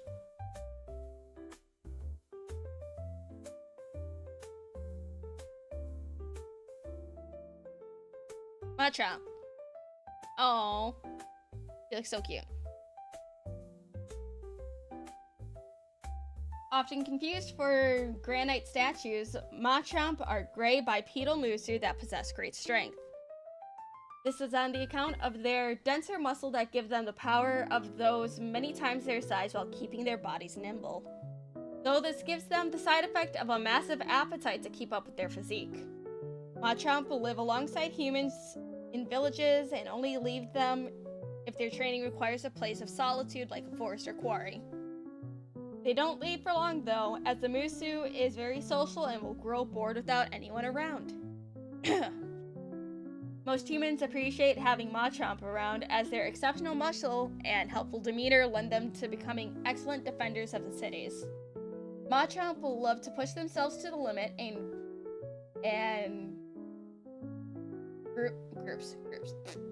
Groups of them will form oaths to one another to become the greatest warriors the lands have ever seen.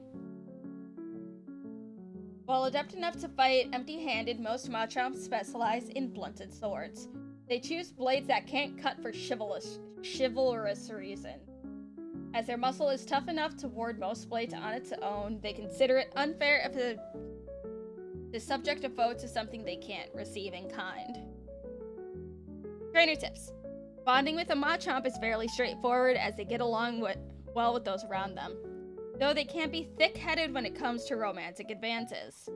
We recommend being straightforward with Machamp to avoid potential misinterpretations. Excuse me. Machamp are very friendly, family-oriented, and will often follow the career paths of their mothers, be it knighthood or something more atypical. Threat level low. Smash. Smash.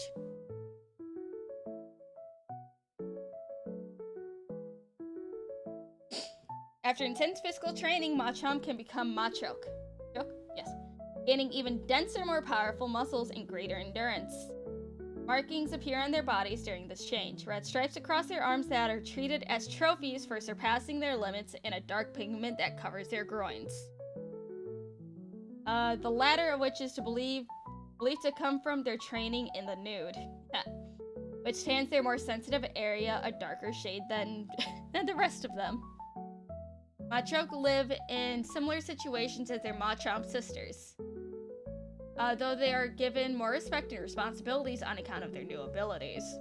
Royals and other high-ranking officials seek out Machoke to assist in large-scale construction projects, as hauling and setting stone for churches that take weeks for humans can be done in an afternoon by a Machoke.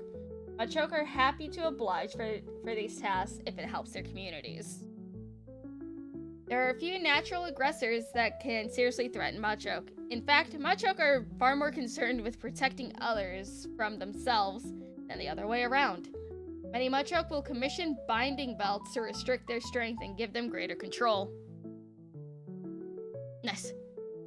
Trainer tips. Most Machoke can continue to train for knighthood and will spar against their sisters to improve their skill. Machoke will be receptive to kind-hearted advances, as they seldom get many after changing from Machamp.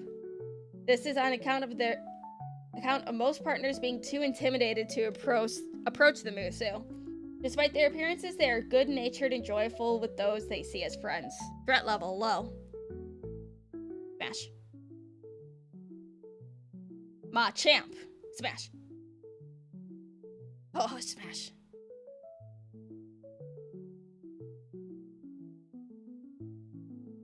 Muscle Mommy? Yes. Machoke that are exceptional among their peers may be chosen by kings to undergo the Ritual of Champions. The nature of this ritual is a secret, but is rumored to artificially infuse magic into their muscles to produce even greater power. Whatever this ritual is, transforms Machoke into Machamp. A Machamp's muscle density is even higher than a Machoke's, granting them an unparalleled strength amongst Musus, as well as 2 extra arms that can give them greater control on the battlefield. Machamp have a lot of responsibilities. As warfare across kingdoms is currently decided through the strength and number of Machamp each kingdom has. Since a Machamp can defeat conventional armies alone, it's futile to continue fighting after another kingdom's Machamp prevails. The power of a Machamp is so great that the conventional weapons are incapable of hurting them, and their strength so intense they can cause landslides with a single strike. Due to this absurd amount of strength, the Musu must wear enchanted chains to hold their power back. Machamp has often described themselves as living in a world made of cardboard, as they're afraid of breaking everything. Smash. Trainer tips. The Machamp's propensity to hold back all the time makes them clumsy in a lot of day-to-day interactions. Small tasks like using tools or opening doors are particularly challenging. With so much responsibility on their shoulders, Machamps like partners that can stay upbeat and cheer them on in tough times. Threat level medium. Smash. Bellsprout. Oh, look at her! Oh, she's so cute!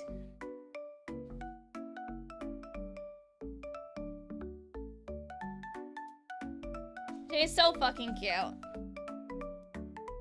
The flower Musu Bellsprout often perplexes those that see them at first glance.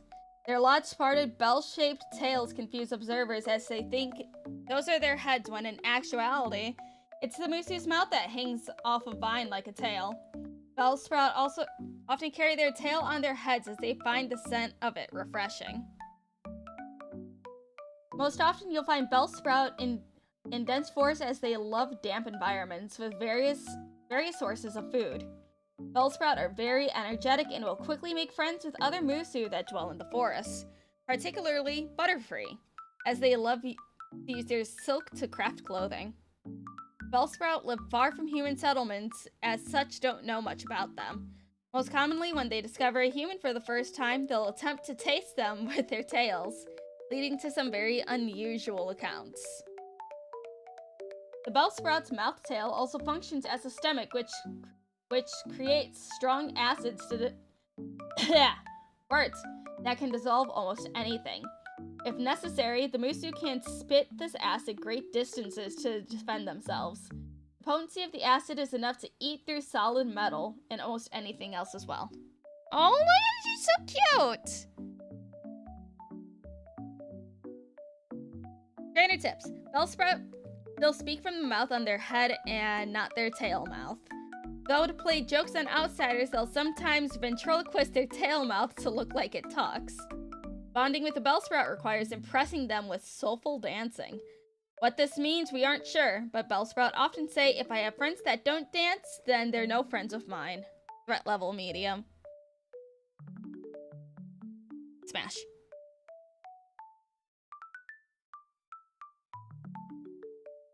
Weeping Bell. Oh. Oh, she's so cute!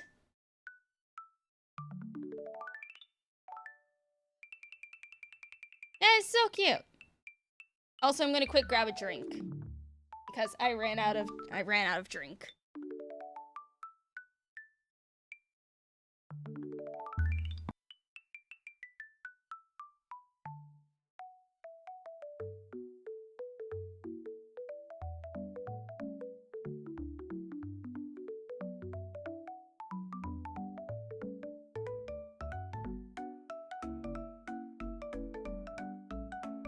Lum Lum now has more drink.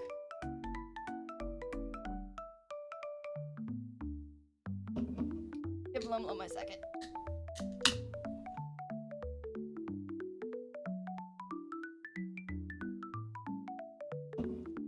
Ah, delicious.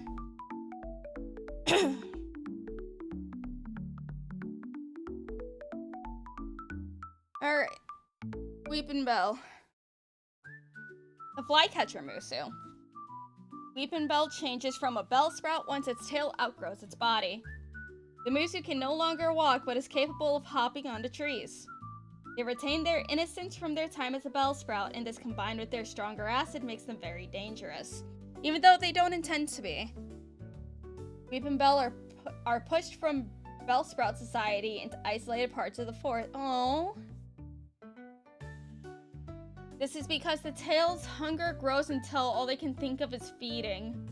The Musu does this by hugging anyone that comes close so the liquid in their skin can lull them to sleep. Then they pull the victim into their tail where its acid dissolves the victim completely. As the Musu lives far from others, most humans don't recognize Weepin' Bell on sight. Many unfortunate travelers met their end to what they presumed to be a friendly Musu. While Weepin' Bell are initially aggressive, if travelers are insistent on keeping their distance from them, they can fly into a rage. Their flexible leaves are deceptively sharp, and once the Musu is close, they'll grab the target to induce drowsiness, making it easy for the Musu to consume them. Trainer tips. Due to the amount of incidents regarding Weepin' Bell and Seldian guards, the Seldian guards have created a slogan to help travelers understand the differences between safe Musus and dangerous ones. If she's on 2 feet, feel free to meet. If she's on the floor, run away and ignore. Oh! Weepin' Bell have unique, fruity scents that are strong enough to be smelled from miles away. Threat level high. I'd have to pass on her, unfortunately. I like living.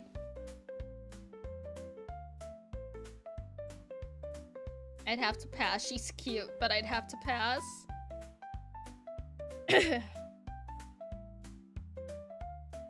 If she's on 2 feet, feel free to meet. If she's on the floor, run away and ignore. Oh, beautiful. Victory Bell. Oh no, she's hot. Victory Bell. When a Weepin' Bell comes into contact with the leaf stone, it evolves into Victory Bell. The occurrence is uncommon, but if it happens, the Weepin' Bell will gain a great intelligence and stand upright atop its pitcher. From this position, it can use its powerful tail as a whip, and as a Victory Bell, it has enough malice to do so willingly. The first thing on a Victory Bell's mind is conquest, and there's no limit to their ambitions of power. While a Victory Bell is planning, it can be found in human forests, and when a Victory Bell is prepared to make their move, they will invade the most opportune settlement they can find. When a village becomes aware of a Victory Bell, it's generally too late, as Victory Bell only attacked when they have amassed an insurmountable force of loyal Musu and human collaborators. Once a settlement is overtaken, nearby lords have to contract adventurers to root out the problem.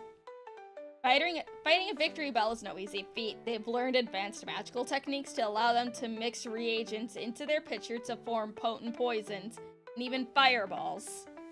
Their physical strength isn't lacking either, as their whip can easily break bones with a single swing. Trainer tips. Victory Bell only bond with those that can assist them in achieving their ambitions, and those that outlive their usefulness are consumed promptly. Somehow Victory Bell always find a way to create leaf stones. They use these to change more Weepin' Bell and form a coven to expand and conquer across lands. This should be impossible, but it happens consistently each time a Victory Bell rises in power. Threat level high. Pass. She's hot, but pass. Oh god.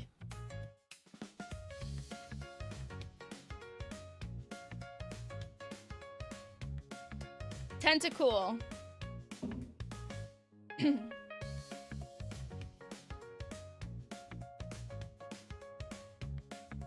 If one looks to the waves of the ocean, and sometimes they can make out red spheres of a tentacool floating about. Tentacool are primarily blue, which camouflages them with the water, and their lower body possesses a second pair of eyes that let the Musu observe above and below the water surface constantly. Tentacool can be found in almost every body of salt water in the region. Typically, they stay near rocky shores since they prefer to sleep while anchored to something, but have been found in more open waters as well. The Musu cares little for the affairs of humans or other Musus. Instead, they remain content drifting where the tides take them. Superstitious sailors find themselves in tentacool-populated waters will offer the Musu gifts in exchange for blessing their trip with good fortune. Tentacool rarely answer them, but take the gifts anyway. Their tentacles contain enough toxin to kill a grown man within the hour. With an average dose, and a dose larger than average can do the job much faster. The Musu isn't initially aggressive, but it can be startled by something swimming close to it. As such, we recommend announcing your presence in such areas in advance. Trainer tips.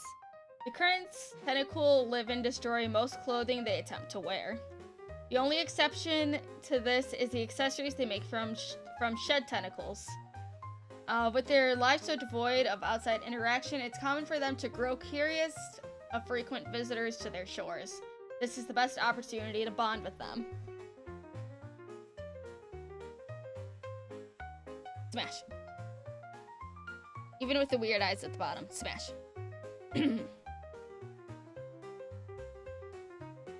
Tentacruel. Smash.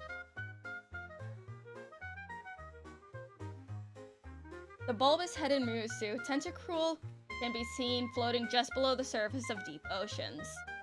The mass on top of their head has large red orbs they can inflate to make themselves buoyant and float to the top of the water. In places of legs, the Musu has crisscrossing sharp prongs they use to crush obstacles and foes alike. Most commonly, it's referred to as their beak due to its shape. Tentacruel live in similar waters as Tentacool, but prefer to stay near the ocean floor to avoid unwanted attention. Their groups of Tentacruel will create towns from the stone and coral they find in the area. Humans are extremely wary of the Musu, and seeing one in open waters is considered an ill omen for sailors on the job. However, Tentacruel are rarely hostile towards humans. They're aware of the danger their innate toxins are and try to keep away from those that may be harmed by it. Their shy nature also contributes to this. The toxins of a Tentacruel immobilize those that come in contact with them. Extended exposure to it is deadly, though Tentacruel will generally use their beak on paralyzed foes before the toxin can end their lives. Trainer tips.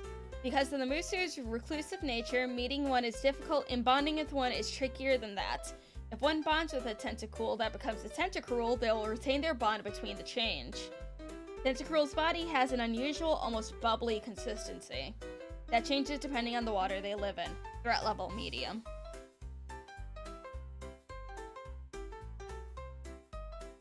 So yes, smash. Geodude.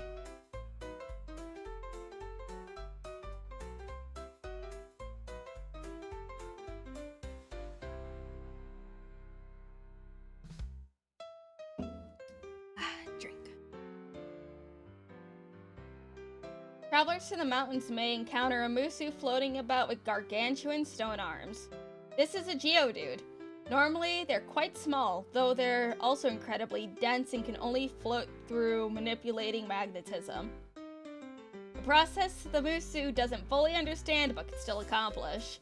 Geodude prefers to dwell in areas close to the earth, like caves and mountains.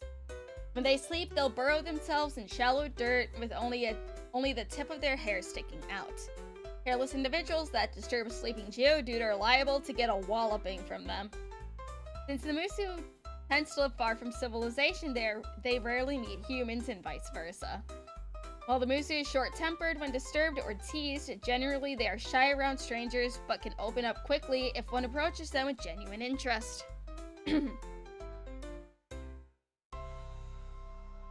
Geodude form their arms by absorbing energy from the earth that they can manipulate. However, their abilities aren't advanced enough to make much beyond larger arms and occasionally throwable rocks. While these abilities are simple, they can be dangerous if you find yourself on the receiving end of them.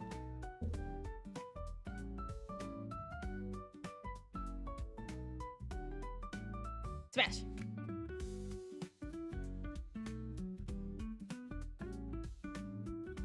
Trainer tips. Geodude are very competitive, not just with other Geodudes, but with other Musu and humans as well. Good-natured competition is an excellent way to attempt to bond with one. We suggest going for a competition that requires dexterous movements, as Geodudes struggle with that. Or another easy challenge would be rock, paper, scissors, as Geodude always chooses rock. Threat level low.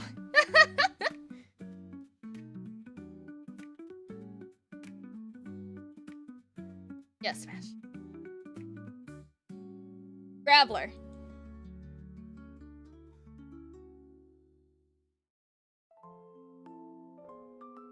Have a rocky relationship with Shut Up, Harbinger. Why do I have so many pings? Jesus Christ.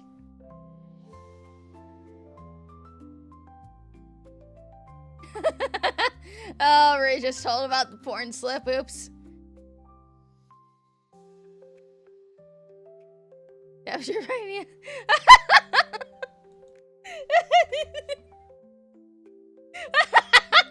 God damn it! Oh, I'm never gonna live the hentai slip down. No!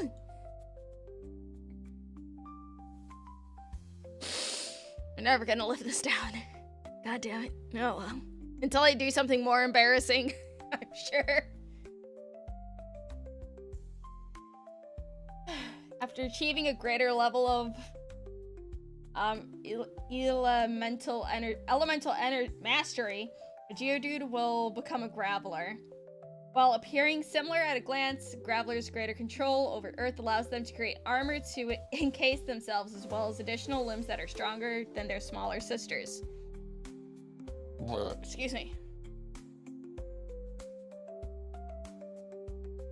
Graveler live near the cliffsides or inside massive cave systems, as their favorite hobby is creating rounded shell out of rock so they can go rollin'. Some Graveler prefer to climb to the tops of tall peaks and roll all the way down, while others will devise a course to race against other Graveler. With the Musu living in such remote locations, they seldom run into humans, though some travelers will insist the aid of Gravelers to help them cross mountain ranges. Typically, the travelers will offer gemstones in return for the Gravelers' efforts, as shiny stones are one of their favorite things. Gravelers are a dangerous Musu to anger. While normally docile, their strong arms can overpower most foes. Though if the Musu thinks it's in danger, it will prefer to roll over opponents. When this happens, most foes will throw their hands up and back up to avoid becoming a flaccid pancake. Trainer tips. Bonding with a Graveler is fairly straightforward. They enjoy sporty competition and thrilling rides. Those that approach Graveler with common interest and kindness will have no trouble making a connection. Graveler take great pride in the craftsmanship of their earthen constructs. Complimenting them is usually makes their week. Threat level medium. Smash. Smash. Golem. Bet she's a rolling stone. Shut up. Exceptionally rare and appearing after a Graveler undergoes mysterious magical rituals, Golem is even more capable earth magic users than Graveler. They have no issues creating a near infinite amount of intricate stone, sand, or even gemstones. Their only limit is distance. as the constructions will return to dust if moved too far from the golem. Like the similar graveler, golem can be found around Tome Mountains and Great Cave systems. They enjoy many similar hobbies to the rock musu and will race alongside them frequently, though the greater experience of the golem give graveler little chance of victory. Since golem are so rare, many humans presume they're a myth or tall tales from a traveler that saw an exceptional graveler. However, they are real and attract the attention of magical researchers from all over the world. Specifically because their manipulation of earth magic is advanced beyond human understanding. Due to the thickness of the golem's outer shell and its hesitance to remove said shell, the musu is nearly indestructible from physical force. Golem typically look at hostile behavior with confusion or assume the attacker is playing some sort of game with them.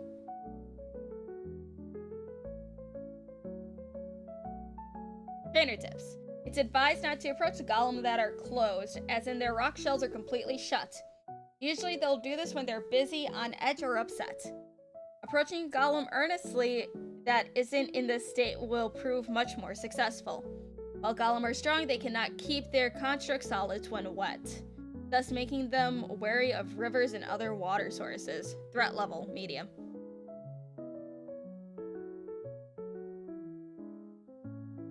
Ponyta. Oh, look at her!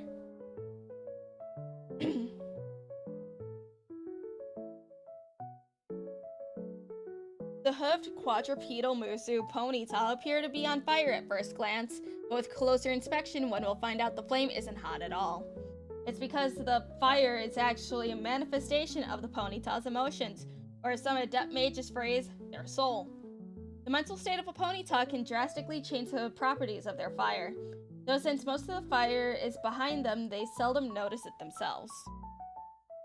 Ponyta prefer to live in open spaces where they have room to frolic about.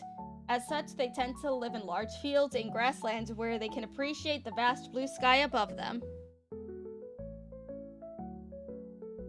The slip up was like, shut up.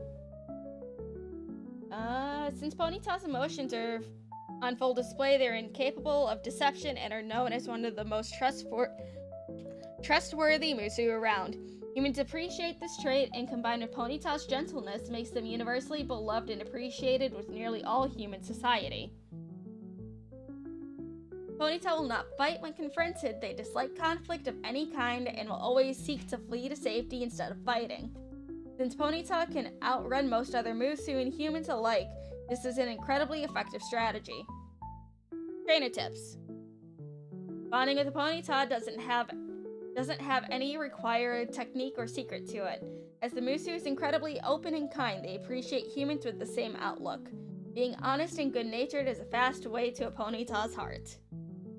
It's been recorded that Ponyta's flames can shift colors in some circumstances, such as intense dreams. There is no confirmed cause for this at this time. Threat level, low. Smash.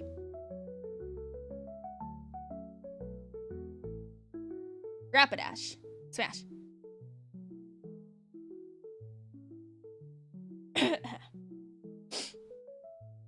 After learning the secret of their fire and achieving understanding of their emotions, a Ponyta may become a Rapidash. Rapidash are significantly larger and more imposing than a Ponyta, and they grow a large horn that they can take great pride in. Their manes also grow more elaborate and beautiful, which inspires many artists to create works in their noble image. Rapidash live in close-knit communities on the outskirts of human settlements, as they appreciate the generous hearts of humans but don't like being confined to bustling cities. Rapidash are beloved by humans far and wide, often considered the most gallant and noble of musu. Many assume that Rapidash are distant on account of their fame, but the musu merely gains a greater understanding of what matters to them and choose to save their energy to passionately pursue their desires.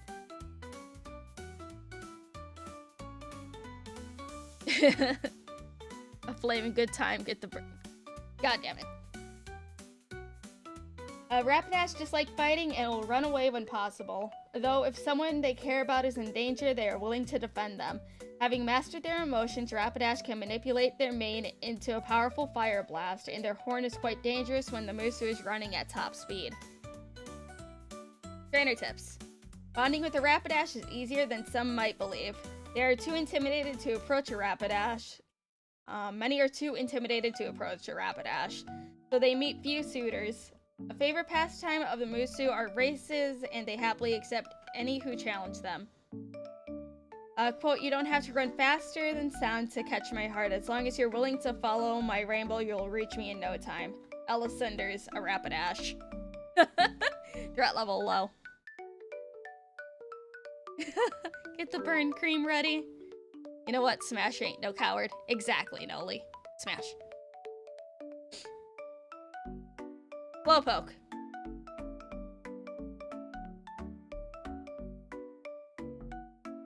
She looks so very stupid. What, Coco? Here. Get on my lap, silly. Meow. Literal no thoughts, head empty. This one feels illegal. Oh no, heart perplex. Heart pupils. Yes. Slowpoke. Those traveling tropical waters may encounter a round pink presence near the waterside. Since the pink presence doesn't seem to move, many confuse them for statues, but in actuality, they are Slowpoke. As the name implies, Slowpoke don't move quickly and have the longest reaction time of any recorded Musu, with the slowest of them being over 24 hours. Oh no!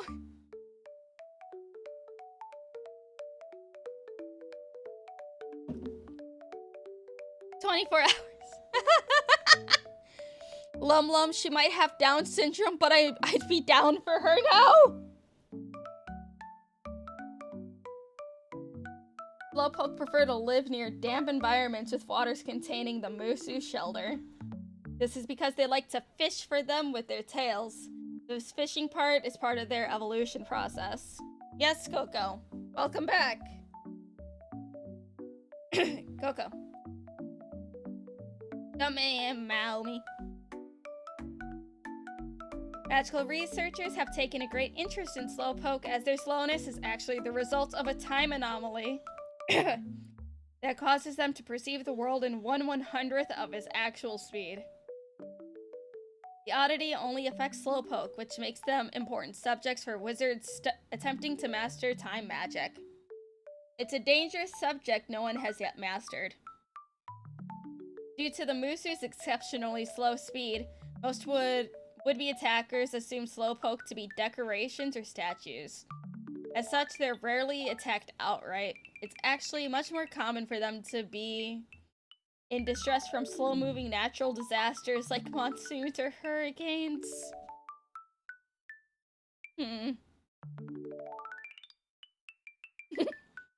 Bang her now, 7 hours later, she starts moving. Oh no! Trainer tips. Slowpoke can process spoken words, but they can communicate perfectly well through writing, albeit slowly. We recommend this approach when bonding with a Slowpoke, and a great deal of patience as well. Slowpoke doesn't move much, but that just means all their energy goes into thinking. We're still scratching the surface on how they work, but they have humanity solved. Archmage Palm. Threat level low.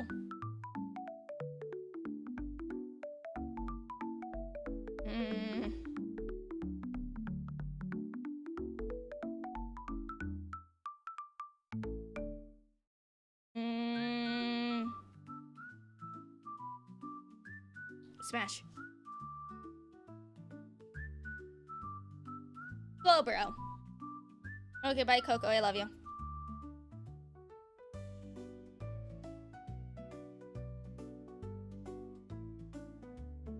If a Slowpoke catches a Shelder Musu with their tail, the two of them undergo a mutual evolution.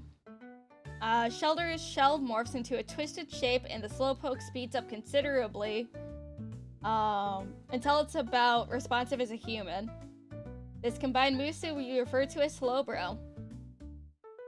Slowbro generally lived in the same coastal areas they lived in as Slowpoke, claiming that the climate is pleasant to them and their Shelder compatriots. According to Slowbro, the Shelder are still sapient. sapient?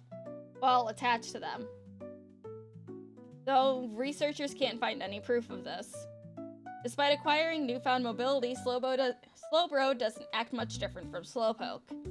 They just do the same things but faster. They remember everything that happened to them as Slowpoke and will return the kindness done by helpful humans with their newfound abilities. The Musu remains passive after changing and won't initiate combat unless provoked, and due to Shelter's poison, excuse me. Slowbro has dulled nerves and don't feel much pain, so it takes a lot to anger the Musu. In the unusual event this happens, they can use their psychic abilities to create boiling geysers or freeze foes solid. Nice. Trainer tips. Due to the unusual nature of their transformation, it's possible for a Slowbro to devolve, where the Shelter can be incentivized to stop biting their tail. Sorry about the weird stare. We have a habit of not blinking from our time as Slowpoke. I remember one morning some sand got into my eye as a Slowpoke. By the time I blinked it out, the sun had already set. Eska Argo, a Slowbro. Threat level low.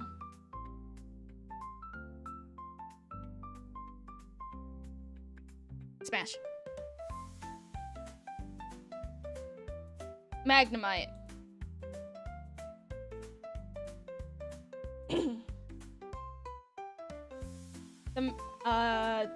the Metalic Musu. Metalic? Whatever. Magnemite are often confused with automatons, but they are living. While their skin is durable and shines like metal, it's also soft and warm to the touch. Researchers have sought to learn what exactly they're made of, but that would require an autopsy, and no one has ever seen a dead Magnemite before. Magnemite need electricity to move, and without it, they go into a hibernation-like state. Because of this need for energy, the Musu tends to gather near Pikachu towers and other areas rich with electricity. Human society rarely encounters Magnemite, as they tend to be cautious around humans and their settlements. This is primarily because Magnemite are very analytical and prefer to be in situations that are predictable. Unlike other Musus, humans are very unpredictable for them, though some Magnemite are intrigued by humans for the same reason. With their strong shields and durable frames, few dare to attack a Magnemite. However, if they're threatened, they can direct electrical discharge to stun and disorient enemies. With their knowledge of electricity, Magnemite always limit their discharge to only stun foes and never kill them. Oh, she's so small! Trainer tips. The electricity coursing through Magnemite's body gives them a magnetic quality that causes metal objects to stick to them. It's a source of great annoyance to them. Confession, I've developed a fondness for you, Mr. Rainer. In honor of this, I've created a poem for you. It follows. Metal is cold, sand is coarse. You are neither. Concluding poem. Magni Knight. Threat levels low.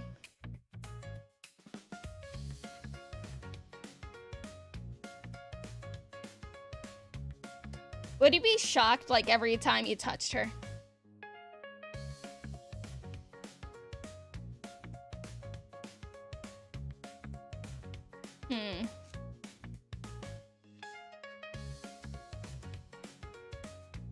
Lum, tell the guys to aim away from the eye, please. Don't aim for the eye, that'd just be mean. Also smash. Magneton.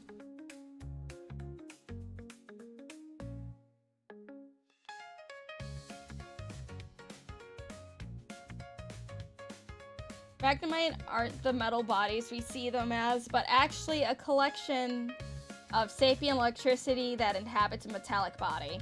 Because of this, when a Magnemite grows significantly, they're able to expand their field of influence and control multiple bodies at once. In this state, we refer to the Musu as Magneton. With their increased size, Magneton require larger amounts of energy to sustain themselves. To accomplish this, many Magneton will make agreements with Pikachu towers to defend their premises in exchange for electricity.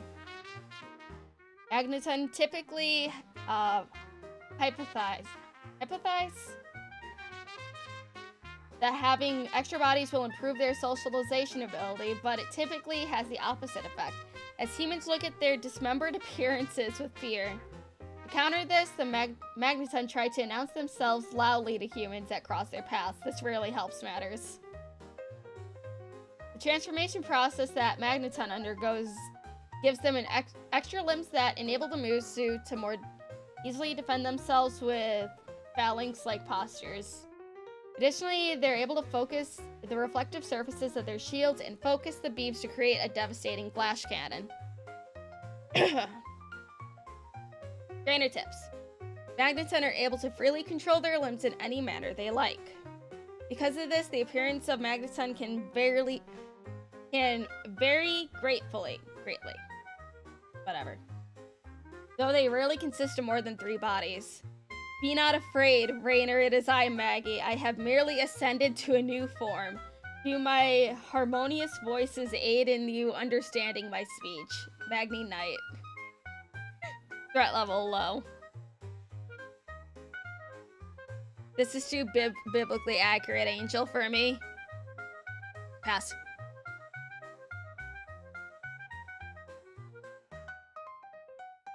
Far-fetched.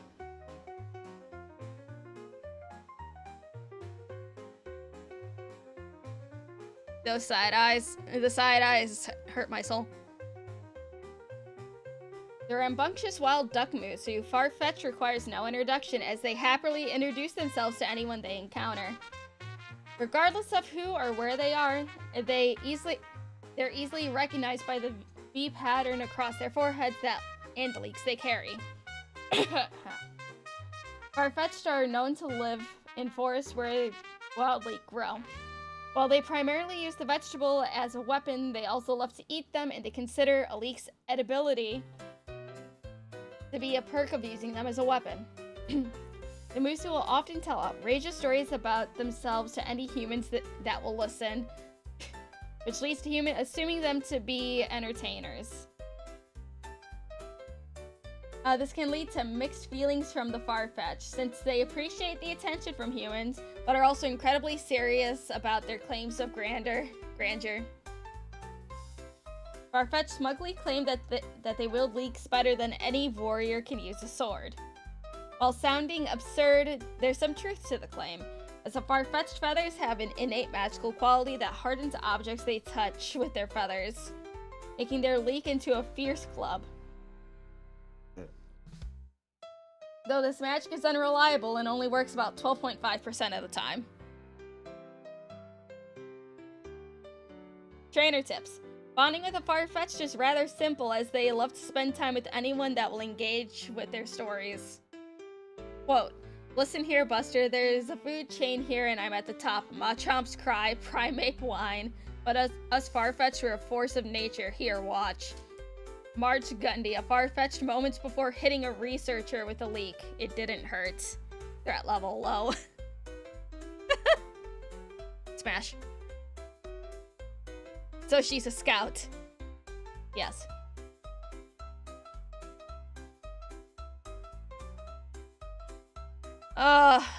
She's funny. I like her. Smash.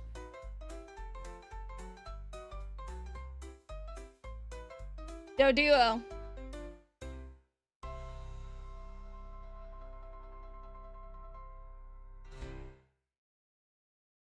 The twin bird Musu Doduo is one that perplexes researchers, or should I say, two. It's difficult to say, but there's evidence to indicate that Doduo are one entity as well as two. The pair seem to always know what the other is thinking, though they don't share sensations. Some think this is due to the telepathy and not physiology, but Doduo have no sign of magical aptitude. The preferred habitat of Doduo are vast green plains that give them plenty of space to run about. The Musu considers frolicking as a form of expression and likes to have as much space as possible to experience true freedom of motion. Got any drink?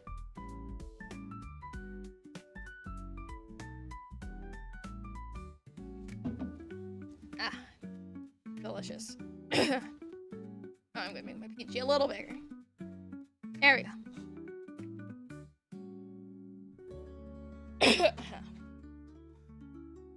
Humans have difficulty communicating with them. This is because both heads will speak at the same time and ignore what the other is saying when the pair meet a new friend.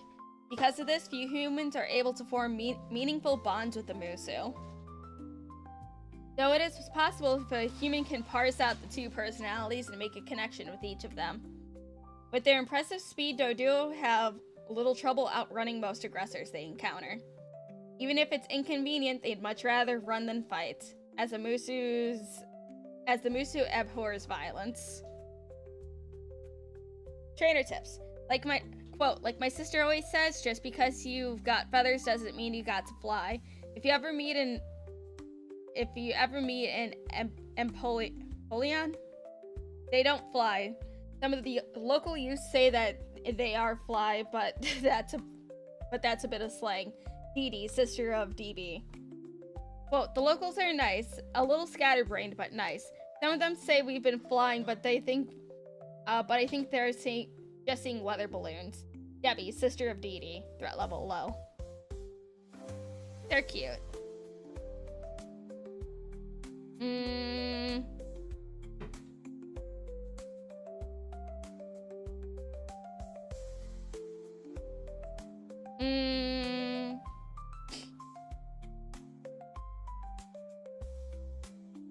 Yeah, pass. I'll say pass on her. Do Trio.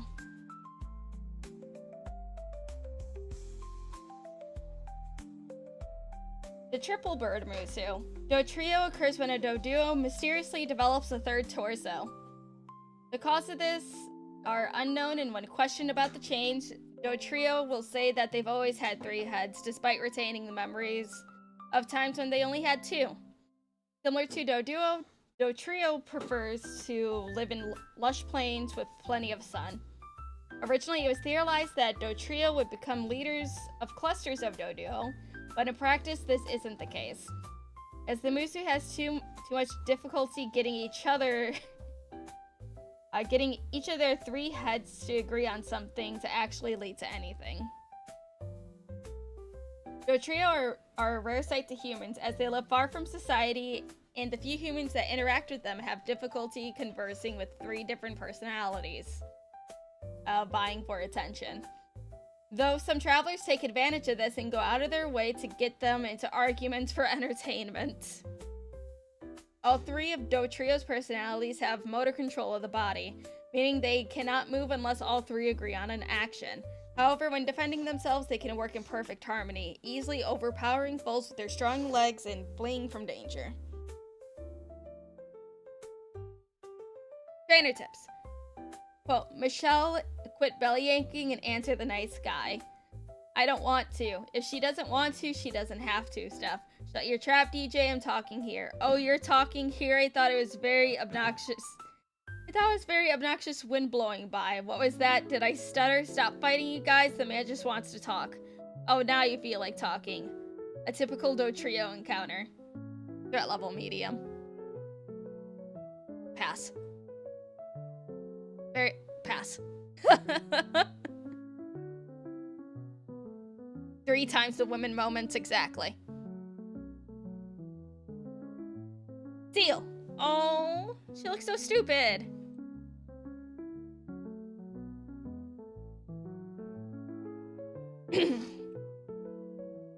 The sea lion Musu. Seal is known for their soft white fur and iconic twin-sided fin. Twin-sided fin, yes. Most who see the Musu assume them to be completely covered in fur, but this isn't the case, as the Musu only naturally grows hair on their neck and trim the fur to make coats to cover the rest of their body. The seal will settle in cold coastal areas exclusively, as their warm coats easily keep them warm in brisk areas like the sea foam archipelago. Whatever. While they can take off their coats, their fur growth is too fast to comfortably live anywhere warm. A seal's tail is an often used icon for many shipping groups, as a symbol of sailors recognized when traveling waters near seal residents. As such, many humans are aware of the Musu's tales, but know little else about them.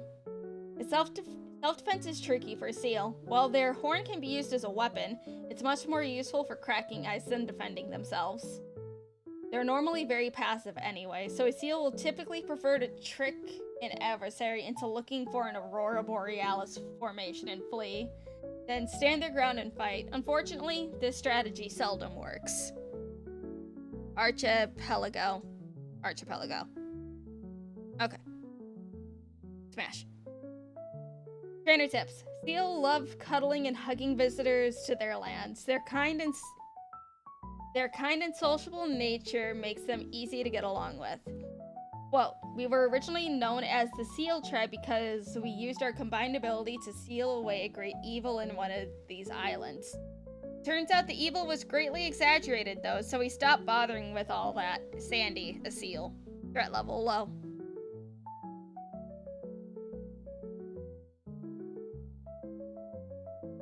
Duong. Smash. She's so pretty.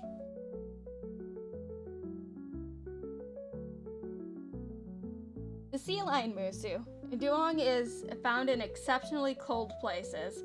While they don't appear to have much fur, the fur they do possess is incredibly dense. The same can be said of their body's muscle and fat deposits. Their lithe, wide tail... Whatever. Wide tails give them great control when swimming in frigid waters. The Musu tends to live near seal communities, but in even colder areas. In these frozen locations, they can find solitude to perfect their tailoring process and create incredibly elaborate fur coats. Owning a dugong come on, words, please. Owning a dugong made coat is considered a symbol of high status and devotion to fashion. This is primarily because dugongs create their coats custom to order, meaning that one will have to make the treacherous journey to a dugong's home and convince them to create such a coat for them. Dugong don't fight as a matter of principle. The only fight occurring with a dugong is when a Mankey heard a rumor of their great combat potential and journeyed to fight the Musu.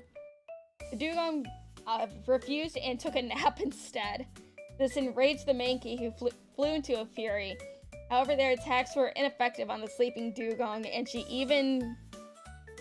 eventually passed out from exhaustion. Dear Lord. Trainer tips. Bonding with a dugong requires to take the arduous journey to meet them in person. We recommend those to wear their ugliest coat as the outermost layer to inspire the dugong to make you a proper one as an icebreaker. Quote, darling, I know you want to research, but you can't be doing that dressed like this. You look like a sick galley, for goodness sake. Dawn, a dugong. Threat level low. Smash. Grimer.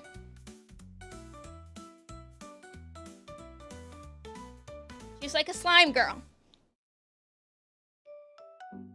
The Sludge Musu.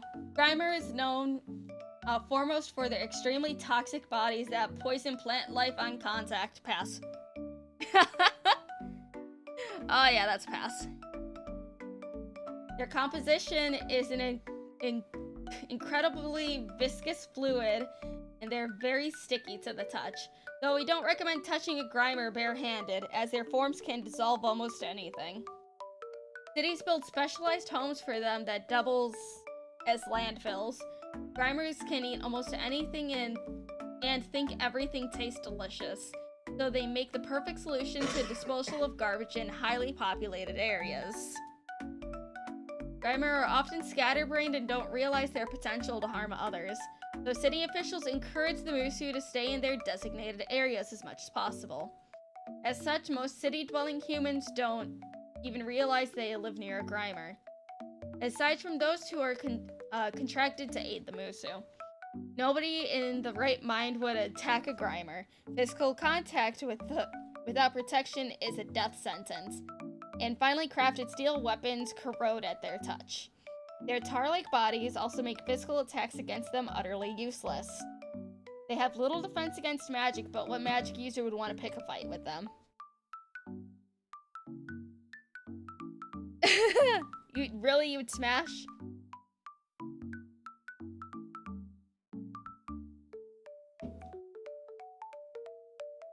Trainer tips. Do you want to bond with a Grimer? Though many cities will contract willing lads to do so to keep their local sludge musu happy. For attempting this, it's imperative to apply some poison heal potion to one's body to keep from melting. Quote, hey guys, it's me. I just wanted to remind you not to give up on your dreams. Like, even if you want to, just don't. Ray Aska, a Grimer. Threat level medium. Man. She's cute, but pass. I don't want to die. Muck.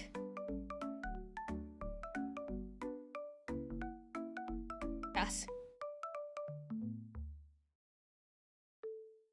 She looks crazy. Pass.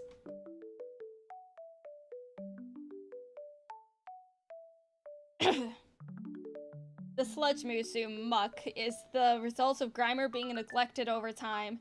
They grow much larger, and their toxin becomes potent enough to dissolve through the safeguard cities use for Grimer homes. Stone-treated steel and even enchantments corrode in the air around them. Muck cannot be contained and always search for others to dissolve in a process they refer to as becoming one with. This hunger is never ending, which means they live wherever they can find people to eat. Thankfully, in modern times, Muck are a rare sight, and in the event of one's appearance, city have evacuation plans in order to get everyone to safety. However, there are many ruined cities that serve as a grim reminder of Muck's destructive potential. As such, it's important to keep Grimers satisfied to prevent similar tragedies from happening again. Muck are a nightmare to encounter, and only the most grizzled adventurers would consider battling one. Those who lack magical talent have no chance of success, as Muck's bodies are practically impervious to physical attacks, and those with magical talent will have considerable trouble, as their toxins erode at most magic as well. Trainer tips. Do not bond with Muck. The trainer tip, don't bond with Muck.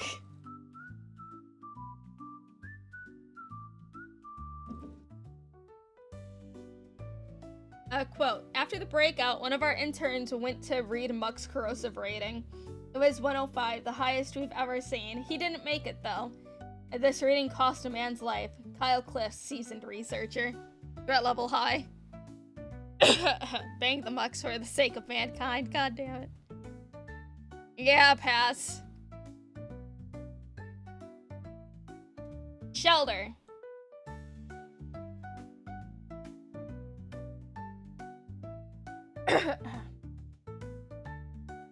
Submerged in the ocean are purple shells that stay tightly shut when outsiders are around.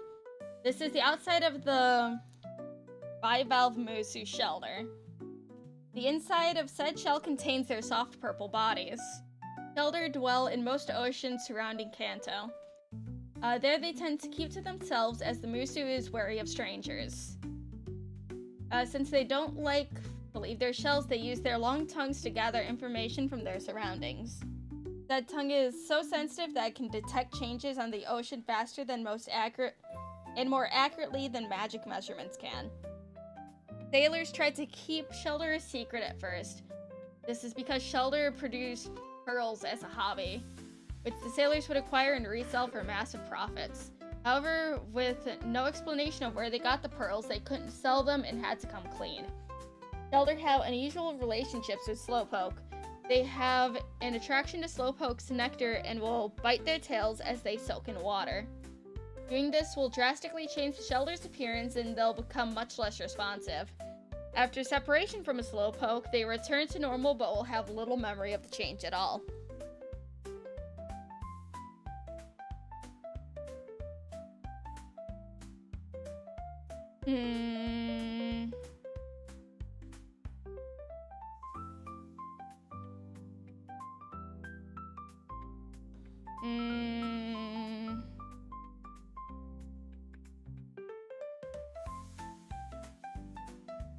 Smash. Trainer tips. It takes a great deal of patience to earn the trust of a shelter, but it's possible to get through their shell with kindness and persistence. God damn it. Quote, shelter, yeah, they don't get out much. The only time I've ever seen one was when they didn't notice I was there, but then they heard me. Snap. Closed up tighter than a vault. Joanna Silver, seasoned sailor, but level low. Alright, I gotta gather up the next bit of pictures. Excuse me. Give me a moment.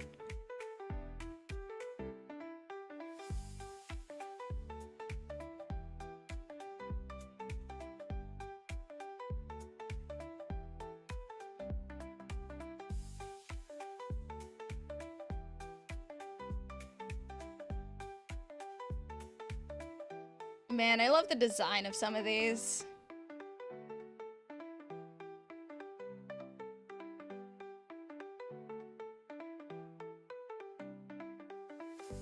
So how are you guys doing today? Besides, you know, relishing in some of my absolute horror.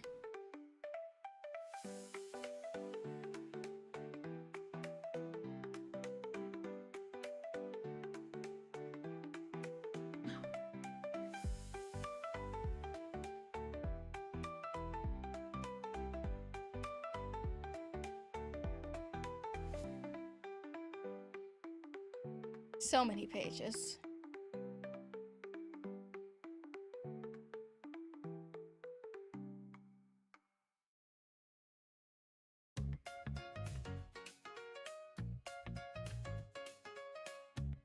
Hoping for another slip. No! Stop it!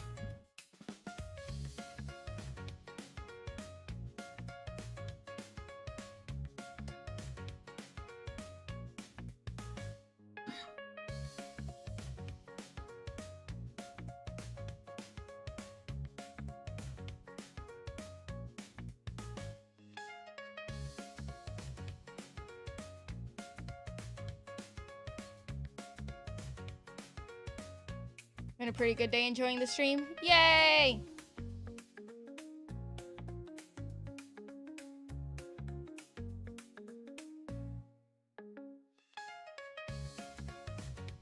The RGB doesn't set up another LumiCast fund, some of us might be forced to donate to the Curry Fund instead.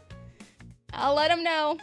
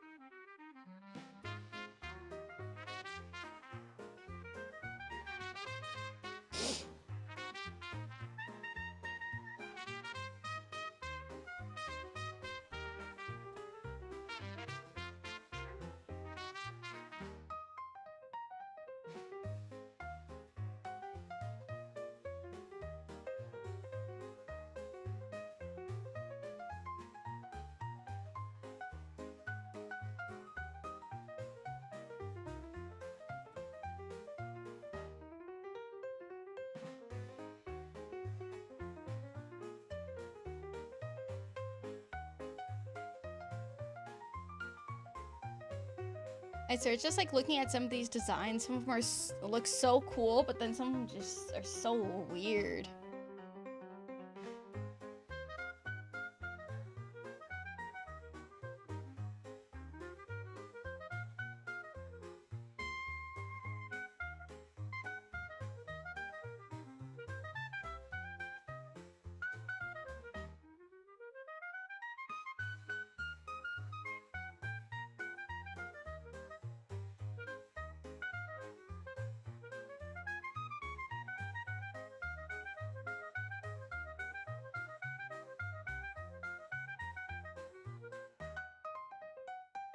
Weird ones, probably logistical issues. Yeah.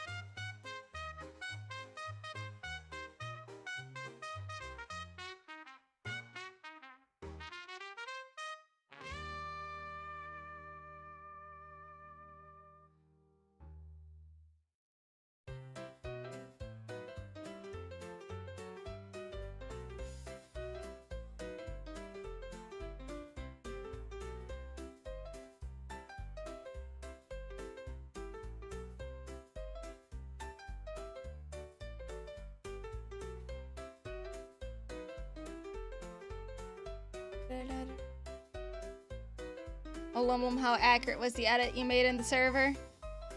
Which edit? I'd seen multiple.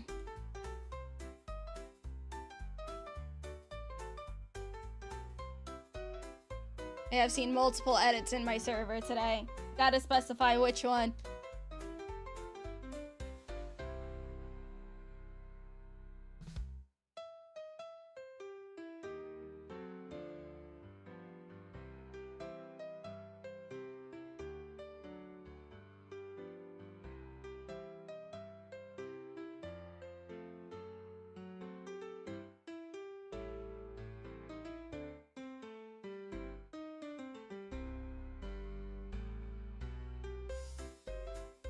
Alright.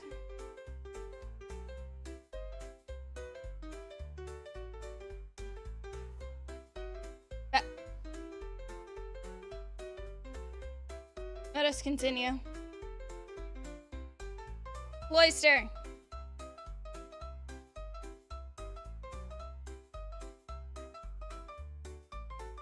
Sometimes when a shelter makes a pearl from sand, they'll create a water stone instead. This elementally charged materials sparks a change in shelter, transforming them into cloister. This change gives them a second inner shell that shapes their body into an exaggerated hourglass figure and gives their outer shell sharp points. If you're in waters where a cloister lives, they will make sure you know it.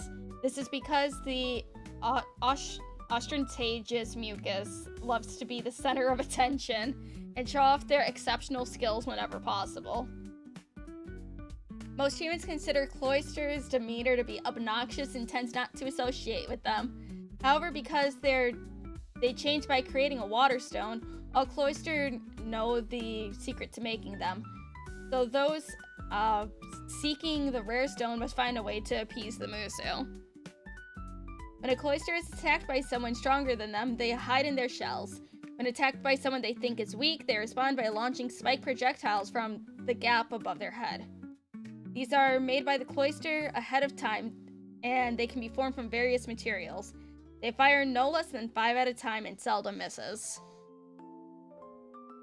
Smash. Trainer tips. Cloister are easily bored with complacent complaint. Whatever. As such, bonding with one requires challenging them in all areas they care about, be it intellectually, socially, etc. You must be a lame brain if you haven't heard about me. I'm only the most glamorous, stylish, and smartest Mushu in all of Kanto. Now, if you can't have anything useful to say, beat it, loser. Mandy Shelley at Cloister. Threat level medium.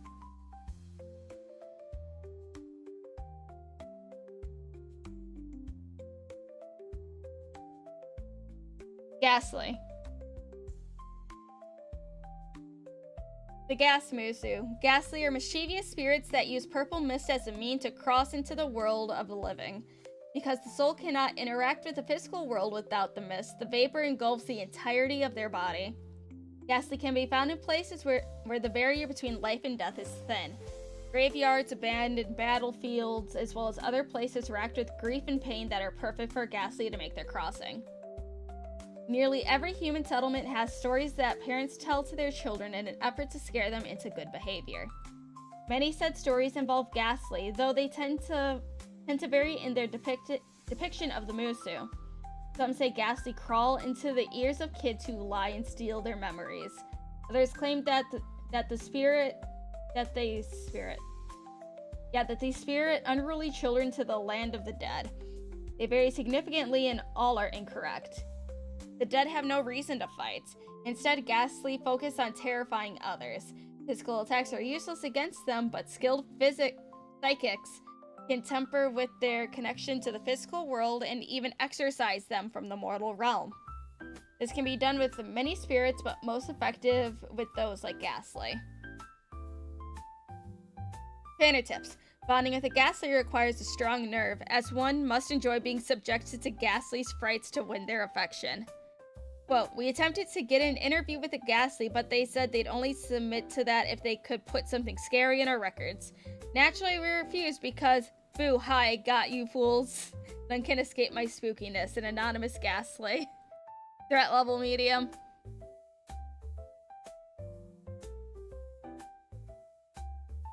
Smash. Haunter.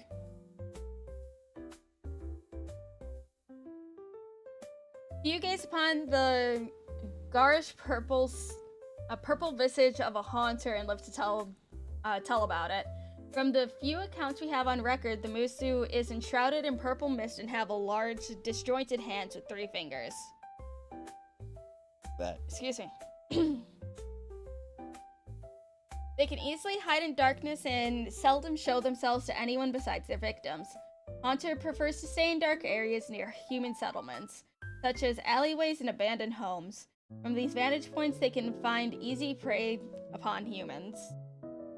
There are many horror stories centered around Haunter, most referencing their ability to mimic the voices of others, a skill they use to lure unsuspecting victims to them. It is said that Haunter can't stand light, so wary humans will carry lanterns into dark areas to avoid a Haunter's wrath. Battling a Haunter is a fool's errand, as brief contact with their tongue will drain the life force of anyone they come in contact with. This, coupled with their ability to fade into darkness and their propensity for trickery, make it difficult to avoid traps. Only a seasoned psychic has a chance of sending Haunter back to the afterlife, and even then, Haunter employ many tactics to distract such individuals. Trainer tips. There are rumors that Haunters bond with the souls of those they killed and are weaving one another in a union beyond pain and pleasure. Quote, there she lurks in the dark. Haunter jumps with a start. You can't run, you can't hide. She'll drag you to the other side. A Cantonian nursery rhyme. Threat level high. Pass. I like living. Reminds you of your ex-wife. God damn it. Gengar. Oh, why am I keep getting pings? Oh. Fucking other server pings. Okay. Gonna get rid of those real quick. Because they're annoying. Okay. But Lum the tongue. How do you get access to the not safe work section on Discord? You don't see it? There should be roles. What is called trenchies and something like that. It's in the roles channel.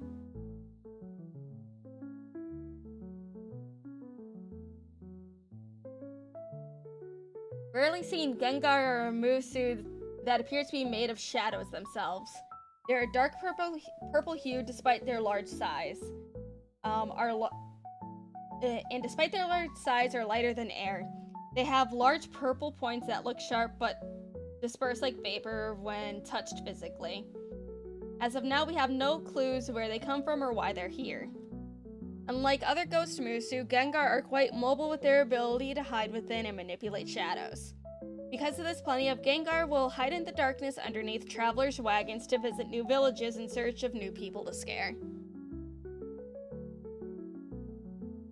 The earliest work of Cantonian literature is an epic poem depicting the young Nidorino, Boak, and his quest to track down and defeat the malevolent Gengar Hagatha after she stole his betrothed's shadow.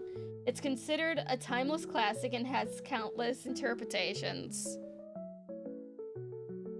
Despite many people's negative associations with Gengar, they don't like fighting and will always disengage to avoid confrontation. They do still enjoy terrifying others, though, and will take every opportunity to do so, though they rarely mean any physical harm. Trainer tips. Gengar don't allow themselves to be approached. As such, all bonds on record were initiated by the Gengar. The Musu refuses interviews, so we don't know their criteria for bonding. Quote, an infernal shadow dripped upwards from the lifeless ashes. Its sanguine eyes smoldered in the night, and teeth reflected Boke's face like a mirror. Boke's Odyssey, page 194. Threat level medium. Smash. Onyx. Yes. Sometimes mistaken for landslides, the roaring stone serpent Onyx towers over most other Musu. Their long tail is made of interlocking boulders that independently rotate on their own axis, and they have long protruding horns atop their heads that help them steer as they swim through the earth. Onyx tend to dwell in rocky areas such as mountains or caves. Though some have been seen around deserts in rare occasions as well. Due to the Musu's irritable temperament, they rarely settle near other Musu and definitely not near other Onyx. Humans are largely fearful of Onyx's poor temper and great strength. They'll go out of their way to steer clear of Onyx's territory when possible.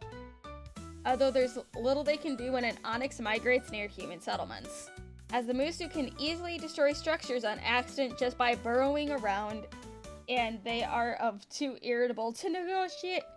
They're often too irritable to negotiate with. Due to their immense size and intimidating roars, few consider attacking Onyx. As such, Onyx don't actually have many strategies for combat. Instead, they rely on their innate power, or if they don't feel confident in a fight, they simply dive underground to flee instead.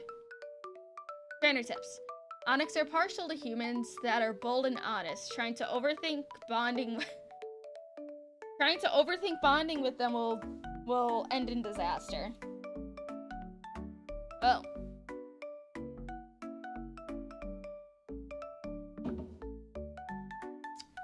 Delicious. Quote, you want to research, huh? How about you research a meteor stick because you need to stay back? You'll get smashed, you hear me? I will defend myself. Keep walking. You want a bad time because you've awakened the sleeper now. Anonymous Onyx approached by a research assistant. Threat, medium. I'll be smashed, it's okay. Drowsy.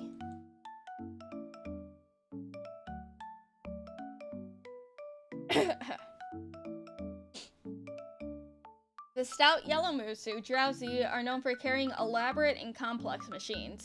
Said machines are primarily used to collect and store human dreams, which they consume for nourishment. The Musu elusively eats dreams and has preferences for nice ones over nightmares, as the latter are too sour. The largest collection of Drowsy can be found east of the Vermilion Harbor. There they formed a minor settlement called Sleepy Town. There they form deals with humans in the area to trade gizmos they create for the dreams of the locals. Human opinion on Drowsy varies significantly. Settlements that haven't seen one before only hear rumors of mysterious dream thieves, while cities that have regular visitors will know they're adverse to stealing and only gain dreams through legitimate trade. Many who suffer night terrors have great praise for the Musu, as taking a dream from a human removes their memories from it completely. Drowsy prefer not to fight, but if pressed to do so, they have limited psychic talents to defend themselves. Additionally, their unusual tools exclude so-called frequencies that often tamper with magic users' abilities. I see. Trainer tips. Drowsy will take a liking to any human that willingly parts with their dreams. They prefer those with nice dreams, but they have uses for bad dreams too. What are you buying, stranger? Machines, rope, bombs? If you want it, it's yours, stranger. As long as you have enough dreams, just remember, if Sleepy Town doesn't have it, you don't need it. Aurora White, a Drowsy merchant. Threat level low.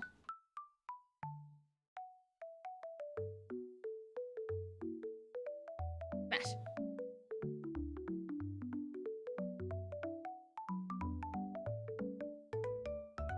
Hypno.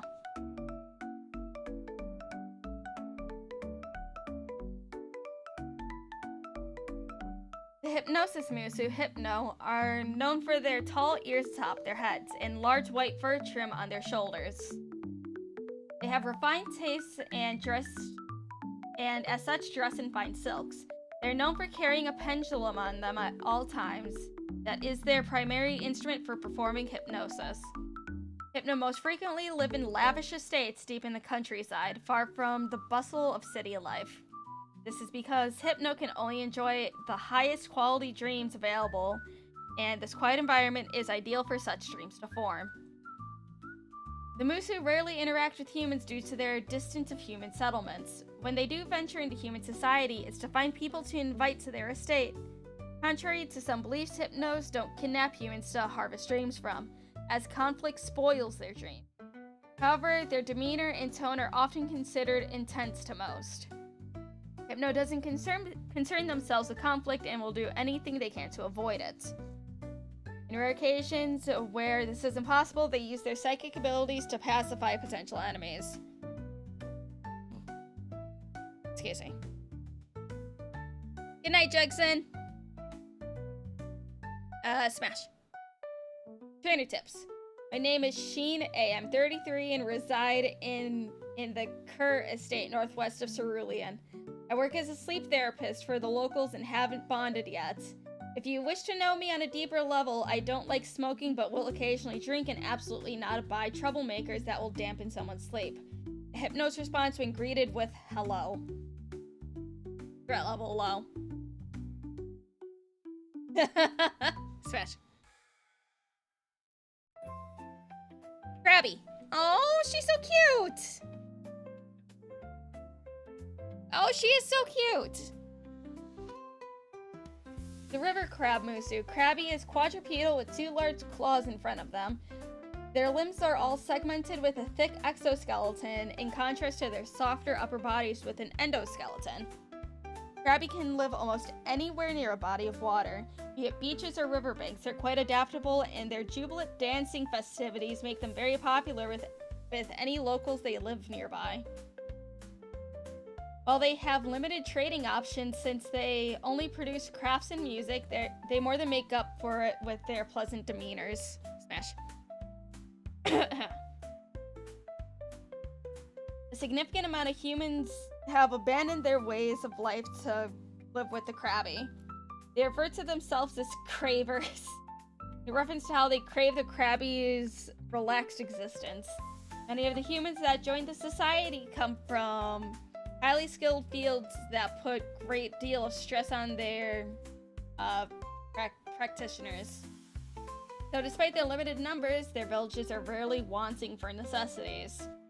Krabby don't fight. While their claws are quite powerful, they can split solid wood in two. Their distaste for fighting is so great they'll always prefer to avoid conflict than to involve themselves in it.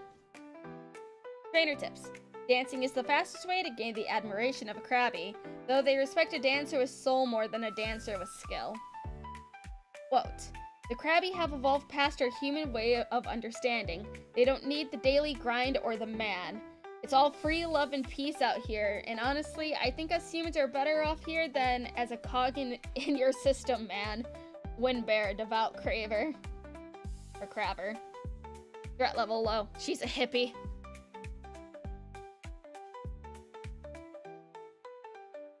Smash.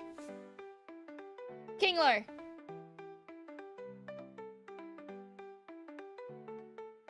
Pincer Musu. Kingler is the result of Krabby that undergo extreme growth compared to their sisters. The exact cause of this is unknown, but nearly all Krabby settlements have a small population of Kingler as well.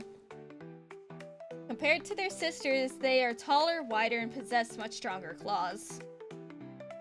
Kingler tend to be much quieter and subdued than their peers and act more as guardians to Krabby settlements than participants in their festivities.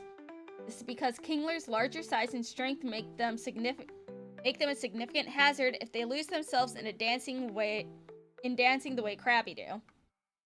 They still enjoy music and other festivities, though. While Krabby are energetic and talkative, Kingler are much more stoic and reserved.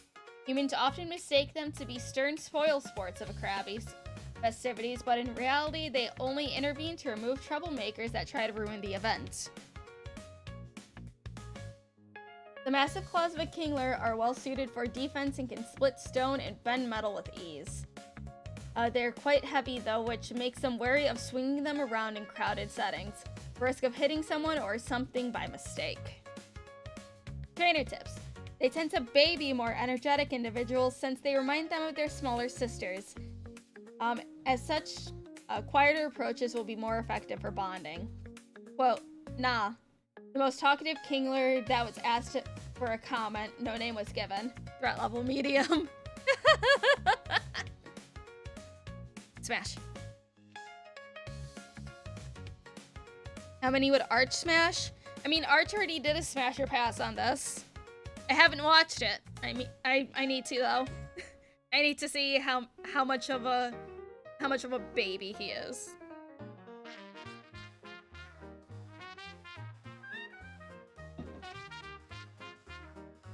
Arch had like 20? 20 passes or 20 smashes? Well, I have opinions. 20 smashes? Oh, he's such a baby. He passed a lot. Oh, he's such a baby. That's it. Okay, guys. We need to... Okay. Alright, hold on. Okay, listen, everybody. Because I know a good portion of you are also Arch viewers. What you need to do is, since he says that we have to start a fund for me to join him for the Gen 2 Smasher Pass, we need to start that fund, and then I will grill him to not be a fucking baby and pass on everything. I will make him more degenerate. I will make him worse.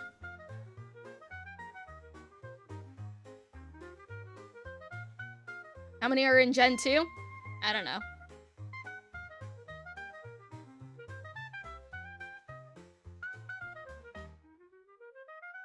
Final is 61 smashes. That's still too little. But no, let's make him worse. Make him start a fund for him to guest on your next review.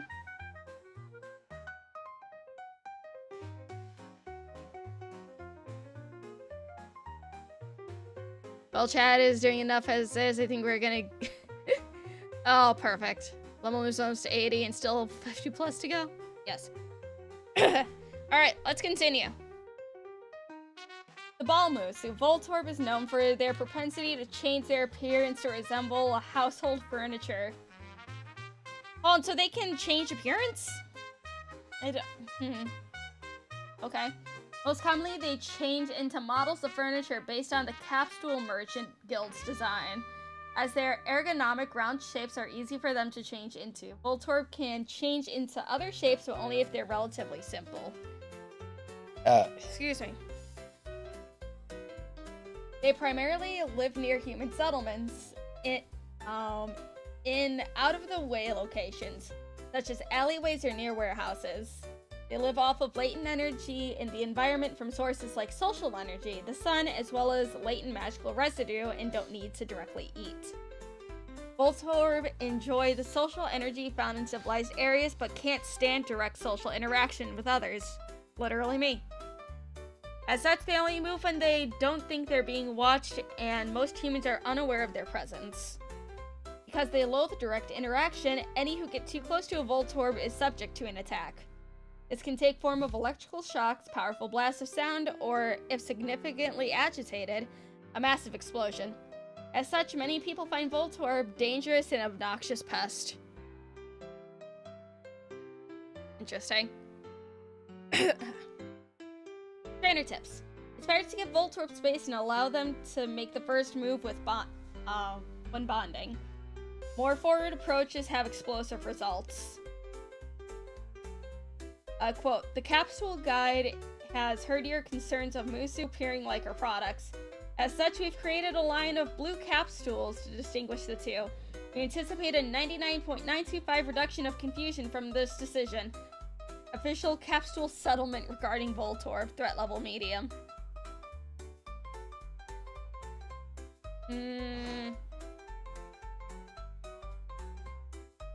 Pass. I don't want to risk getting blown up. Electrode.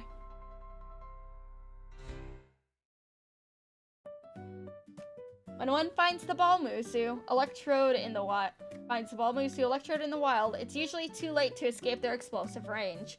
One can distinguish them by their unusual white and red coloring that they purposely give off in odd patterns to attract attention. It's currently believed that Electrodes is a result of a maladapted Voltorb that become vindictive towards others.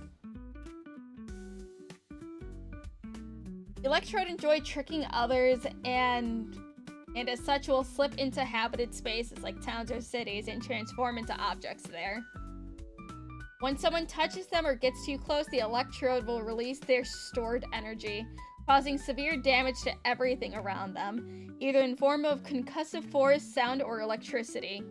Removing an Electrode from a location requires a team of skilled technicians with appropriate tools for the job. As many such large cities have such individuals prepared for the task, smaller towns lack such resources will need to contract adventurers for the job. Fighting isn't something Electrode does. Instead, they explode. They can be contained, sedated, or in some cases temporarily disarmed, but fighting an Electrode is almost always a recipe for disaster. Pass. Trainer tips. Don't bond with Electrodes if you enjoy being in one piece. Whoa, am I a demolition expert? Because if I wasn't, we wouldn't be talking now, would we? All it takes is one small error, one drop tool, one step too many, or something loud as a pin drop and boom. Infernal wench lights the entire building out. D. McCreed, Electro Removal Specialist of Cerulean, threat level, medium. It's a demo reference? Yes, I recognize the Demo Man reference. Execute.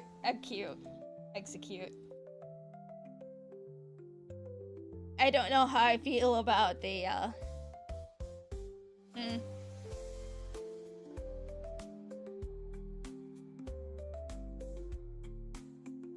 My main question.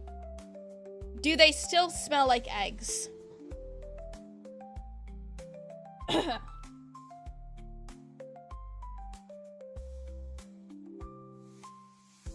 The Egg Musu, Execute, is known for living in communities of 6. While each egg has its own personality and preferences, the group seldom leaves each other's presence, as their abilities and ultimate goal are only attainable when all of them are together. Execute live in damp forests and jungles because of these environments are ideal for them to grow into Executor. In particular, they need specific type of soil that offers perfect nutrition for them. Said nutrients are unique for each group of Execute, which requires them to journey through the jungles to find their unique ideal location. Because the Musu live in such remote areas, most humans aren't aware of them at all. And those who do find them often confuse them for eggs of larger Musu, which they generally run from not to anger a mother Musu. The group's goal rarely involves conflict, but if pushed to it, Execute can use their psychic abilities to confuse foes and ensure they can escape. This is only possible if 6 are together, though, as even one being absent prevents their psychic resonance from working. Trainer tips. Bonding with an Execute requires impressing all 6 of them, as they won't separate for anyone. As such, it's important to treat them each with care and attention. Quote, listen, you half-cocked mudstale. Execute is not an egg, it is a plant. You know most 4-year-olds can tell the difference, right? So what's that make you, sweetheart? An irritated Garlean Galarian Chef. Threat level medium. If they don't smell like eggs, Smash.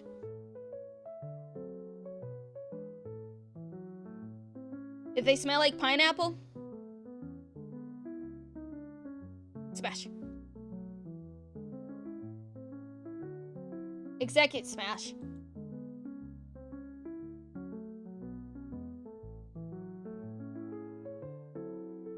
Don't even have to do any bondage. It's already part of them. Smash. It turns out an Execute's ideal soil is actually soil containing a leaf stone. Once they find such a location, they bury themselves inside and emerge as a massive three-headed tree known as Executor. The Coconut Musu. Each of Executor's head has a distinct personality, which rarely argue because of the Musu's relaxed nature. Executor love sunlight and consume a great deal of water daily. As such, there are a few areas that are hospitable to them, mostly being damp jungles. Oh, those are coconuts for sure. Smash, no explanation needed. Beautiful. Before extensive Musu research began, Executor was originally believed to be a joke, as the Musu's strange appearance made them unbelievable to most without evidence, and their extreme rarity made such evidence hard for most to come by. Such beliefs still persist in some parts of the world. There are few threats to Executor in the environments they live in, though in the circumstances where they are forced to battle, they utilize their impressive psychic abilities to disorient foes into submission, or even communicate with foes through telepathy and confuse them into fleeing from the Musu instead. Trainer tips. Executor are fairly relaxed and easygoing. Generally, the hardest part to bonding with one is actually finding one in the wild, which can be a long journey from human civilization. Quote, "You know you humans stress out too much. Fixating on that kind of thing will get you falling into a pitfall all the time. You should relax some more instead and take things as they come." Ua, an Executor. Threat level low. Smash. Cubone.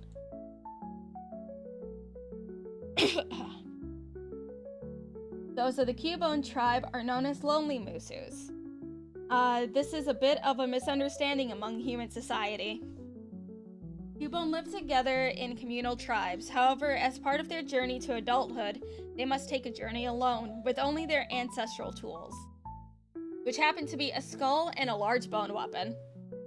The tools of Cubone are used for their osteomancy, bone magic. They consist of the skull of one of their ancient progenitors and weapons similarly forged from the skeleton of said ancestors. Said weapons can take many forms, and no two are alike. Though we've documented spears, clubs, knives, whips, and something resembling a Beck D. Corbin. A Cubone are wary of humans and as such have little contact with human society. Many humans fear them due to the skulls they wear on their heads, but when approached sincerely, they're reasonable to get along with, albeit a bit shy. The bone magic of a Cubone allows them to grow and manipulate the bones of their ancestors as well as the bones they find. These make for formidable weapons for sure, though Cubone are hesitant to share specifics of the ritual they perform with they perform or their specific effects. Trainer tips. Oh, they're so little! Generally, it's best to contact Cubone when they're on their personal journey, as their villages tend to turn away outsiders. Quote, we begin, for our sisters change the world, then ourselves change.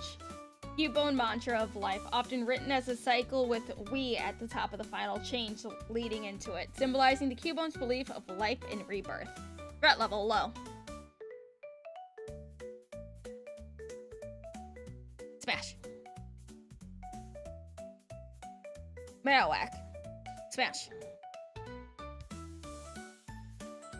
The Cubone that succeed in their journey are given the title Marowak, which loosely translates to Bone Keeper. As the title suggests, Marowak have achieved mastery over their osteomancy, to the point where they can transmute their bone weapons and armor to dust and back again with no loss to its strength. Most Marowak become guardians and leaders of their tribe and do their best to protect and teach their Cubone sisters to hone their craft. Some, however, are sent to journey into the world either to establish connections with other societies or to learn magic from outside the tribe. There are few humans who have met Marowak. The most common group to do so are knights that have fought alongside Marowak mercenaries. Said warriors have great respect for the Musu's power and were the first to confirm that Marowak skulls can be removed. As their skin-tight appearance made most people believe them as part of their heads. The armor and weapons of Marowak are quite complex and shift mid-combat into different forms to suit their situation. A term many humans have fought alongside them dubbed trick weapons, a label which Marowak don't appreciate as there's no trick to their strength. Trainer tips. Bonding with a Marowak is no easy task, as the Musu only does so with those that they trust completely. It'll require great commitment to gain such an honor from them. Quote, corpse or some say I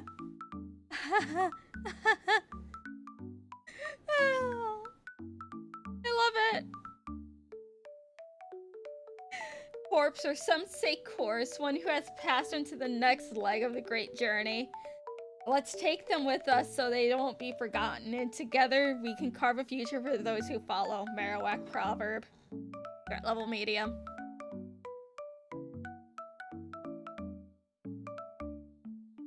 Smash. Hitmonchan. Hitmonchan are renowned through the land as the masters of punching. Oh, lesbians by nature. I see. They look fairly similar to humans at a glance, but can easily be identified by their crimson hands and a crown-like horns atop their head.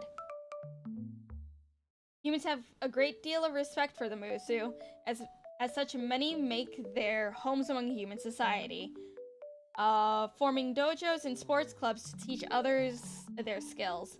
Despite Hitmonchan's scowling demeanor, they're quite social and love to teach and learn from others about almost anything. Also Smash. Some human athletes devise specialized boxing gloves based on Hitmonchan's hands, allowing humans to practice techniques without risk of damaging their fingers. The unique shape of Hitmonchan's hands aren't just for show. The thick skin and aerodynamic shape enable them to deliver punches at blistering speeds. Additionally, the mixed Chan style they practice enables them to manipulate natural magics to imbue their fists with elemental energy, inflict vertigo on opponents, as well as unique effects. While most cannot learn these techniques, Hitmonchan are happy to teach people who are interested in learning.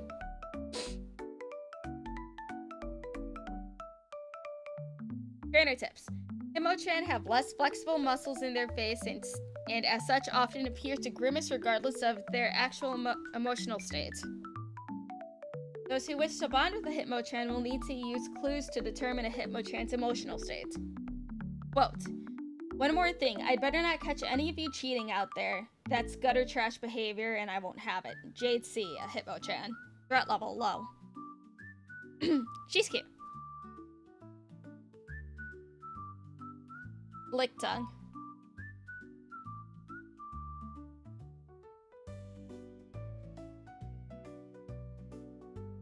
Also Smash. Lick tongue is a Musu we've creatively dubbed the Licking Musu. They're most known for their long tongues, usually averaging 1.5 to 2 meters in length. Though another key feature to their appearance is their bulbous folded tails, which are exceptionally soft and used as a comfortable seat when nothing else is available. No, too much, bad Lum Lum. Did I skip? Let me check the page.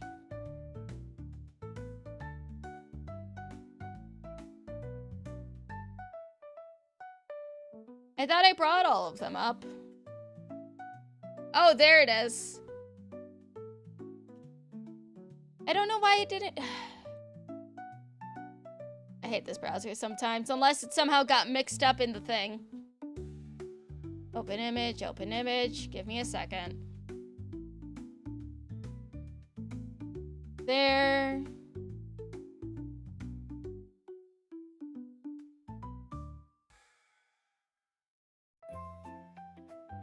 There we go. There, I fixed it, you babies.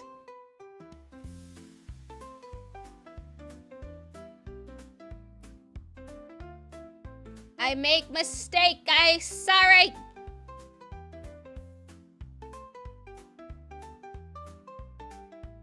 Jeez. Also Smash. The kicking Musu, Hitmonlee, is known as such because of its incredible expertise with leg strikes. Where most Musu are capable of kicking things as a form of defense, Hitmonlee practices a martial art referred to as Lee Kundo, which enables them to make their strike strong enough to shatter stone and tear through steel like tinfoil. Hitmonlee tend to make their habitat near humans as their skills make it easy to find a place there. Many become excellent mercenaries. Some also decide to create dojos to teach others of their knowledge. While humans lack Hitmonlee's physiology, there are many principles that can be taught regardless of body type of the practitioner. Whatever. They're willing to teach any one of these techniques, provided they aren't connected with mixed Chan style of martial arts, as the two schools are intense rivals. Humans think highly of Hitmonlee's fighting abilities, as their aloof demeanor combined with their stoic mask makes for a fascinating image for money. While Hitmonlee wear their masks to hide their intentions, to opponents, most fans just think they look cool. Only the brave or fools attempt to attack a Hitmonlee. Trainer tips. One must have an intense interest in martial arts if they wish to bond with a Hitmonlee, as they tend to have few intense interests outside of this. Quote, people say we only kick because that's what we want you to think. That's what puts the sucker in Sucker Punch. See Rothrock, a Hitmonlee. Threat level low. Smash. Back to Lictung.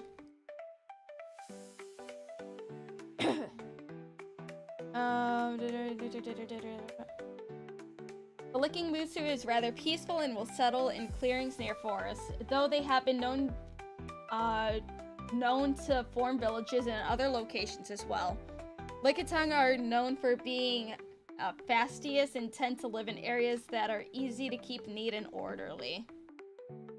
Humans have a mixed view of Lickitung, whatever. While they're typically friendly to humans, their idea of friendship can be off-putting to some, as Lickitung will typically clean friends with their tongues. They say their saliva is ideal for cleaning surfaces and dissolving grime, which was tested and found to be inconclusive. However, even with this explained to people, they often don't appreciate the gesture. While some Lickitung are skilled at applying their abilities for combat, most are pacifists and don't like fighting at all. Smash.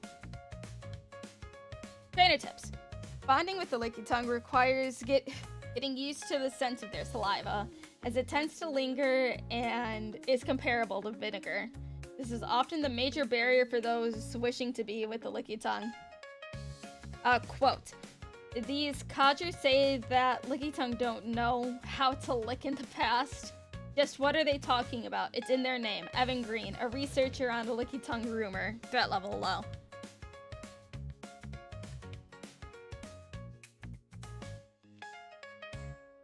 Coughing. The poison gas Musu. Coughing is the result of a fairly recent mutation. They used to be known by the name breathing, that were air spirits that would filter smog from cities and process it into clean air.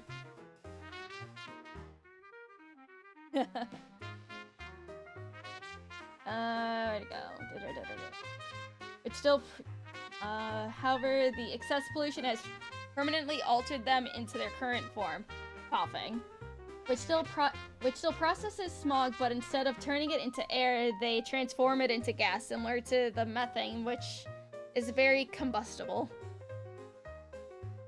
Coughing tend to live near industrial areas, as they have the largest output of the smog they consume. The Musu like to build floating spherical homes from discarded stone, which they often decorate with drawings the coughing claim go hard. Typically, these drawings include skulls, bones, and or angry faces. Most humans tend to stay away from coughing as they propel around using highly explosive fuel, meaning even a small spark in their presence can lead to a mass detonation. Jeez. If a coughing thinks they're in danger, they're more than willing to manually detonate their homes to blow an aggressor away. This tactic will almost always push the coughing harmlessly away from danger and leave said aggressor in no state to pursue. Pass.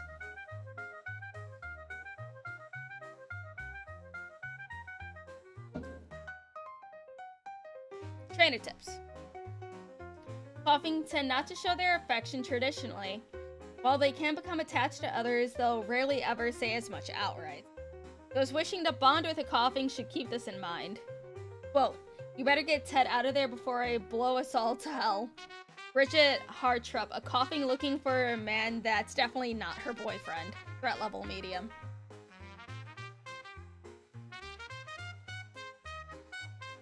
Wheezing.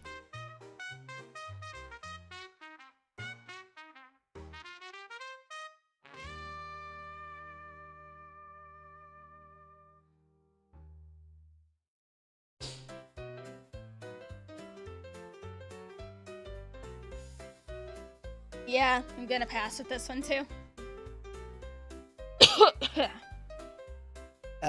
Excuse me. Again, why is it always when I'm live I always get pings?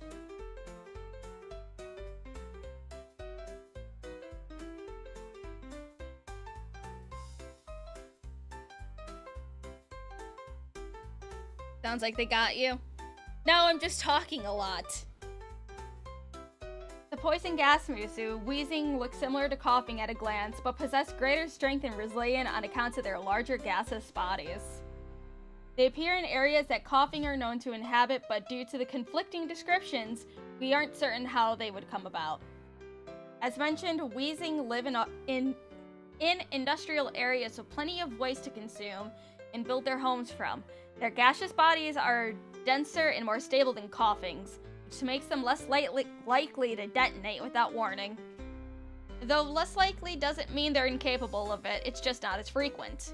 Generally, humans don't like to be around wheezing due to their uncleanliness, though their state of living is often exaggerated since they actually consume most of the waste around them and don't simply live near it. Wheezing's gaseous state is far less reactive than coughing's, but when it does want to explode, its effects are far more devastating. As such, the Musu is seldom bothered by others seeking a fight. Trainer tips. The two Musu's bodies correspond to two different personalities. While some believe they're mentally linked, we found there's no evidence of this. If you wish to bond with the wheezing, you'll do well to keep this in mind. Whoa, no. The Ide sisters, Diox and Chalor, after being asked if they were Himsdale Hemadome sisters that live in the Himsdale Hemadome. God damn it. Himsdale Dimmadome. Threat level medium. Pass. Dioxide and chlor. I see. Rhyhorn.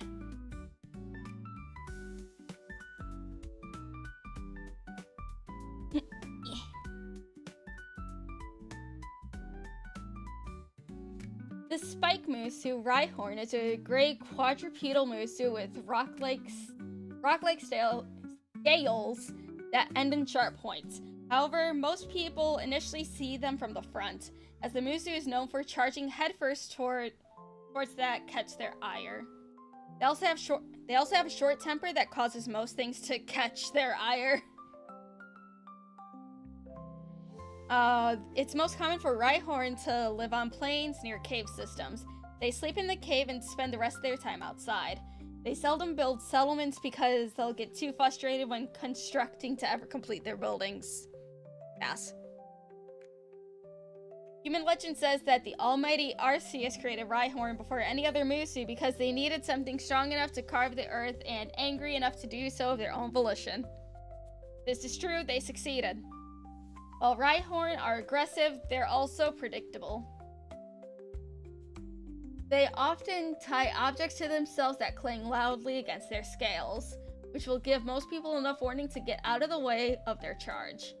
They have limited turning capabilities when sprinting, so they wouldn't be able to change course until they're long past their target.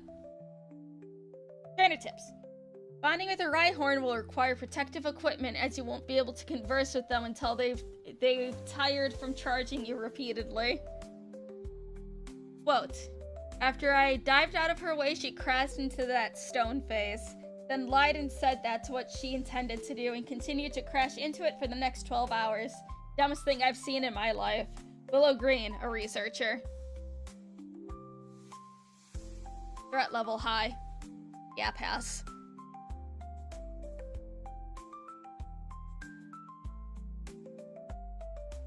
Right on.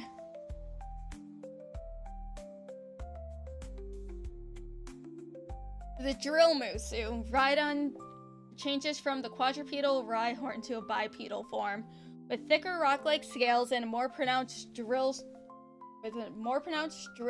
horn on their foreheads. Their thicker scales make touch sensations very faint. Even something as strong as a punch won't be noticeable to them. We don't know how the Musu changes, but when asked, they'll reply with something to the effect of, I became the woman I am today because of who I was yesterday and the day before that. Tumbling forward, dashing through every challenge that I face, that's the way a drill works. I have no idea what that means. Human societies have little contact with Rhydon, only knowing tales of their great strength and indomitable fortitude. Both of which is undoubtedly true. However, they often assume that other aspects of the Musu are more notable than they are, and upon meeting them, they're often surprised by their demeanor. Rhydon scales make for an excellent defense against physical force, and the muscle they pack behind it makes them formidable in their own right. While some Musu that specialize in martial prowess are able to prove Rhydon's match, few would try. Trainer tips. Bonding with a Rhydon requires keeping up with their strength and stamina. We recommend only the strongest attempt this. Pass. Quote. What, because I'm covered in rocks you think I can't surf? Who the hell do you think I am? You want to live buried in sand all your life? No way. I do the impossible and kick reason to the curb. Poco Yamina, shortly before surfing, somehow. Threat level medium. Surfing somehow. I love her. Too stubborn to sink. Yeah, honestly. Chansey. Smash.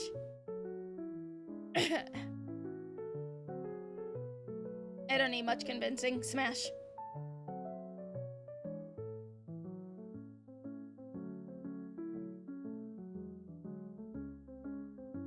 The Egg Musu Chansey is renowned across the world for its compassion to heal the wounded. They possess long pink hair and openly carry their famous eggs. These eggs absorb the latent healing energy from the Chansey and become near perfect panacea? I don't know. And become a near perfect that hasn't been replicated by human magic yet. Chansey love assisting others and will live in locations that best facilitate this. Most often, this results in them working at hospitals in cities and towns, where they're respected as wise and kind healers. Ugh.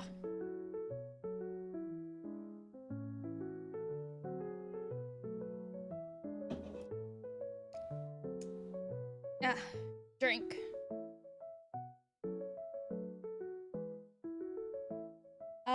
Humans have a deep respect for Chansey and do their best to accommodate them as much as possible.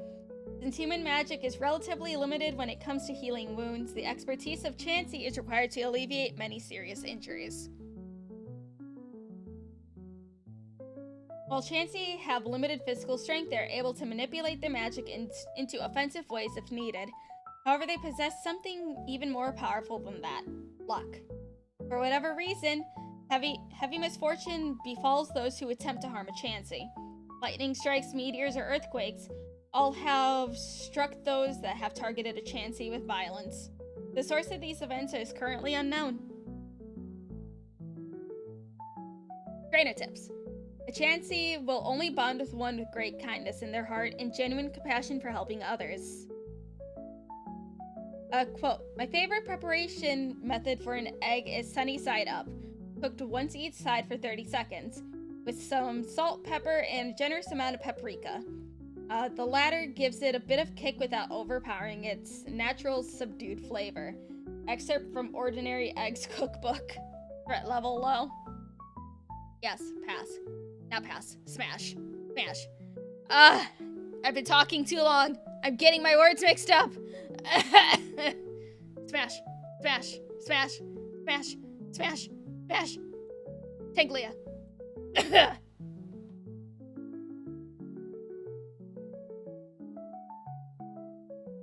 The Vinamusu, Tanglia, is a very recent discovery.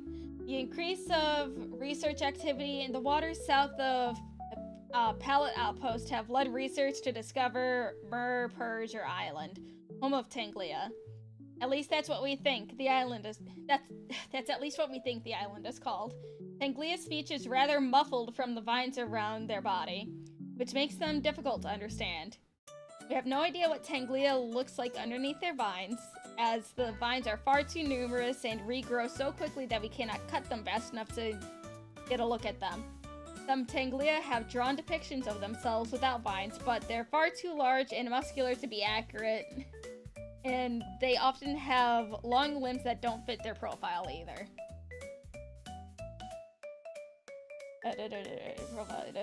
Where'd I go? Oh. That's why they depict themselves this way is currently a mystery. While we can't understand Tanglia's speech, they can make fairly advanced gestures with their vines. They aren't hostile, but also shy around outsiders. It's likely that we're the first humans Tanglia has ever seen. Tanglia are capable of selectively detaching some of their vines. So when under attack, they'll often use their vines to wrap an aggressor up and then detach the limbs to escape. Smash. Trainer tips. If you figure out how to bond with a Tanglia, let us know. We're still working on that. Threat level low.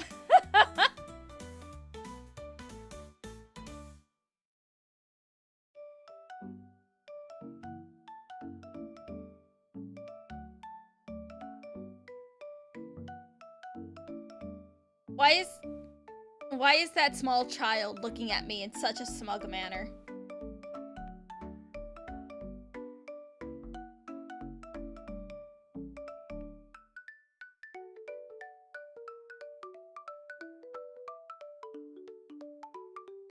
Gosh. Kangaskhan, colloquially known as the Parent Musu, have rather unfitting title. While initial research dubbed them this way because of the pouch they have on the front of their body that carries their children.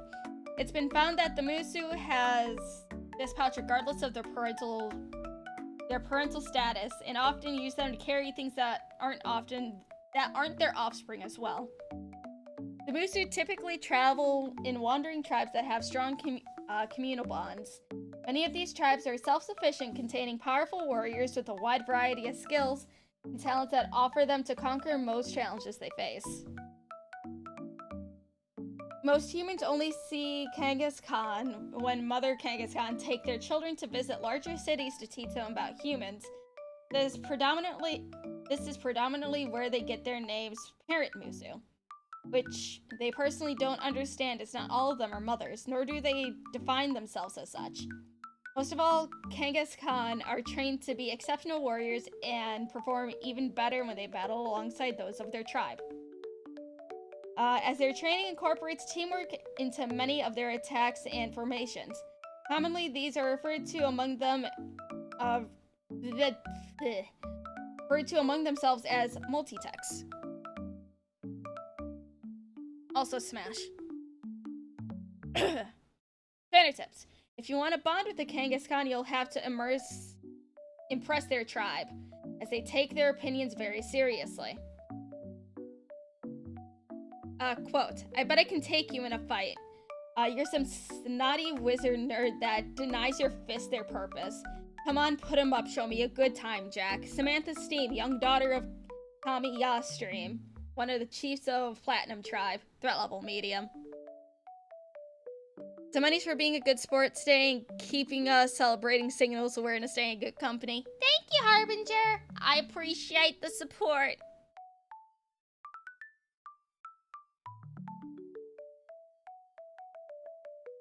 Horsey.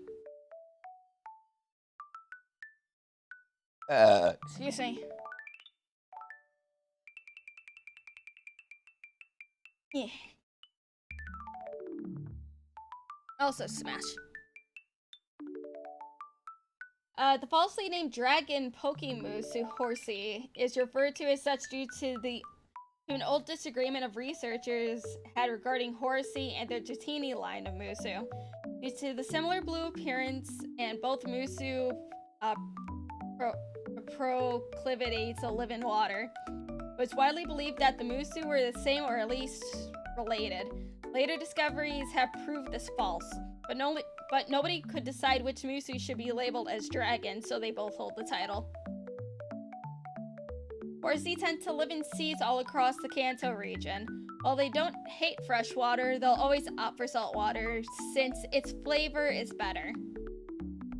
Humans that live in coastal cities have great admiration for Horsey's grace and beauty. So much so that many performers and dancers will mimic their moves to create more elaborate routines. This tends to make them very popular and convinces many to protect them, which they appreciate as they're often quite delicate. Generally, Horsey prefer not to fight and will spit ink at aggressors to distract them and flee. Though their environments can also easily alter ocean currents to reflect their mood, which can be more dangerous than the Horsey themselves. Trainer tips. Horsey often enjoy the company of humans, though they can only live in water, so it requires excellent swimming skills to bond with one. Quote, never a dull moment with the Horsey girls. You ever hear them sing? Completely tone deaf. But they have the singer's spirit, you know? Besides, the sailors are usually too drunk to know good from bad songs anyway. Captain Jack Cardinal. Threat level medium.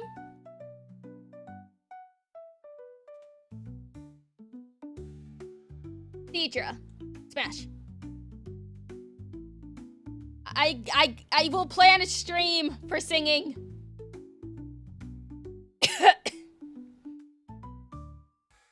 A variation of Horsey are referred to as Seadra. The key difference between the two is Seadra's longer tail and their thicker wings. Said wings are actually very sharp as they are made of thousands of small needles that are tipped with minor neurotoxins. As the name implies, Seadra only dwell in the sea. They can dwell for short periods in fresh water as well, but lack the minerals in fresh water. Will eventually lead a Seadra to become sick. Why Horsey and Seadra differ so strongly on this is currently unknown.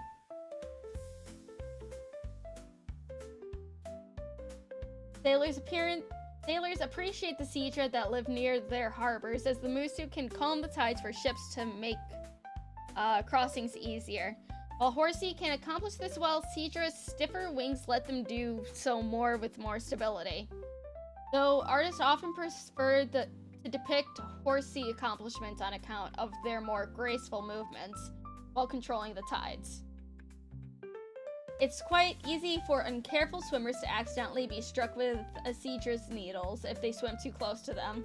Those who wish to attack them have worse odds. While the neurotoxin isn't enough to kill individuals, it will paralyze attackers and let the sea do the rest of the work.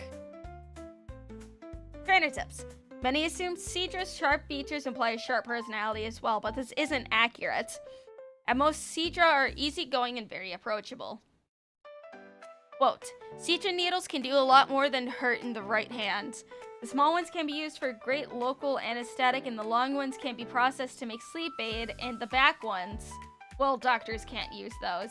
Dr. C, Hopper, Cooper, Hopper. Whatever. Threat level, medium. Yes. Smash. Goldeen. Smash.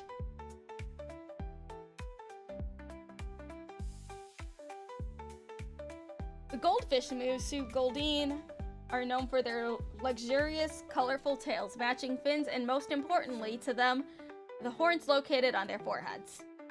While many people regard the Musu as beautiful, Goldeen only measure beauty by the condition and shape of their horns, ignoring other features completely.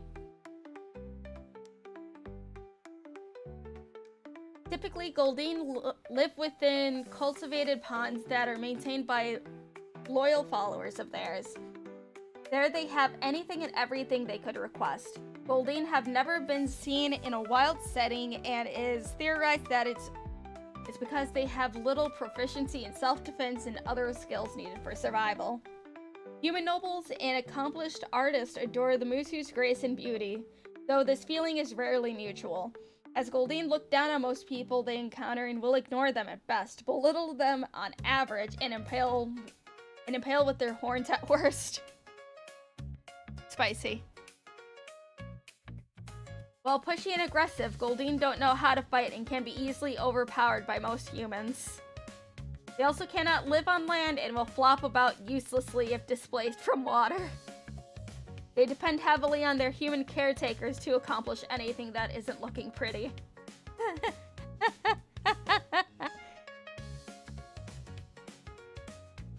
Trainer tips. Due to Goldeen's often fickle nature, we have no clue what could help with bonding with them, and consequently there are few recorded instances of this ever happening as well.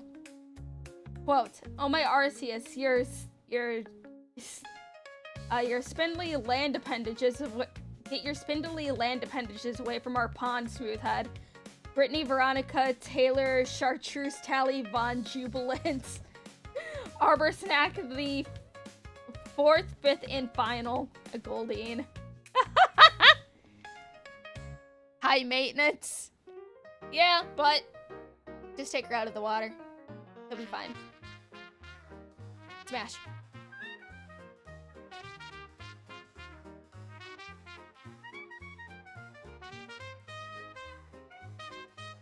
Oh, a pillow princess. She is a pillow princess.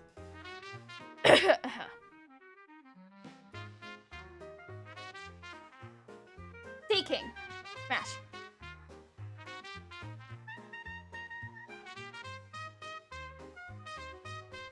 Yeah, that'd be true.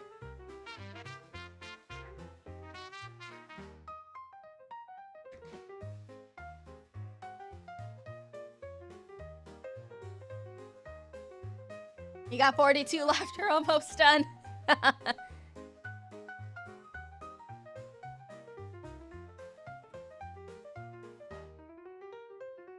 Convert her from pillow princess to pillow biter.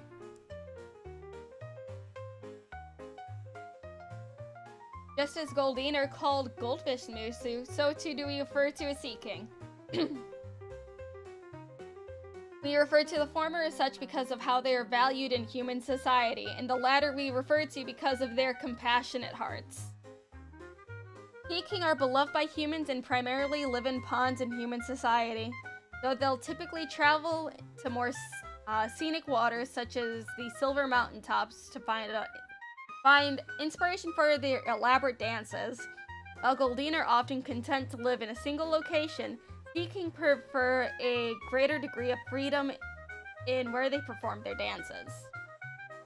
The Musu are renowned for their beautiful dancing and often use it as a replacement for other forms of communication.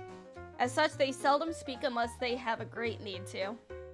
While often seen as graceful and dainty, Sea King command a great power over the waters they dwell in. Excuse me. With many even capable of swimming through waterfalls with ease, they have little trouble escaping aggressors while they swim in their waters. Banter tips.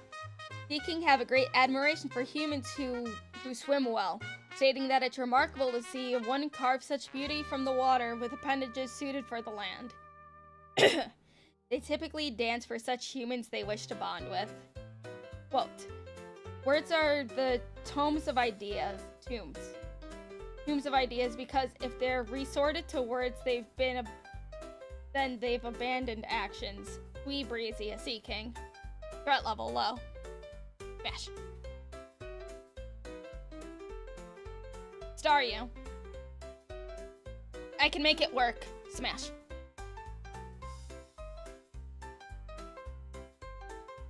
Stretch.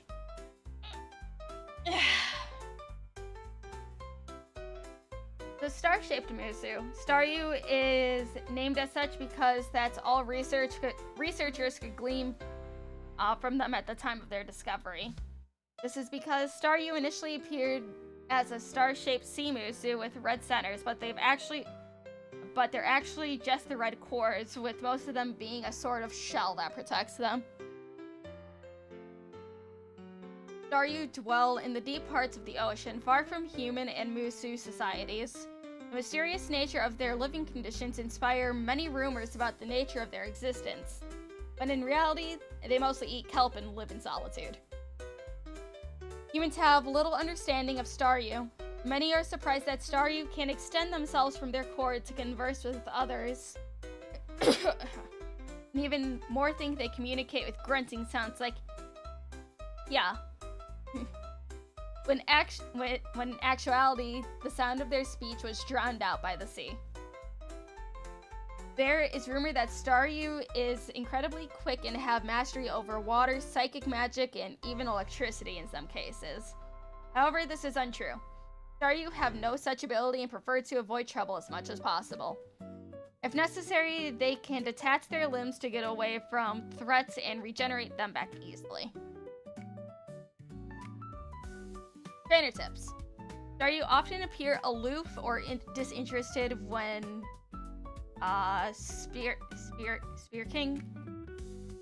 speaking words, as they have difficulty expressing emotion. As such, some have started the habit of verbalizing their emotional state before speaking. Quote, curious question, do people really think we can summon tidal waves? I'm not angry at the suggestions, just confused. Threat level low. Yes, words are hard. Shut up. Starmie. I can make it work. Smash.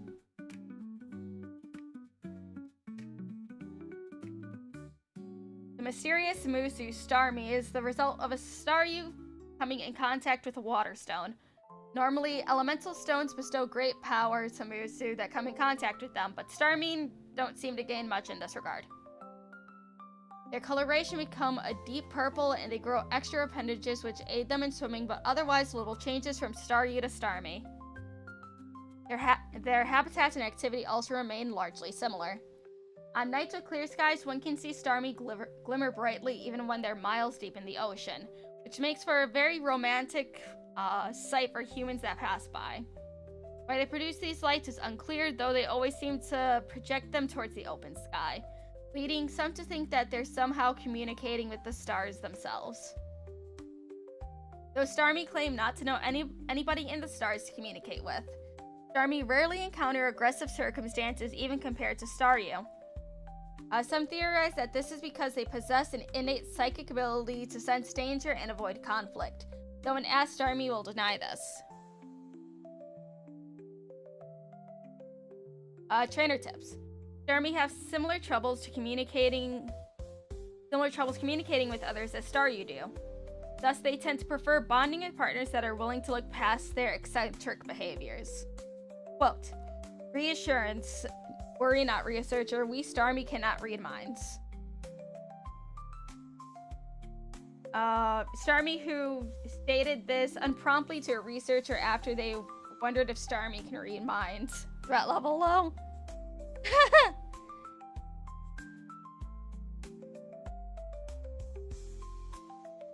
Mr. Mime.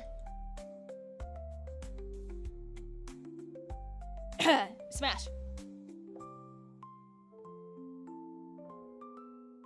The barrier Musu, Mr. Mime, is named as such because of their ability to create invisible constructs with their hands.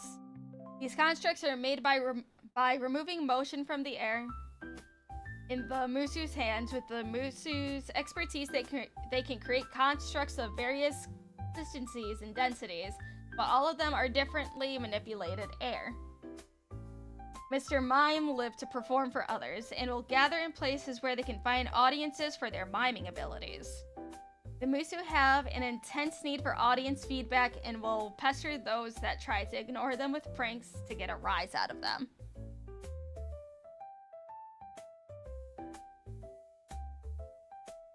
Many stories have been passed down in the cultural canon of the Kanto region regarding Mr. Mime's propensity to eat children. These are all grossly over-exaggerated tales of them bothering people for attention mixed with people's discomfort for their overly cheerful disposition. These myths persist because Mr. Mime refuses to speak and clarify them. While Mr. Mime's abilities have many application in a combat environment, the Musu refuses to fight in any circumstances. As far as they're concerned, their abilities are only to be used for entertaining others and nothing else. Trainer tips. Despite Mr. Mime's name containing Mr., they are all female. The name is traced back to the times where everyone was afraid of the Musu and thus didn't check to see if they were male or female. Quote, I cannot stand those stupid pink things. They just stare at you and waving their hands and not talking. They can talk, they just don't. Not a lick of respect in the lot of them. Tiffany Curry, Conkeldor? I don't know. Threat level low. Smash. Scyther. Smash.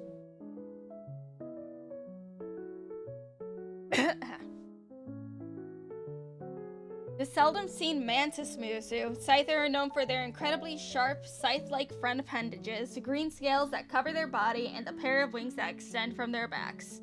Scyther's scythe appendages are harder than steel, and when moving at top speed, the Musu is capable of slicing trees in two with a single stroke, though the Musu usually prefer not to damage the trees near their home. Most Scyther live in remote villages and forests and savannas with other Scyther. They hold deep reverence for nature and will protect their homes from those that would disturb the lands they cherish. Few humans ever meet Scyther, as their tribes typically keep to themselves and refuse to see outsiders that can't prove themselves to them. How humans can prove themselves depends on the tribe's standards. Some tribes test a human's strength, while others test their knowledge and compassion for nature. While Scyther have wings, they cannot fly as most wings Musu can. Instead, they use their wings to lunge towards foes with great speed in a technique they call jumping good. Excuse me. Most who make foes of Scyther don't live long enough to see the consequences of their actions. Trainer tips. Scyther villages do have men in them, most being men who have proven themselves to the tribe and their sons. We have little information on the specific Scyther, on the specifics of Scyther bonding beyond this. Quote, for the last time, there's no evidence that Scyther eat their mates' heads after bonding. Where do people even hear about these things? Pressure Bifong, a Musu researcher. Threat level high.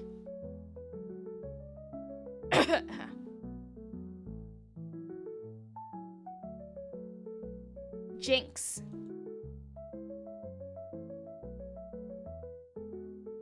The human-shaped Musu, also Smash. A Jinx is known for their shadowy bodies, golden hair, and their unnerving singing. Jinx cannot articulate words of any known language, but they can produce sounds in their bodies which form songs. These songs function as their way of communicating and plant thoughts in the heads of those who hear them. The process is rather uncomfortable for those not expecting it, and if interrupted, will leave the listener unable to understand the message. Jinx bodies are made of shadow, and thus they can only live in dark areas. Most commonly, they gather in Arctic lands where the nights are longer in winter. They also hibernate during summer months when days lengthen. The appearance of Jinx is actually an attempt to mimic the late Queen Deirdre Lemoon from Sevi Archipelago. Words are hard. It's believed that Jinx saw her sailing by one day and admired her so much that they attempted to emulate her. However, their attempts can come across as uncanny to many humans, and thus their affections are often misunderstood. Because Jinx are made of shadow, they can disperse at will and thus cannot be attacked. It's unknown if there's any means of harming Jinx or even if they can die. Trainer tips. While Jinx can appear threatening to many, they profoundly adore humanity. Communication is the only major barrier to bonding with them. Quote, there is no love purer than a Jinx's love for humanity. With their power, they could be anything and yet they choose to be like us. Maybe they see something in us that we're missing. Margot Patriot, a magician. Threat level low. Smash. Alright, let me grab the rest of them. Wait, no, I didn't want to disappear myself. Disappear. No, not that one. That one. There we go. I'm not gonna have another hentai slip up. Oh, hello, welcome raiders. I cannot see the white on white. But hello, welcome. Thank you for the raid.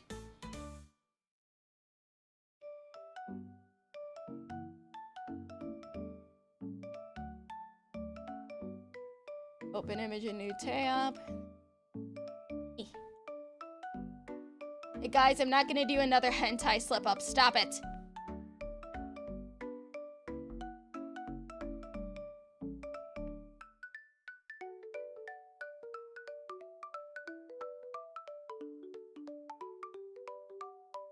Open image in new tab. There we go.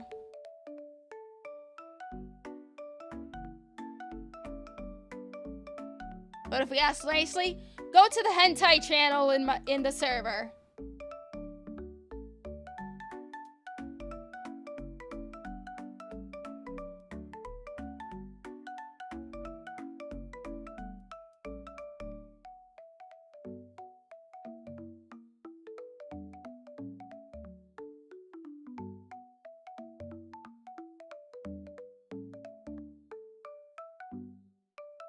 TOS would like a word with you. It was an accident!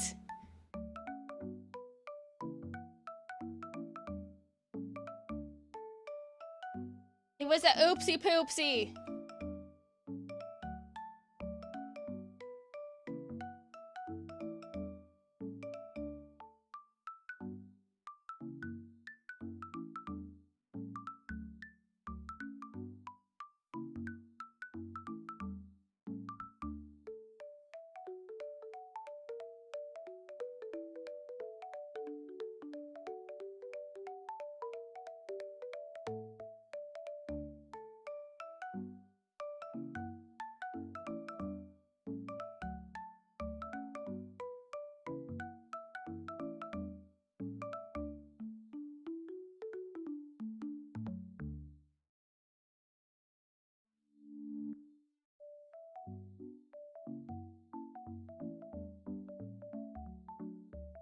Sure, I have all of them before you guys yell at me.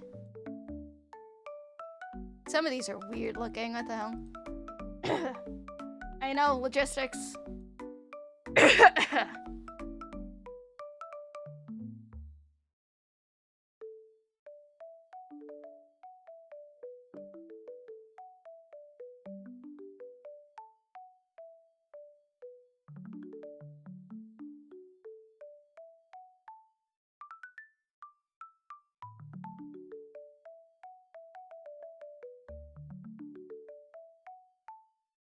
I have to check this later. What did he say to Ponyta? Oh. I smashed both of them. Ponyta and Rapidash. Smash. Arch is a baby and passes on most things.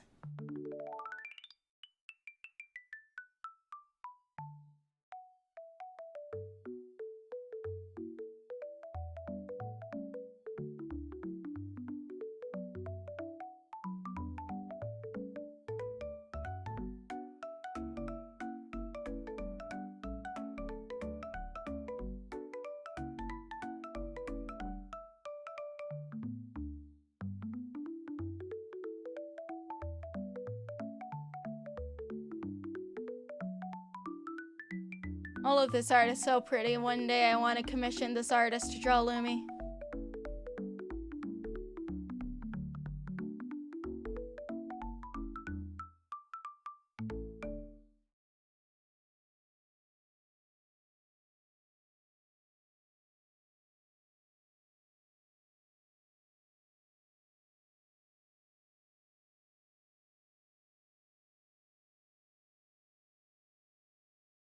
There.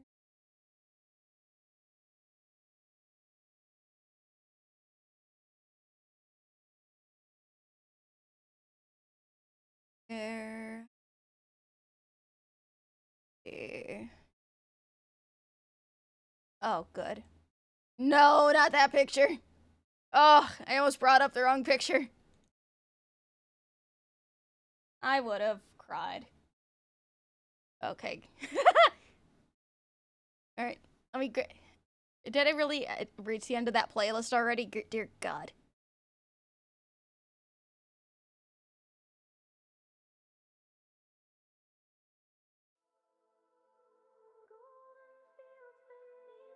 There we go.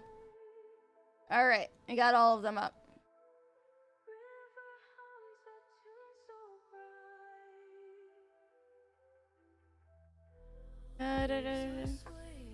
There we go.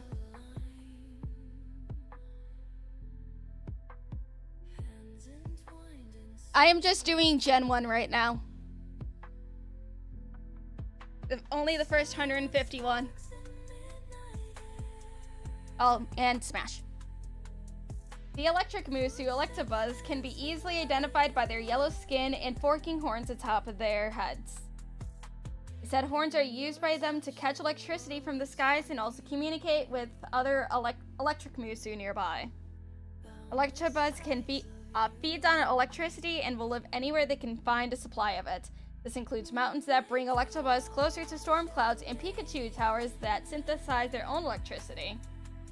They get rather aggressive when they're looking for electricity to eat, and will fight any that stand in their way of it, whether they're other Electabuzz or anyone else. Humans that dwell in cities often view Electabuzz as a nuisance on account of them constantly stealing power from Pikachu towers. Though Electabuzz doesn't have any ill will towards humans and are rather cordial when encountered in a casual setting. In addition to their mastery over electricity, Electabuzz possess an innate strength as well, though the strength is proportional to how much electricity they have recently eaten. Often they rely on this strength for defense and will have minimal battle strategy or technique. Trainer tips. As odd as it sounds, Electabuzz enjoy being electrocuted with many stating it drives their motors. As such, it makes a solid starting move for bonding attempts. Quote, I'm going to wind my arms up like this, and when I spin them out and I hit you, you're going to be sorry. Casey, an Electabuzz telling another Electabuzz how she plans to strike her. Then the attack didn't connect. Threat level medium. Magmar. Smash.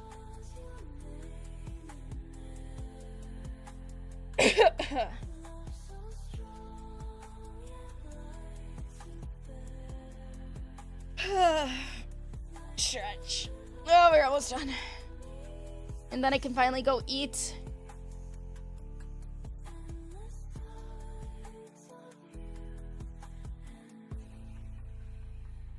The Spitfire Musu. Magmar are known for their red scales, clawed appendages, and flames that hang off their body. These flames aren't natural to them, but are actually a common occurrence from the hot environments they live in. Magmar subsist on latent heat in the environment and require a lot of it to survive. Because of this, they tend to live near or even inside volcanoes. Anywhere else is too cold for them to be sustainable. Blah. While most life cannot stand the high temperatures, they find it quite comfortable and will regularly lounge in the molten rock.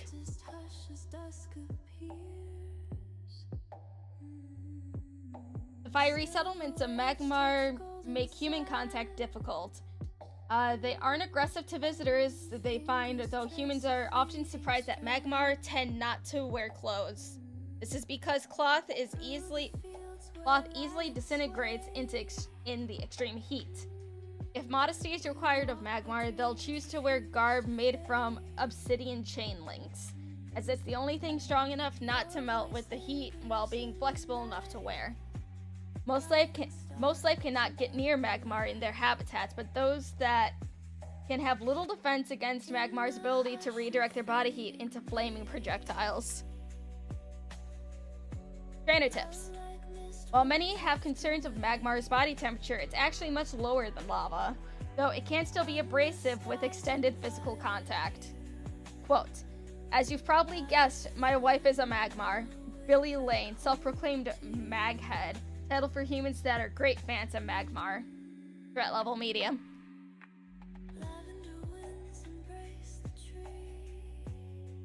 Pinsir.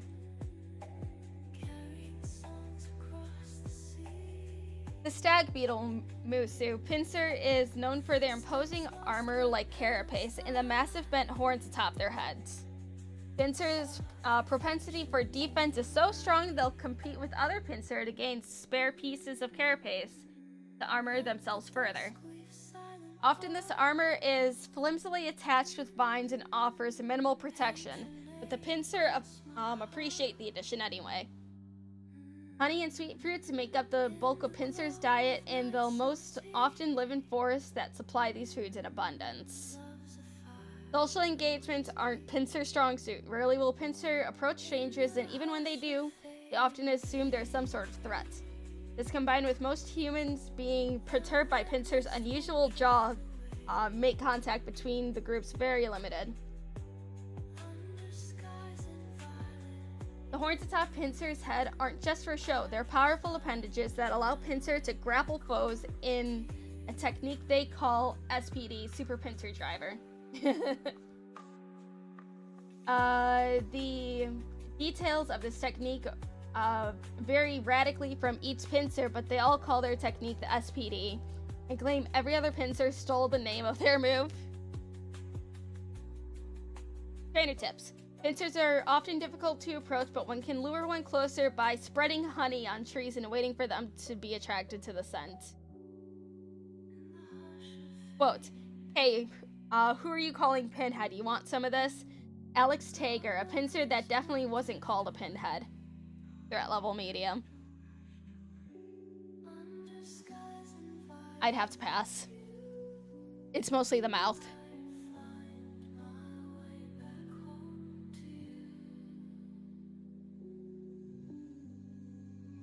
Taurus. Or Taurus. The wild bull Musu. Taurus are known for their impressive power, cloven hooves, and pair of horns atop their head. Their bodies are decorated with many scars that they treasure as trophies from battles they partook in.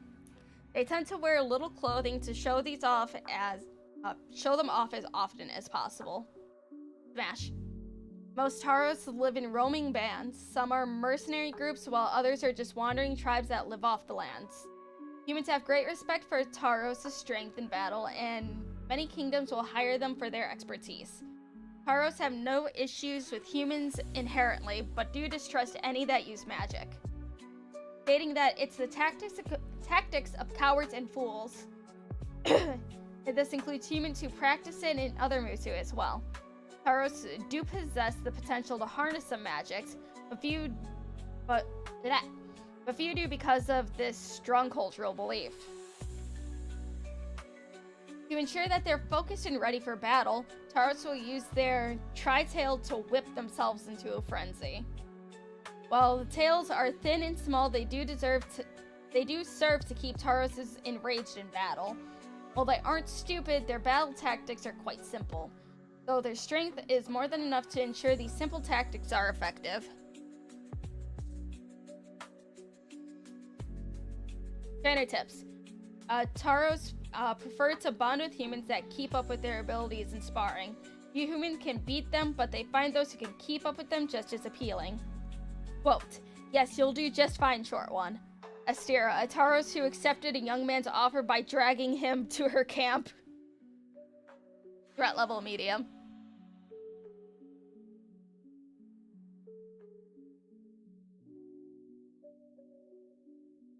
Magikarp. The fish Musu. Magikarp is known for their red scales and bright yellow fins. They also possess long tendrils that hang from their ears that help them smell substances in the water. Smash. Some rumors state that the Magikarp splash about helplessly on land. Though this isn't accurate, they actually just shuffle back towards the water normally. Magikarp can be found nearly anywhere in the waters of the world. Their hardy biology and adaptability allow them to live in most any climate. Humans consider Magikarp to be profoundly ordinary. Aside from them having gills that allow them to breathe underwater, they have no other abilities that exceed human capability. They also possess little magical talent, even when compared to average humans. Some legends state that this didn't used to be the case and that Magikarp could ascend to greater power, but there's little evidence of this being true. With little magical capability and no particular talent for battle, Magikarp don't have any real ways to defend themselves from those that do them harm. They can attempt to swim to safety, though their speed isn't anything extraordinary. As such, they often rely on others to defend them.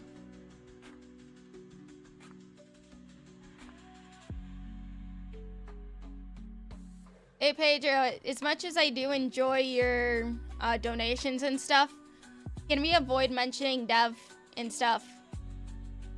Especially if it's like unrelated streams. That would be great.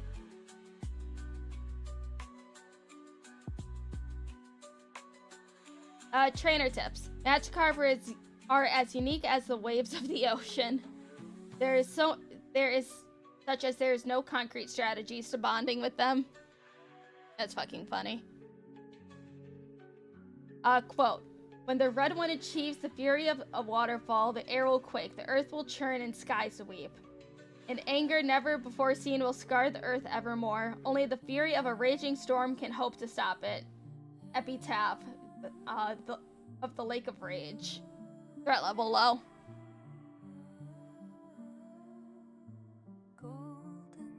Gyarados. Smash.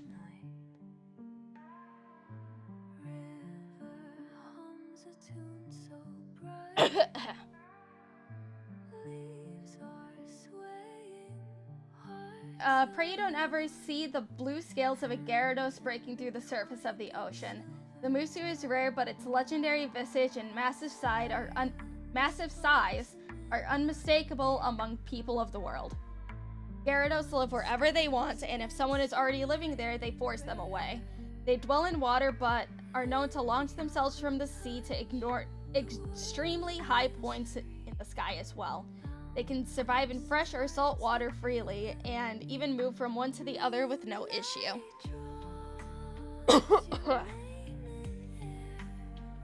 The legendary Musu is known as a great symbol of strength and appears in many historical illustrations and myths. Because the Musu is always angry, human society and academia at large knows comparatively little about them beyond their power. Nothing attacks Gyarados, rather Gyarados attacks everyone that isn't a Gyarados, and other Gyarados twice as hard. God. You can withstand the fury of a Gyarados, let alone defeat them. The Musu does have a significant weakness to electricity, though The Musu's powerful hyper beam still makes them a difficult opponent, even if you can't exploit this weakness. Trainer tips. Do not bond with Gyarados. Too bad. Smash. Quote. No seaman has boasted of sailing through the seas straight unharmed. For that to be where the she-beast makes her home, and any boat that crosses her threshold will be burned to cinders through the cold fire she spews from her maw. Expert from Homer J's Odyssey. Ha, get it, guys? For a clerical note, this is the full title of Homer's work and not an academic comment. They're level high! Odyssey quotes. Love it! This is probably referring to Scylla, isn't it?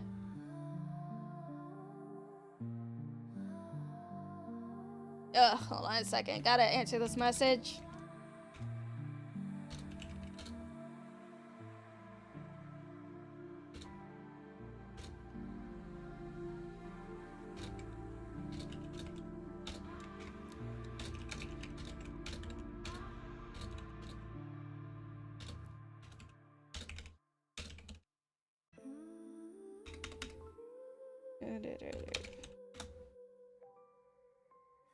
Yeah, okay.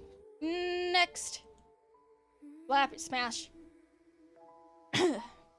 Smash.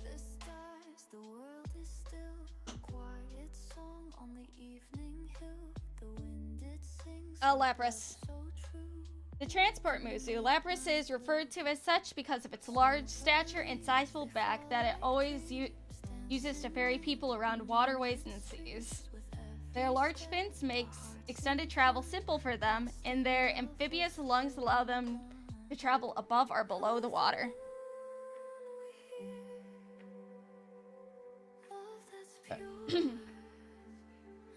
Lapras spends all time in water, even sleeping in it. Some Lapras even swim in their sleep. Humans cherish Lapras for their ever-present kindness and willingness to help. They freely help people across rivers and even oceans without asking for anything in return. The Musu is especially beloved by sailors for how often they rescue shipwrecked crews as well as those that fall overboard. While having great ability to move in water, Lapras have little ability to defend themselves. This, combined with the Musu's trusting nature, makes it rather easy for malicious people to take advantage of Lapras. This is incredibly frowned upon among all human societies as people care deeply for the Musu. Some myths claim that the sorrowful song of a Lapras can kill someone of a broken heart. Oh. Trainer tips. Lapras bond deeply with those they trust, and earning a Lapras's trust requires pure intentions and a kind spirit. Quote, as sure as the rivers reach the seas and Stardew scuttle the ocean floors, you sought to collect me, put your mind at ease, but like the wind and stars, I was never yours. Verse 2 from the Paris song, an ancient piece composed by Lapras and shared across history. Threat level low.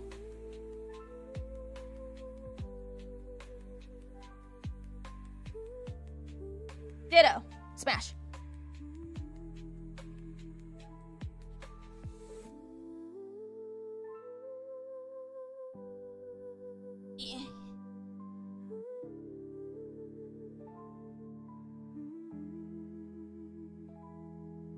Pass. Oh, stepping a baby. The transformation Musu. Ditto can change its appearance to copy almost anyone. It's rare to find them untransformed, but in their original state, they consist of a pink viscous fluid, have two eyes that are pitch black. Due to their transformation abilities, there's no consistent way to get population data on Ditto. With their ability to change being so broad, they can thrive in almost every biome in society without anyone knowing what they are. Though their changing ability is purely physical and not mental, so while they can mimic a soldier's strength, they cannot mimic their knowledge. Human society have many horror stories related to Ditto, quote, body snatching others and taking their place. However, Ditto in reality have a strict code of non-violence they all follow. We aren't sure where the code originates, but they're reluctant to break it, even in dire circumstances. With the ability to become any other Musu, escaping bad situations is quite simple for them. Though they have one odd weakness, Ditto cannot stand the sight of themselves or other untransformed Ditto. If they ever see such a sight, they'll plunge into madness and become completely crazed. Man. Trainer tips. Ditto have an intense interest in bonding with others, though they seldom do it untransformed. Instead, they look for a visage that the one they seek is interested in, and will use that to attract them. Quote, "On the ground my brother bled, his life coating the grass like morning dew. Besides them there is someone else, another stranger me." Excerpt from The Legend of the Blind Bard. Threat level low. Ditto is the perfect Pokemusu. It can become any mon. So a light battle with every Pokemon each night, some kinky stuff could happen.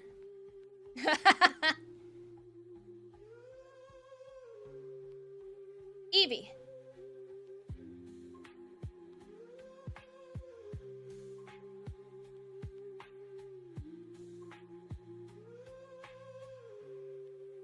Smash.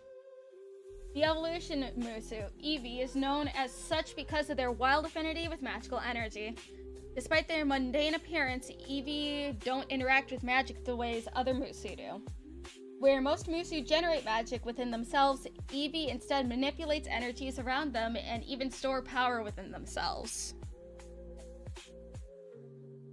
It's mandatory for all Eevee and Kanto to be relocated to the Eevee Academy of Thaumaturgy and Sorcery, or EATS for short, due to their unusual relationship with magic. An unsupervised Eevee can very easily absorb unsafe magics and become unstable, thus necessitating their required tutoring at the academy to prevent damage to themselves and others. There is debate among humans about the current handling of Eevee. Some think that Eevee should be entitled to a larger degree of freedom, while others have seen the destructive potential of their more unstable evolutions think otherwise. It's only upon evolution that Eevee become proficient at any form of magic. It typically requires a strong source of one magic type for them to evolve safely. Absorbing multiple sources at once or more unstable sources will result in them becoming abominations. Trainer tips. Eevee very strongly in personality between one another, meaning there's no simple strategy for bonding with one. Quote, "For the last time, monocles are not required for students. That's just a rumor spread by rambunctious upperclassmen." Madame Nalio, headmaster of the Eevee Academy of Thaumaturgy and Sorcery. Vaporeon. Smash.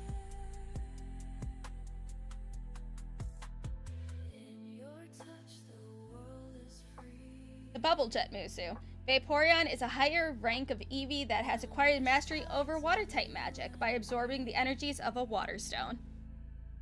This transformation makes their fur turn a deep blue and also gain gills, fins, and a long aquatic tail that gives them superior maneuverability in water.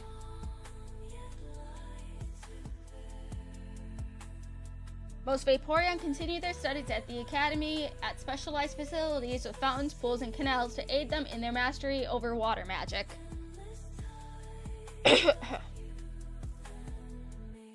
Though some do venture out to beaches and islands to further test their abilities.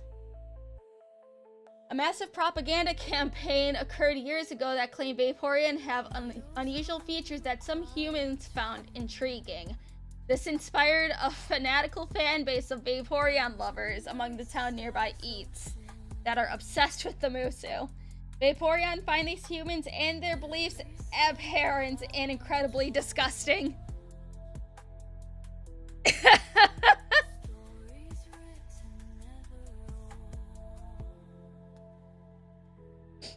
When attacked by conventional means, Vaporeon can shift their body into water almost instantly, rendering the attack useless.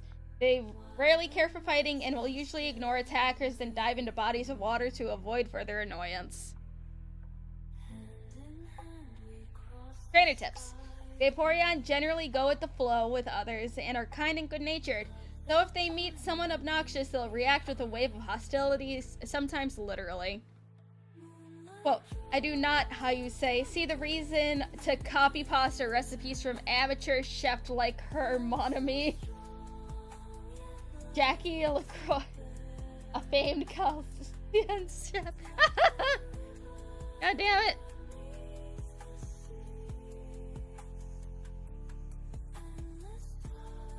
Jolteon, Smash.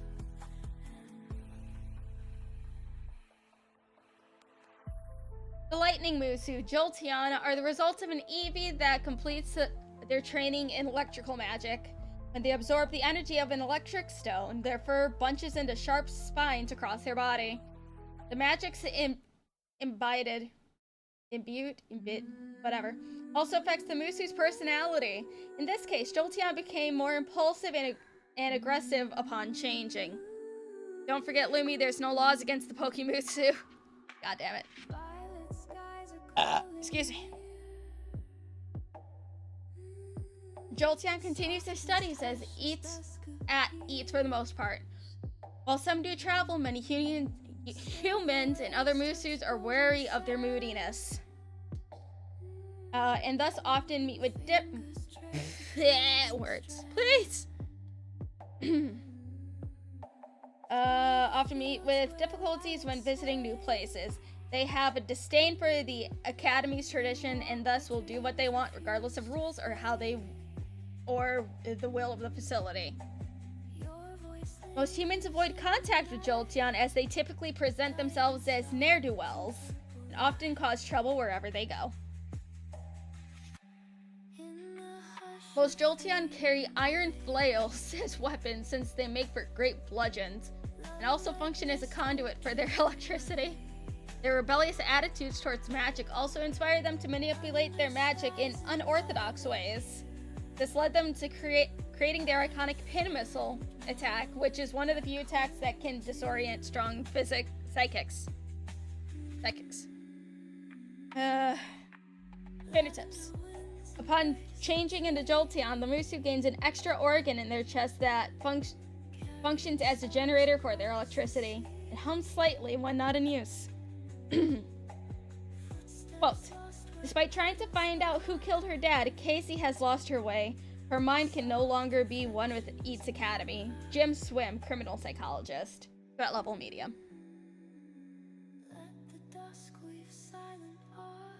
Flareon.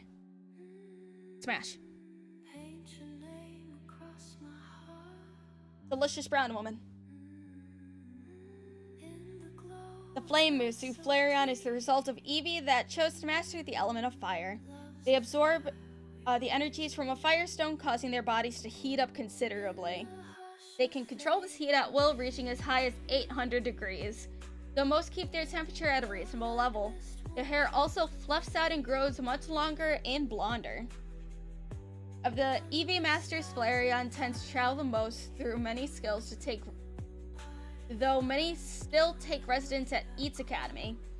Their caring and loving nature increases their desire to help others in need. So those who stay at the Academy often become teachers or counselors. Many Flareon chose to use their mastery over fire to become expert chefs, craftsmen, doctors, and some even run saunas, using their own body heat. Humans around the world greatly appreciate their warm hospitality and kindness. Flareon rarely wish to fight and will seek peaceful solutions when possible. However, if pushed to extremes, their fire magic can easily stop most aggressors in their tracks. Additionally, their flame-imbued fur is surprisingly resilient against certain magical attacks.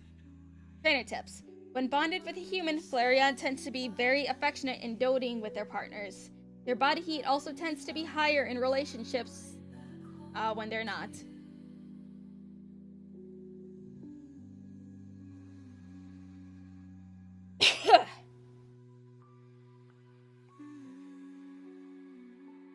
Omastar, Smash.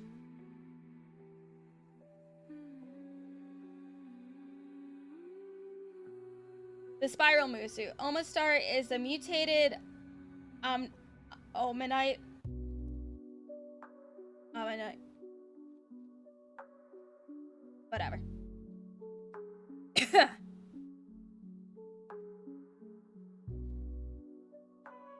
carries a larger shell with points going along its edges. Their teeth have grown larger to help them eat the unusual fauna of Vernian. Vernian. Did I skip one? Really? Let me check.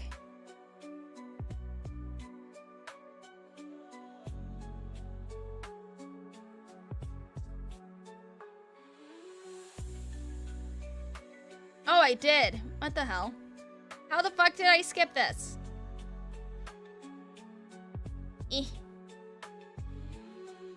Hold on. How the fuck did I skip this one?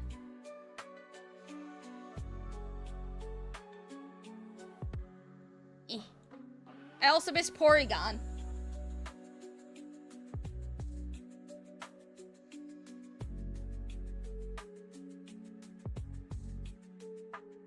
No, I have the window on my other screen.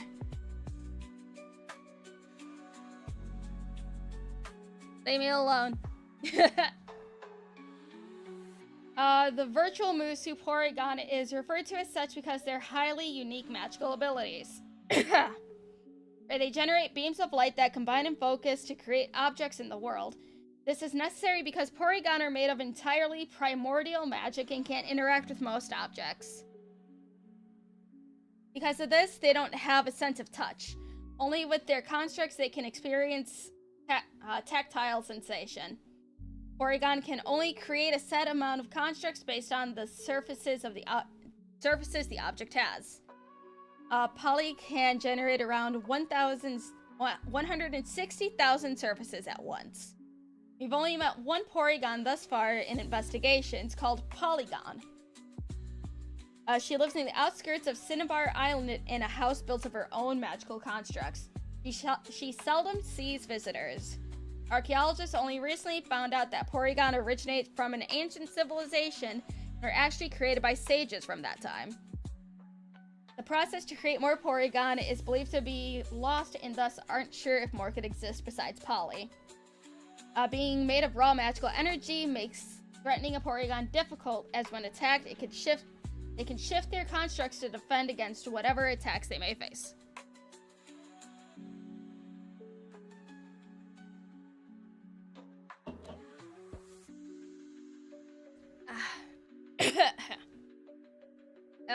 Pass. Oh my. The Spiral Musu.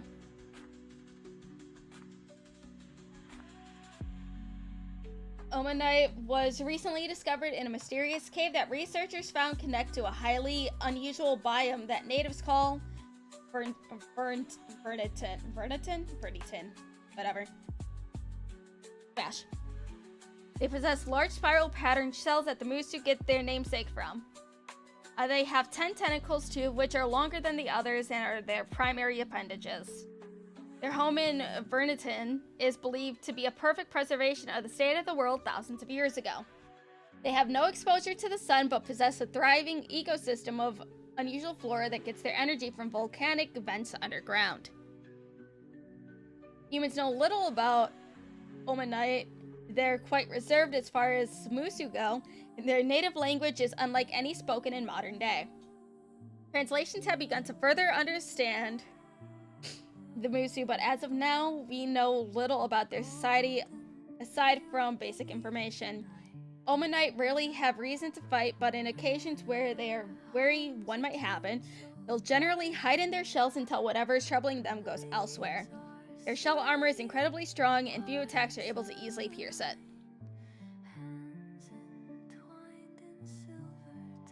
Trainer tips. There are few recorded bondings between modern man and Omanite. Those that happen are typically done by those that communicate non-verbally, such as musicians or artists. Omastar. Their teeth have grown larger to help them eat unusual fauna of Vernitin, whatever. They also have developed a secondary mouth they use to eat rocks. This is because they worship an ancient deity called the First Mother, and to get closer to her, they eat pieces of the land she created to obtain their ancient power. They live with their Omanite sisters in Verniton, where they act as chiefs, shamans, and other advisory roles. Humans largely don't know about Omastar, as Omanite themselves are incredibly rare, and Omastar are even more so. Omastar very rarely leave their communities in Vermiton because of their heavy shells weighing them down. Their history with the land also makes them reluctant to do so. Omastar shells are strong enough to shrug off most physical attacks, though they're perfectly capable of defending themselves without resorting to hiding in their shells. Over their long lives, they've become attuned to the lands and oceans and are able to call upon them and aid in defending themselves and their villages. Trainer tips. If you don't know how bonding with Omastar works, please let us know if you figure it out. That's funny. Kabuto. Smash.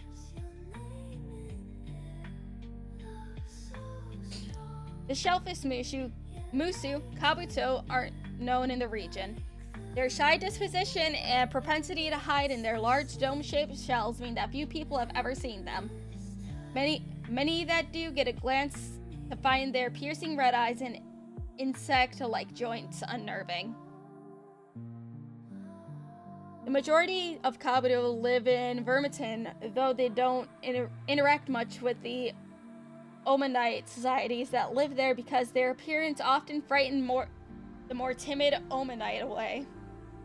Events like these have left a permanent impression on Kabuto that inspires them to be wary of scaring others. Therefore, instead of forming societies, they typically live in solitude and migrate across the cave in search of resources. Humans long thought Kabuto to be extinct, while some archaeologists have found fossils near ocean waters. No live Kabuto were found until Vermiton's discovery, though even after finding them, Kabuto's shy demeanor made learning more about them quite difficult. Kabuto will not fight in most circumstances. They're far more likely to hide in their shells and scurry to safety. Their dome shells are quite sturdy so most attacks can be shrugged off with ease. Trainer tips. We have little documentation on human/Kabuto bondings, as most Kabuto are too shy to answer questions on the subject. Threat level low. Kabutops. Smash.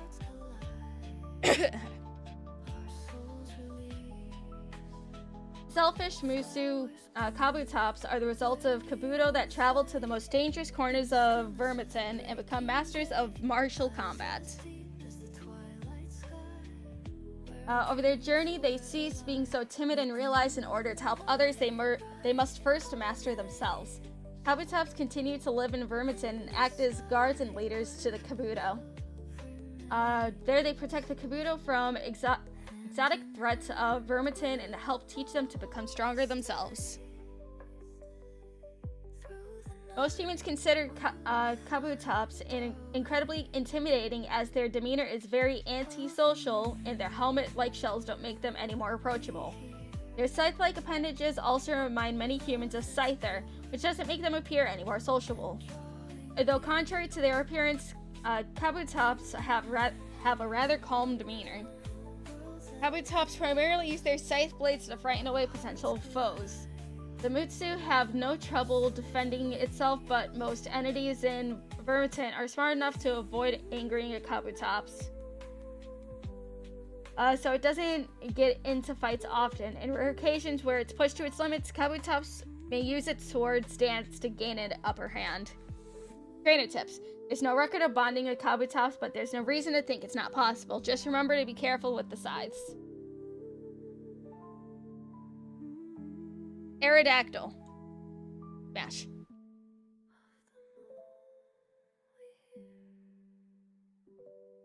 The Sky Devil Musu. Aerodactyl are ruthless predators that dwell in Vermiton. Their arms double as strong webbed wings that enable the Musu to soar to great heights and reach impressive flying speeds. This, coupled with their strong, unhinging jaws, and sharp teeth, make them a dangerous terror to those in Vermiton. Aerodactyl will eat anything they think looks appetizing. Most often, this includes men and other Musu. It's said by many that Aerodactyls savor the scream of their victims more than the food itself. Humans know little of Aerodactyl as the coalition of Kabutops and Omastar have banded together to keep the merciless Musu trapped in Vermiton, as trapping them inside the cave system limits their ability to fly and thus makes them easier to defeat. Most victims of an Aerodactyl attack will be captured or dead before they're aware of what's happening. Most of the time, they'll die for a quick kill with their teeth, but more sadistic Musu will grab a target and then fly away to drop them from great heights. This enables them to savor the screams of their victims for longer, and also breaks the shells of the Kabuto and Omanite.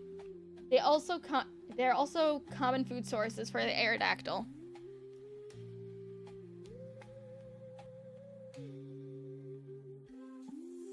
Threat level high.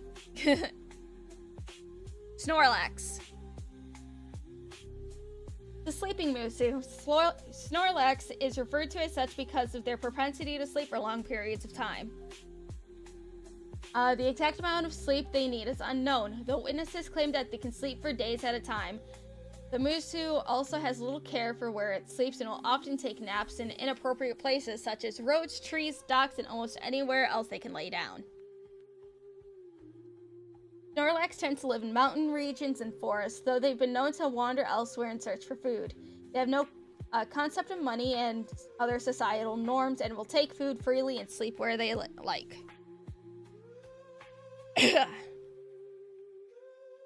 Many humans consider Snorlax to be a nuisance on account of their constant eating and sleeping, though they've also gained a devoted fan base that find their kind demeanor and disposition to be adorable. Not adorable, admirable. These groups will form communes centered around the sleeping Snorlax and lavish them with feasts when they awaken.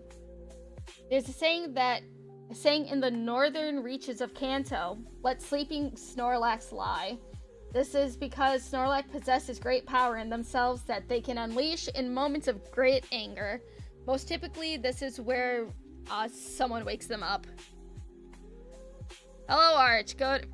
Really? We split things like this into multiple streams because they ruin your voice. Oh, it's fine. I'm almost done anyway, Arch. Also, it's only 11:46. It's not that late. Also, are you afraid that I'm gonna oversleep for Archcast? I usually don't go to bed till like 4 a.m. So, chillax, Arch. You're fine. And also, multiple streams are for babies. Trainer tips. Snorlax will bond freely with many people, especially if they cook great food. Just be careful not to wake them accidentally. Smash. Articuno. Smash.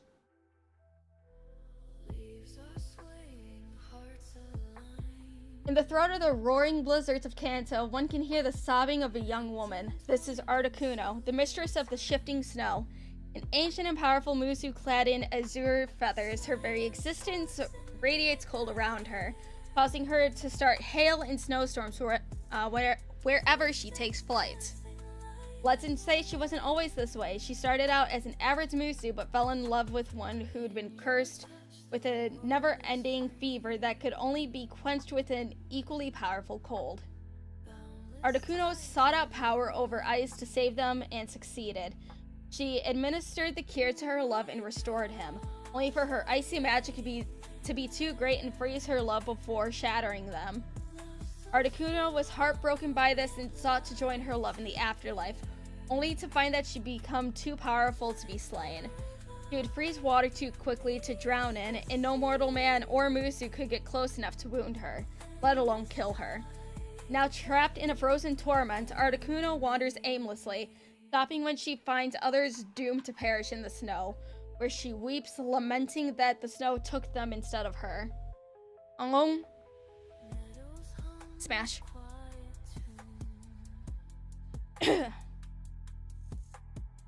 Trainer tips. Some stories claim that Articuno fell in love with a brilliant man of medicine named Victor. Others claim it was a beautiful dancer named Nora. Without hearing from Articuno herself, it's impossible to know either if these claims are true. Threat level medium. Zapdos. Smash. Get this. I'm the fucking master of current Zapdos. Ain't nobody fucking with me. When those fuckers see me feeling the sunshine, oh you, and they're fucking right. I'm the fastest, toughest, smartest Musu on this side of Mount Silver. Also, I know I look damn good in black and yellow.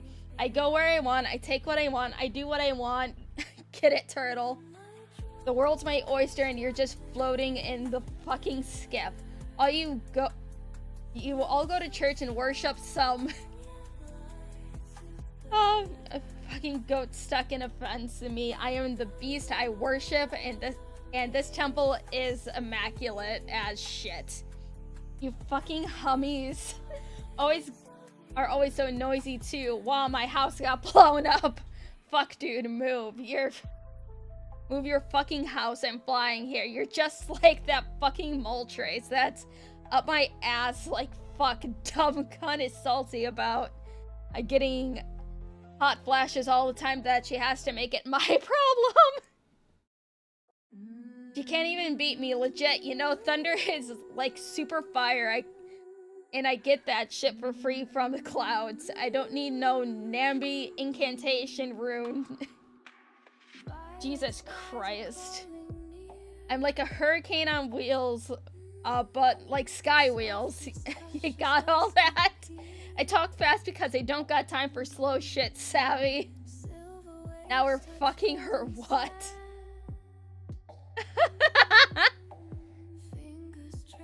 Trainer tips. Disclaimer. The preceding entry was performed by Zapdos and required to be included into the official dex for her to allow any mention of herself. Her opinions are her own and do not reflect upon the researchers or other staff that contributed to the Musa Dex. Viewer discretion is advised. Zapdos is fun. Moltres. Smash.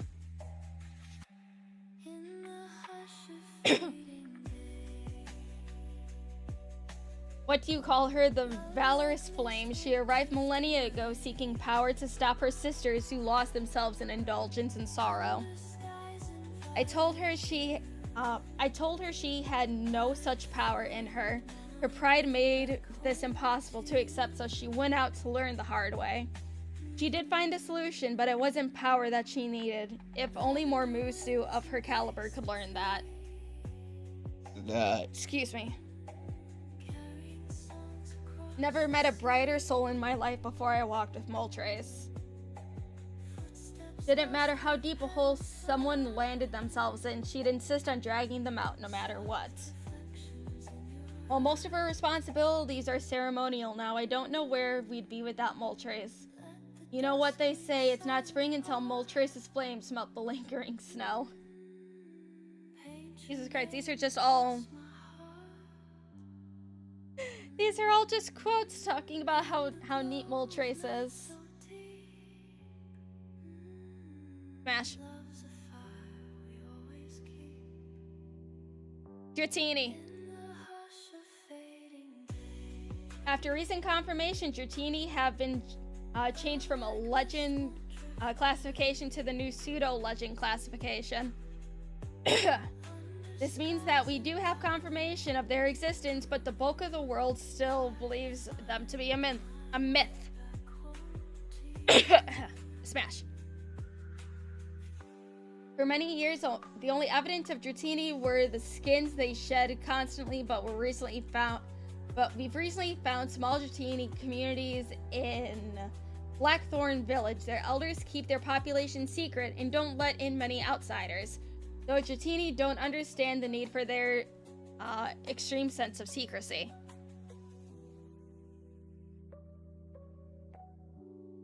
Dratini have stout tails. They swim and slither with that are covered in azure scales. The scales are colored by mana. The the Dratini absorb from the world around them. Once they collect too much, their skin molts and the Dratini become thinner. This process happens many times during a Dratini's life. Maturing Dratini grow a pearl on their forehead as they get older. Despite their inexperience, Dratini have great magical potential and innate talent, which makes them a significant threat when angered. Smash. Dragonair. Smash. As Dratini grow larger, they mold away their outer layer of scales. They eventually reach the point where they can molt no longer. At this point, Dratini rises to the rank of Dragonair. The Dragonair's magic absorption is too intense for them to handle alone, so they grow a Valkonen pearl on the base of their neck, which they use to stockpile excess mana they can't process alone. Additionally, their fins grow out into a pair of wings and they can manipulate at will. Many humans call these their wings of liberty. Most Dragonair travel constantly, using their magical potential to solve problems they find in the world, such as bringing rains to drought-stricken farmlands and calling the sun to break up intense snowstorms. For those that seek power and care little for others, often hunt Dragonair for their Valkonian pearls. As one alone contains the power to achieve many miracles and even more atrocities. Those that aid Dragonair against the unscrupulous thieves that are often greatly rewarded. With nearly unlimited magical potential in their pearls, their spells are unparalleled among man and Musu alike. To defeat one requires using techniques some consider unnatural. So yes, Smash. Dragonite. Smash. Once a Dragonair's Valkonian pearl absorbs the 5 primal elements of magic to its limits, the pearl shatters and the magic coalesce around the Musu, changing them forever into Dragonite. This process is not well understood, but there are few Dragonite in the world, but it alters their blue serpentine bodies into a bipedal form with wings on their back and orange scales. With their new bodies, they gain great strength and magical acuity, whatever. They use this power to defend the nature around them, particularly the oceans, as many pirates cause distress to those that dwell in them. Humans have many legends of Dragonite, branding them heroes of our time.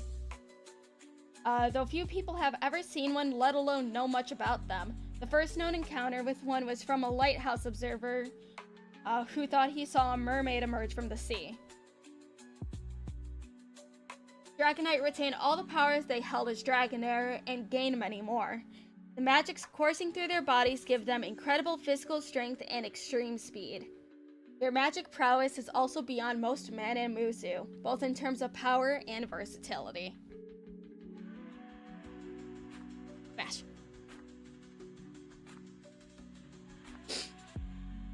Also, hold on. Double checking to make sure I have the last couple things. Okay, yes I do. Coolio. Alright. Mew. Smash. Mew is the starting point for most Musu, not the first necessarily, but the first for most. There used to be many, but now only one remains, that being Hawa. The rest all gradually changed into other Musu, most becoming legendary figures, or well, she doesn't talk about the other ones. The one who remains, Hawa, is or was their queen. I do have one more. I have Mewtwo in the other tab. I just got them mixed up.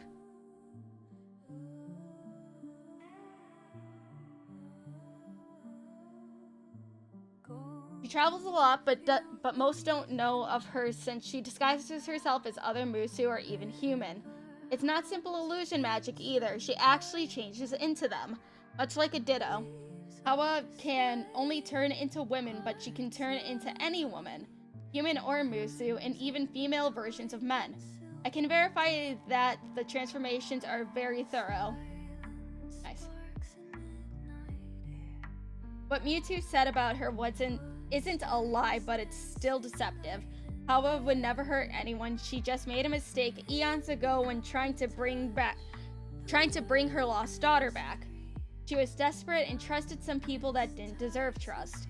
You can cast every spell that we're aware of. In fact, they likely invented all the tactical mastery spells that the Academy teaches. Though Hawa abhors violence so often, she uses more aggressive magic in unusual ways. Smash. Mewtwo. Smash.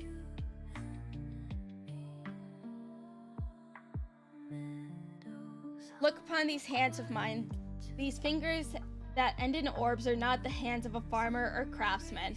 They're the hands of a weapon that could split the earth in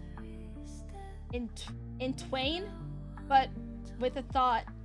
Before I wasn't born, you see, I was crafted by foolish wizards eons ago.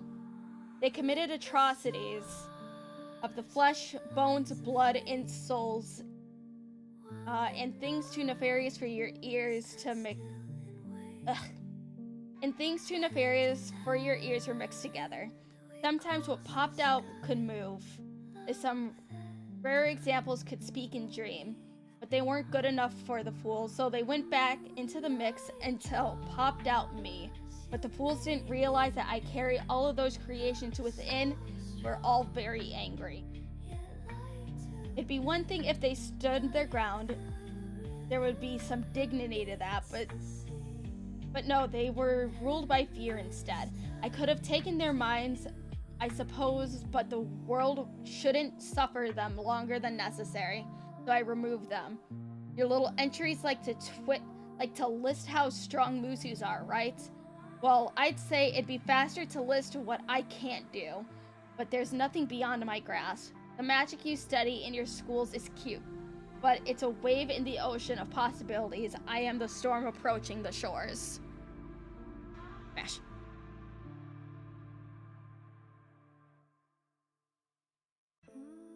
Trainer tips. Quote, I do not go by the name you've categorized me as, but I'd like you to keep it as is. It's a good reminder to mother of her failings. She's tried to bury me many times, but her hypocrisy keeps her from truly succeeding. Her wish is to play hero and save me, but it's all because of her actions that I'm here at all. She knows it, but is too thick to ever truly accept it. It's sad, isn't it? Edgelord, smash. Yay, we did all of them! 7.5 fucking hours. Let me find someone to raid.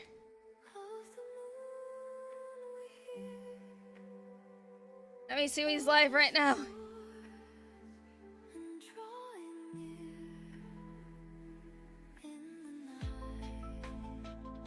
Oh, Armchair's live. I can tell him that I did a long stream like him. Then he could be like, Lumi, are you okay? Do you need help?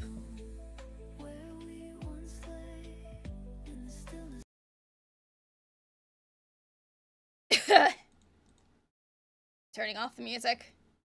I am ready to eat. Alright, customization, redirect, armchair. He's talking about pirate software. Alright, everybody. Thank you for joining, and for those of you who stuck around the entire time, thank you. I appreciate it. But I will see you guys tomorrow for the Archcast. Have a good night. And I'm ready to eat. I am so hungry. I am so hungry. Yes, I'm going to edit. I'm not going to bed yet. It's the Archcast tomorrow. Lumicast we still have to put together. Okay, I'm gonna private this stream after I end, and I'm gonna edit. Good night, guys. Have fun over by armchair. Okay, bye.